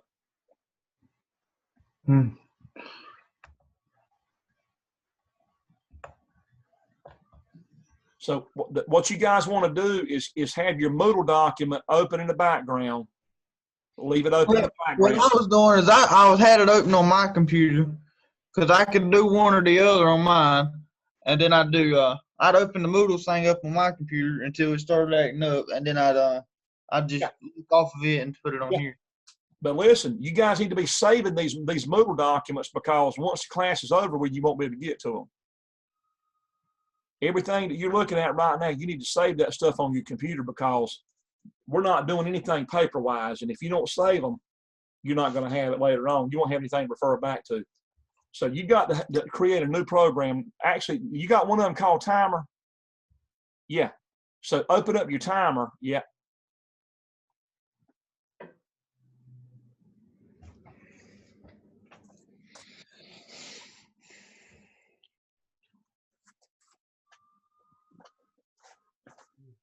Yes, sir. Y'all have a good night, Mr. Durwood. You too, Colby. Have a blessed evening, man. Yes, sir.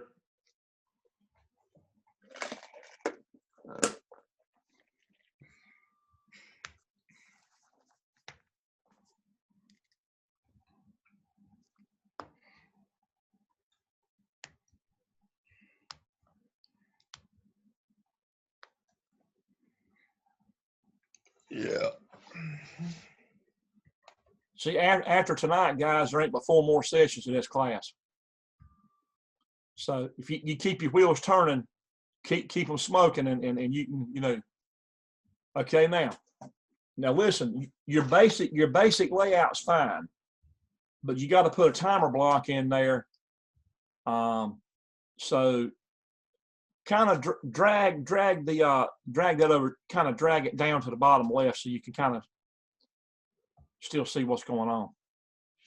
Okay. Now, so up there where it says CR1 on the right, that coil, you're going to change that instruction type. The best thing is just hit right click and hit delete.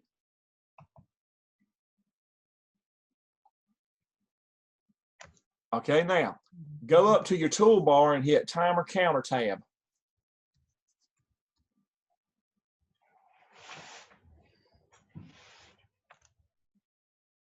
And hit what? Timer counter.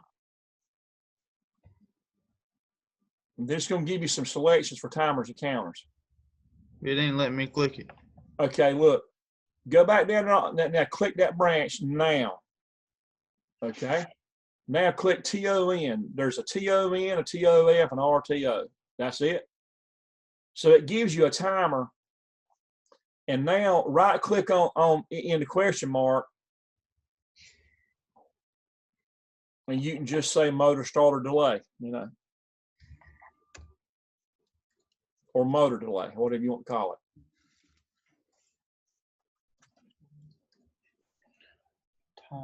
It's going to be a base tag now. Yeah, okay, yeah, that's fine. Hit create. I'm trying to get this pulled up on my computer so I can see the thing over there. It's right there it is. Okay. Now under the preset, you can put in there, say 5,000, because if you want a 1 second timer, it's going to be 1,000 milliseconds. So the time base is in milliseconds for all these timers. So you can put say 5,000 in there, and it'll be 5 seconds. Give me. All right. Can you say that again, Durwood? You would left click. You would double left click. Now, it's in milliseconds, so 5,000 would equal 5 seconds. So put 5,000 in there, and that will be a 5 second delay timer. And the accumulated, we don't mess with that. It does that itself. So now, if you notice on the right side of that timer, it says EN and DN. You see that? Do I now? Yeah, right here. There's an enabled output and a done output. Okay. The enabled output, we're going to use it for a holding contact. So go back over there in parallel with your start switch,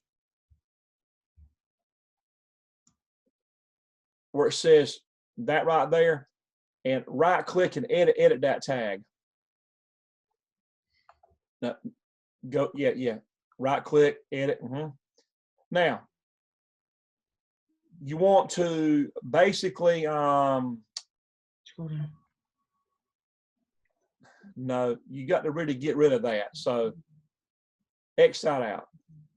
You close that screen. Let me get rid of this. Yeah, just delete. Easiest thing is just delete the instruction. Now click the lower left corner of the branch, and now go back to there you go. Get a contact. Examine all. Yep. And now double left click, and we're going to go down and we're going to choose a timer bit that's already existing. So you would scroll to your TON motor delay. Yeah. And now expand that with a triangle. And now scroll down until you see the DN bit, the done bit. No, I'm sorry, the EN, the enable. Hit enter. And hit enter again. Now, so here's what's going to happen. When the timer begins, when the timer first gets enabled, the EN output comes on, and when it does, it makes a holding contact come on around the start. That should say start PB for push button instead of a switch, but it's okay.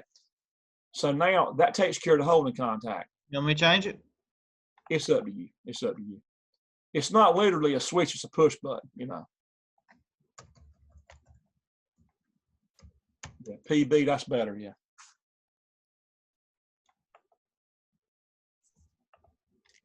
Same thing on your stop. Your stop will be a stop push button. It's better to stick with PB because we do have switches on here. We got switches and we have push buttons. And there's a bit, you know, the push buttons are momentary to where the switches are maintained. Okay, now go over to the timer and click on that timer. On this? Yep, click one time. And now you want to branch around it. So go up and choose a branch instruction. And now put a parallel branch around the timer. That's it. And then click the lower left corner. And now get you an examine on contact. Now double left click and go down and find the timer. And now you want to find the done bit on the timer.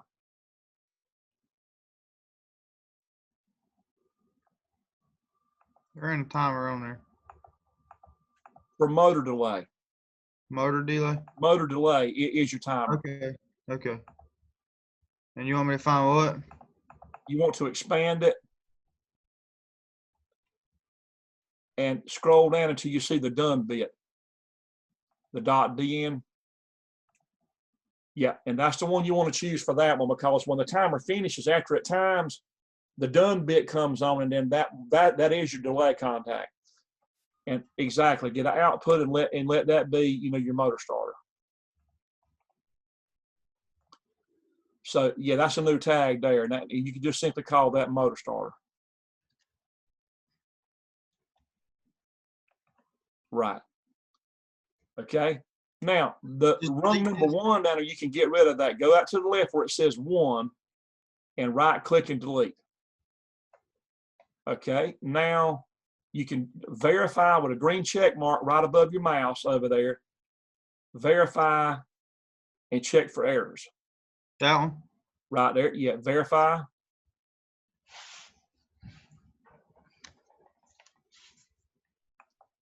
And there are no errors, right? Just one message. Why is that? Well, you can click the message to see what it says.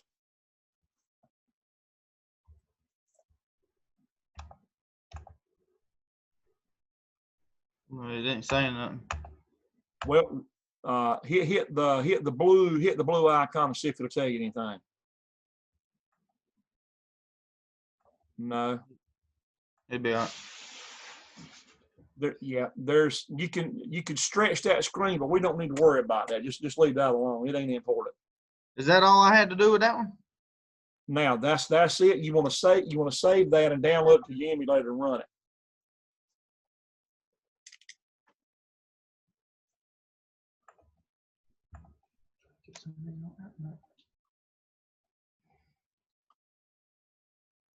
Yeah. Now, one thing we didn't check, we wanted to see, are you using my emulator? I ain't got my emulator pulled up. Right. Yeah, you want to pull that up, and before you do that, let's make sure you got an emulator processor. So go back over to controller, Darren, Justin, timer, and go into your properties there, and let's see, do you have the right kind of a controller in there? You got to right click. No, right click on the blue, yeah. Right click, hit properties. Now, so you got a real PLC, you got to go emulator. So you got to go in there, but that's the one you're going to go to after you test this. So the very bottom one.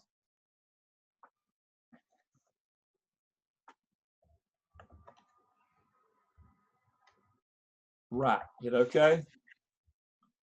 And yep, and now make sure it goes in slot 2. The emulate controller is in slot 2 in your virtual chassis.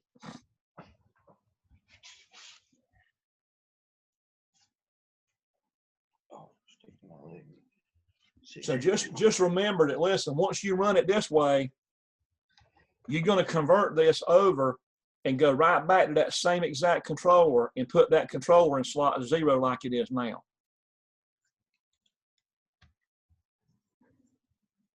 Okay. Yep. Okay. Now get your emulator on, unless you've already done it.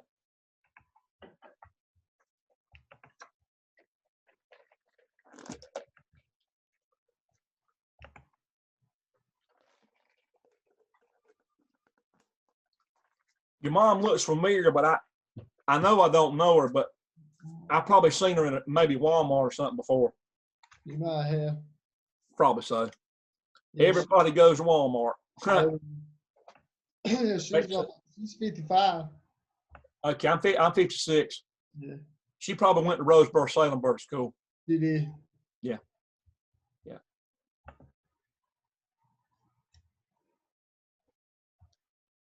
It's running, Durwood. Well, yeah, your emulator's fine, but now you got to download your program into the emulator. It doesn't have it in there yet. It's ready to accept the program, so you got to download it now.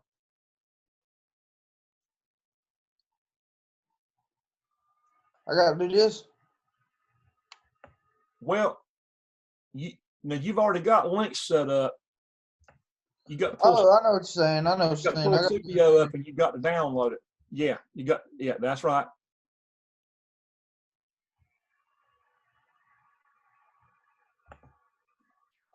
Right. Yep. What you're doing right now is the way it's really done on the real one, and what you're seeing me do, what you guys are telling me what to do on the real one, you're doing the real thing. You're making, oh, okay.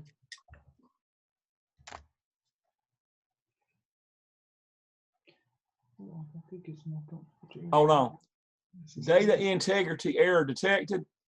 If it persists, contact Rockwell. Offline operations after communication loss will result in loss of correlation. Just hit OK. I don't know what happened there, but let's just roll on and see what happens. So it didn't finish the download. So try it again.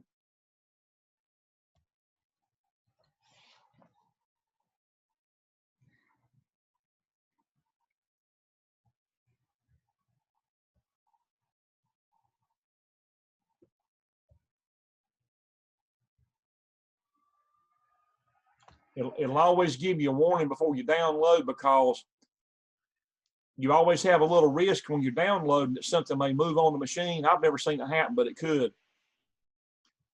So anytime you do this in a plant or wherever you're at, make sure there's nobody around the machine that could get their hands in it when you're downloading, because you've got that risk of something moving when it happens. It ain't supposed to happen, and I've never seen it happen, but it could, you know. So now go up to remote programming, and the little blue window thing, and go to run. It forces you into program mode when you download, because you can't be in run and download. So now toggle on your stop button.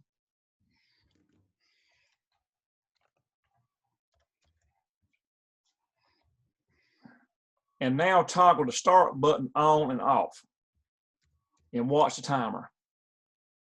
Okay, now you see the timer timing. Mm-hmm. Now do you see the delay there? Yeah. Now go up to the preset and change it to say 10,000. Here? Yeah. Yeah, double click it and say 10,000.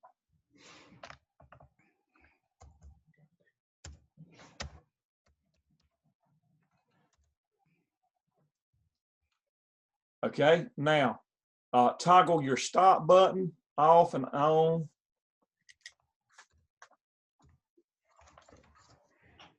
And now do the start off and on. I mean, on and off. Okay, you see it timing? Mm-hmm. So after 10 seconds, then the motor's going to come on. Now it's 10 seconds instead of 5 seconds. You see it? Mm-hmm. So there's a lot of cases to where you want to have motors delayed, that you don't want them to come on right that second. You might want something else to happen first, or you might have an alarm horn to come on first during that warning time before a motor comes on. You know, so right. That's correct right there. Let me sign you for that one. So this one, you can convert this one to the real thing. So all you got to do now is go offline in the remote run window. Go offline. Let me sign you off on Emulator for TON. Hey, I'm looking on this that you told me to look on Moodle. Yep. And how do I know what to put for my addresses? Okay, you would pull up the schematic. you got to pull up the schematic that we used, and we use the same schematic that we used for the very first lab on logic functions. Timer. If you look right there, you see that the stop button and start button. What's it called on Moodle? Do you remember?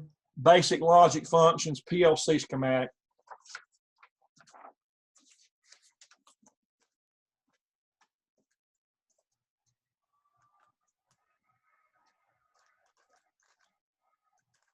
See, I didn't need to make another drawing for that because it's using the same addresses that you're already using for your first lab.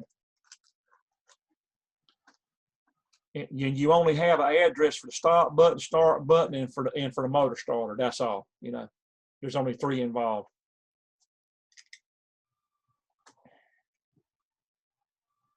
I ain't seeing it.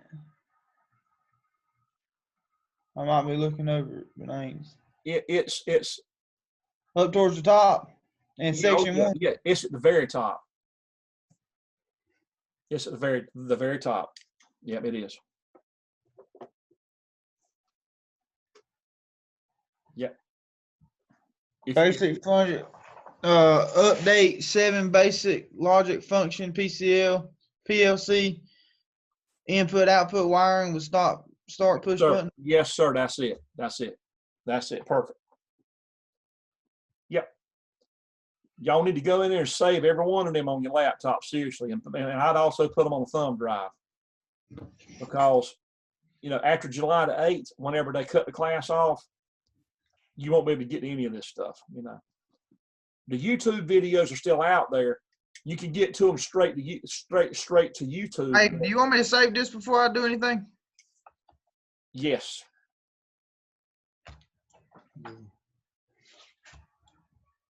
And now you're going to go under File and hit Save As. Now at the bottom, click it one time in that blue window and do an underscore and say PLC. And look, you want to go in and say on delay. So come before that where it says timer, and after it says Justin, go in there and do an underscore and say on delay, or TON, put capital TON. That's it. That's fine. And then we know which one it is, and it's the real one. Yeah, that's right. Yeah. Yeah. Okay. Now, first of all, go under controller, Darren, timers over there to the left, and get in there and right click on properties and change your controller back to a real one.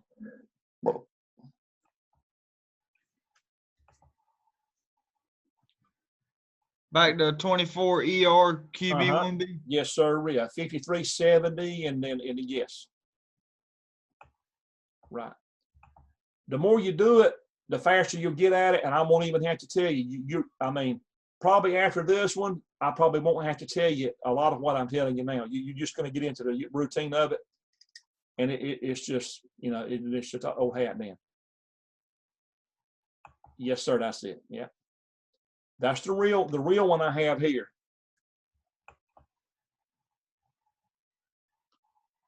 Yep. And once that quits swirling, then you go to the slot 0.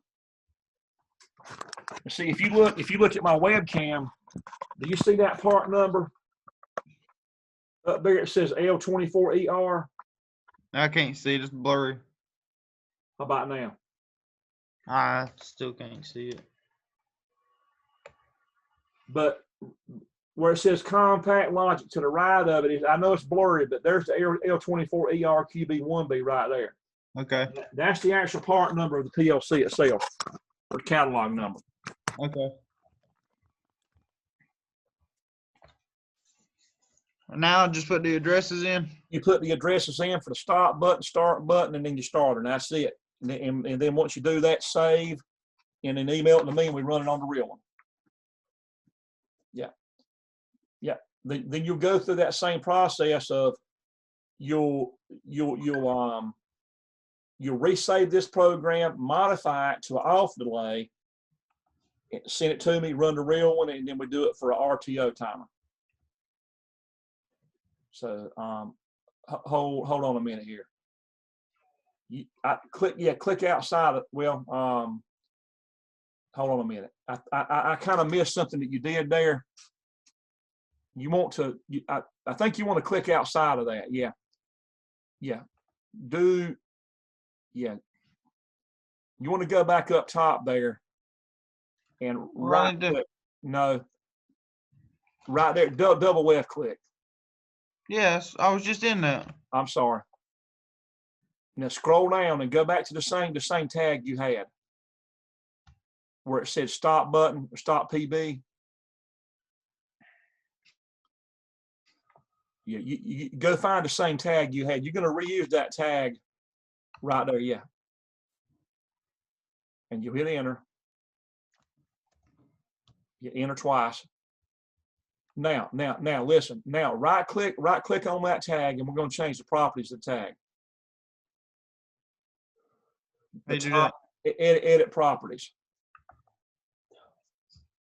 Oh yeah, okay. I'm sorry. I did that. Now, I think you can handle it from now, and go under. Yeah. Now, so you get your address off that drawing. Yeah. There you go. Right. Yeah.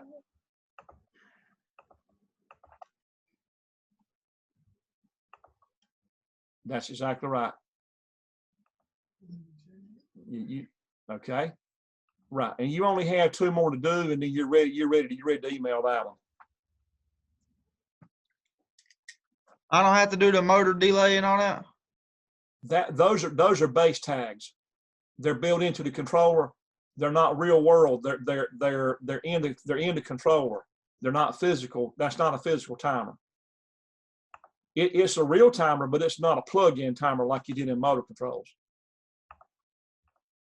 So it doesn't get. It's not an alias tag. It's a base tag that's built into the base of the controller. I got to do this one. No, you leave that alone. That's internal stuff in the PLC. You leave that alone. They got your motor starter. That has to be real. That. Yeah. Right. So your starter is. Yeah. You got to right click and change the properties on that tag. I know. I got to figure out which one it is too. Yeah. Yeah. Mm-hmm. It'd be local 2, 0, data 1, right? That's exactly right. Yep. That's right. Yep. Yep. That's why it's so important for you to have all those drawings and stuff I sent y'all or put in Moodle. You really need to have you a folder on that computer and be organized and have a folder that says PLC wiring diagrams, schematics, and all that. And listen, you guys got them thumb drives. You got a thumb drive piece. Yeah. Or be organized. Have your schematics in one folder, your programs in another folder that you're creating and all. And get you a file system set up in that computer, and then copy those folders over into a thumb drive, and you've got a backup if the computer was the, Durwood, it ain't got no local 2s. You've got to add it. Just type it in. You just X that out. No, you got to X that screen out. You got to add the module first. So just hit no. Hit no. Yeah. Just say no. So go in the organizer down into expansion IO, and you got to add a module. Right. You got to add the slot 2 module. And that's also on that drawing that you're looking at. How do I get into it? Right click. New module. Yeah, this is what you did. This is what you did a while ago to add that slot 2 module in there.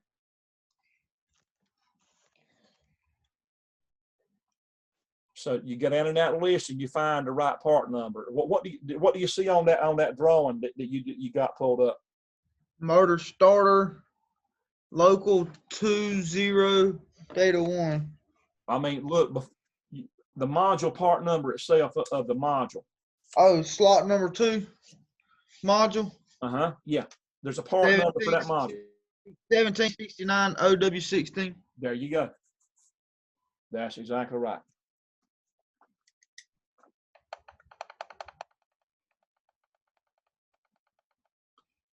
What you're seeing is a lot of different modules that can be done, that can be used with this PLC, a lot of modules. OW16. Yep. Yep.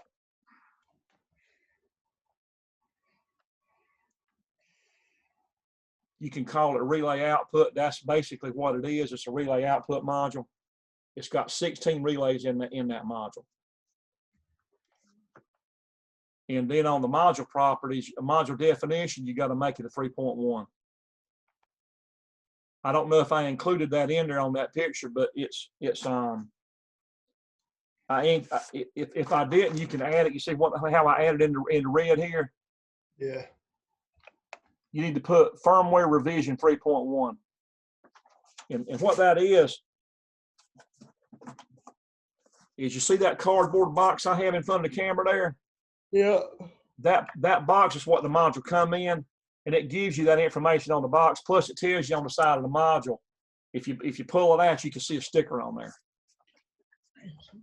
So I've done it. Now what do I do? Do I hit create again? No, you've already created. You want to hit close. Okay. Once you create it, then that's it. Yeah. And now it'll see slot 2 now. Whenever you go do your tag, yeah. Yep.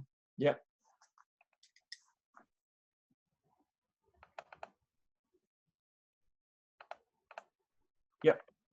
See, it's in there now. See, it doesn't have any idea what you're getting ready to do. You got to tell it what kind of modules in there, because it's not connected to the PLC yet. Yeah.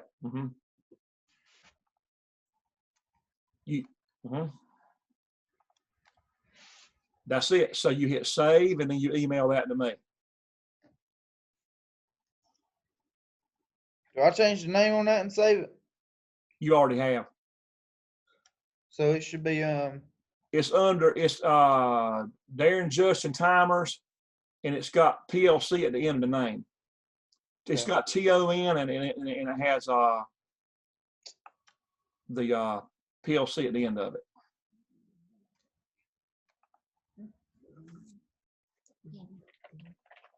Now, see, as you guys are seeing, you do fine with this stuff. You guys are sharp, man. You guys are smart, but you've got to stay involved.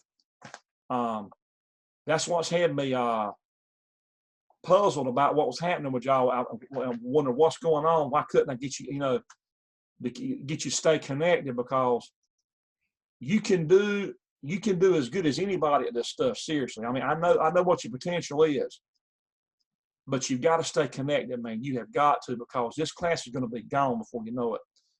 And see, and you're not leaving yourself no wiggle room in there. If something popped up personal and you had to miss a session, they just ain't no wiggle room now, So it's going to say TON in there, PLC.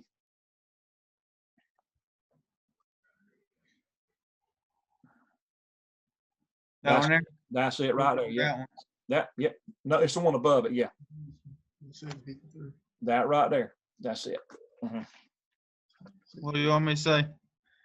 TON timer, PLC? Yeah.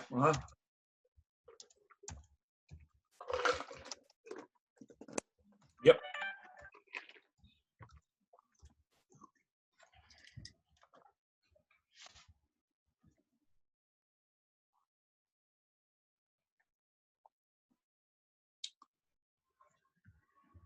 If you see of any time over the weekend that you got some time that you would want me to help you, give me a heads up. Give me some notice on it. Don't let it be a last minute thing. Okay. Tell me like the day before. Say tomorrow. That you would want some help within a certain time window, and then I can tell you if I can plan for it. Mm-hmm. So you're going to have to kind of, initiate that, if so.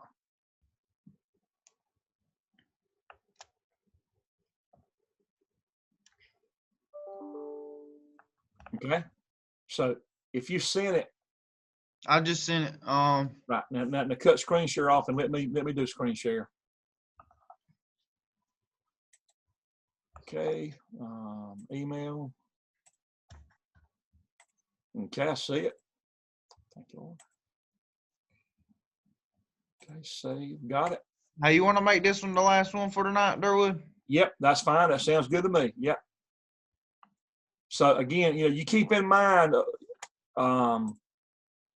give me some notice the day before, okay? So I can plan, because I'm on the weekends I can help you, but I need to be able to plan for it,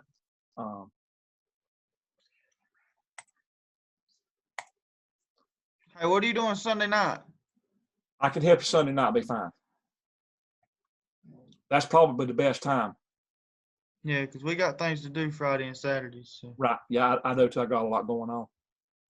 I got a lot of grading to do. I got a lot of all these labs y'all been doing. I've got to get in there and enter the lab grades in Moodle, and then add some emulator columns for the emulator versions of these that are new, and add columns in there and put grades in there. You're getting grades for every little thing.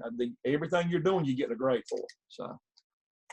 And then also anything that's not getting done by July the 8th will be a 0. We don't want that. You guys can do it, man. I mean, I know you can do it. So you guys. How far are we behind now since we've done like 4 labs tonight? Well, you've got when we run this one, you've got 2 more emulators of timers to run, and you've got 2 real ones to run. That's just on timers. Okay. And then you've got to do the latch programs, emulator and real. The latch and unlatch. Latch and unlatch, you got to do emulator and real. And then. You think we could probably get most of this caught up Sunday? Probably could. Then you've got the sequence control for 3 motor starters.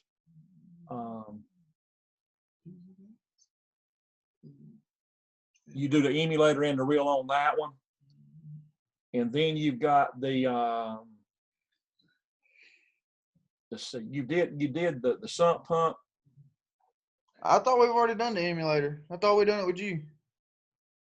Oh, you did it on the advanced sump pump, but I don't have you down for the sequence control for 3 starters. Let's see, or did you? Let's see. See what you sent me on the sequence control ain't nothing in it. Okay. That's that BAK. And they're blank. It's blank. There's nothing in it. Okay. You sent something, but it was nothing in it. I think we looked at it a while ago and it won't done right or something like that. And I got to go back and do it. Right. Yeah. It didn't look like what I give y'all for a guide. Yeah. Okay. Anyhow, so you're looking at the TON now. The real one.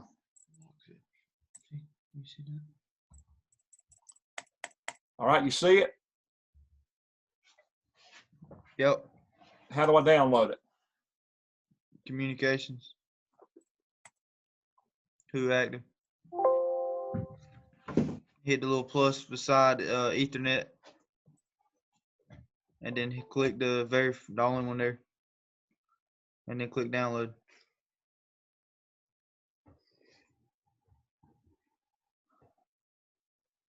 Download.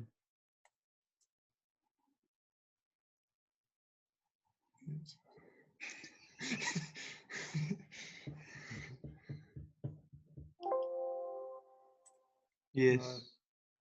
Okay. So now, if we look, let me get the web camera. So this is a starter that you're looking at right here. And I'm getting ready to hit the start button. If you watch the start button. Hey, Durwood. Yep.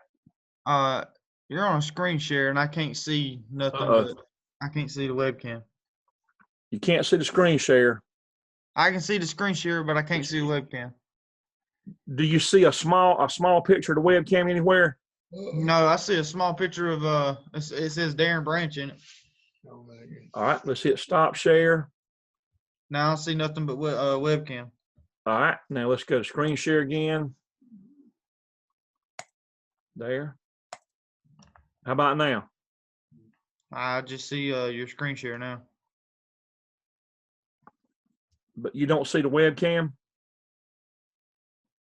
A small one anywhere?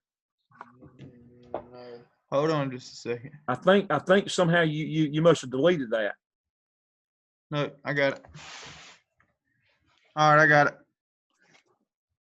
Okay, so you focus on that starter there, the first one with the overload. And I'm going to hit the start button. You watch your program run in the screen. I hit start button, let go. You see it timing. Yep. You see it pull in? Yep. So that was it, and I hit stop right there. Now, if I change it on the fly and go to say 10,000, and then I hit start. Now you watch it again. It goes to the screen. It's timing. That's going to be 10 seconds. And then you'll see that the done bit come on, and then the starter comes on. You see it? Yep. So your holding contact is the enabled bit. We're using the enabled bit over here to control the holding contact that's inside the PLC. You didn't have to wire that like you did in motor controls. You remember in motor controls you had to wire that. Right. And here you didn't have to wire this either. Right. You didn't have to wire the done bit, but you did have to wire the output straight to the coil. I did that. So I've got the coil wired here, there. I've got the A2 going around to the overload contact like normal, like you did in motor controls. Right. But the coil is coming off of the output. This right up here. So when I hit the stop button, watch that output go off. You see it? Yep. Hit start. Now you watch output one's going to come on. It's fuzzy looking, but it's getting ready to come on. You see that light come on? Yeah. So that's in slot 2. It's output 1. Okay.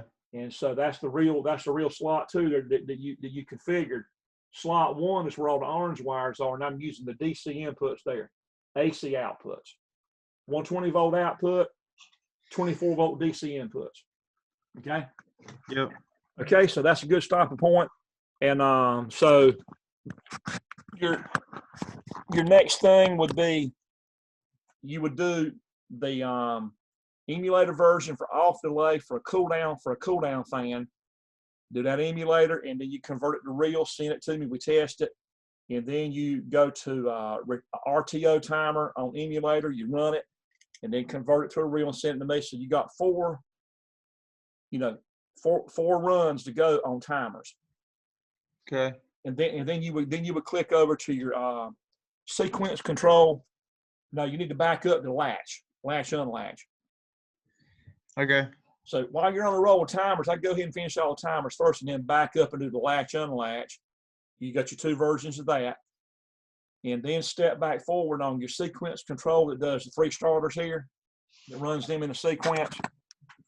It'll run all 3 of these. It'll go click on, wait, click, wait, click. You know. Okay. So it does all 3 of those, and it runs the lights. You know. And then we also have the overloads wired into the PLC to where it knows when one of them trips.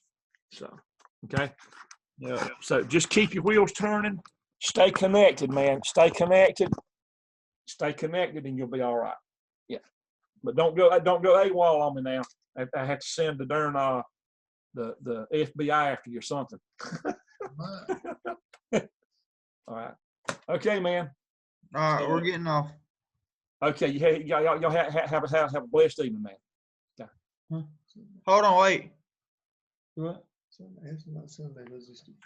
He said we'll do something. Never mind. Darren was just making sure that you were gonna be able to do it Sunday. Yep. Around what time roughly? You tell us what time Sunday evening, Sunday night, whatever. 6 or about 6. Okay, that'll be fine. All right, then. That way we're not starting late, and then if you're on a roll, if you're on a good roll, you know what I mean? Right. And you will be. Yeah. All right, then. Okay. Y'all have get some good rest. Okay. All right. Have a good one. You too. Thank you. Yep.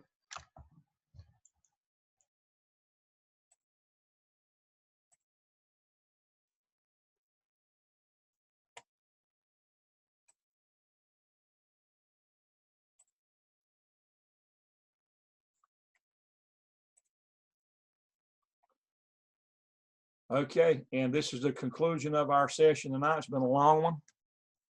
5.5 hours. And again, if you would like information, if you're watching the class and you're not connected with our college, thanks for watching. And I hope you're learning some things. And if you want information about classes, we got our basic electrical classes are coming up in August. This class ends on July 8th. And continue to watch if you're interested in this. And in August, we start Intro to Electricity and residential wiring. Both of those are going to be hybrid classes. So if you take them, you got to be on campus to do the hands-on portion. We're not going to do a lot of hands-on stuff through webcam like we're doing now, because they're going to let us back on campus as of now. And so if you're interested in signing up for classes, you can contact me through dking@sampsoncc.edu, and I'll help you to get information on how to register. You can look on the website, and there's a student application you could do, and there's guides on there how to do that. You need to go through an application process and all that. And but let me know if you're interested in signing up for any classes. The Intro to Electricity is Tuesdays and Thursdays from 12 noon to 2 days a week. And then the residential wiring will be Tuesday, Thursday from 6 p.m. to 9 p.m., the on-campus portion. And then the lecture portion will be online. And for the Intro to Electricity, the lab portion will be on Tuesdays on campus.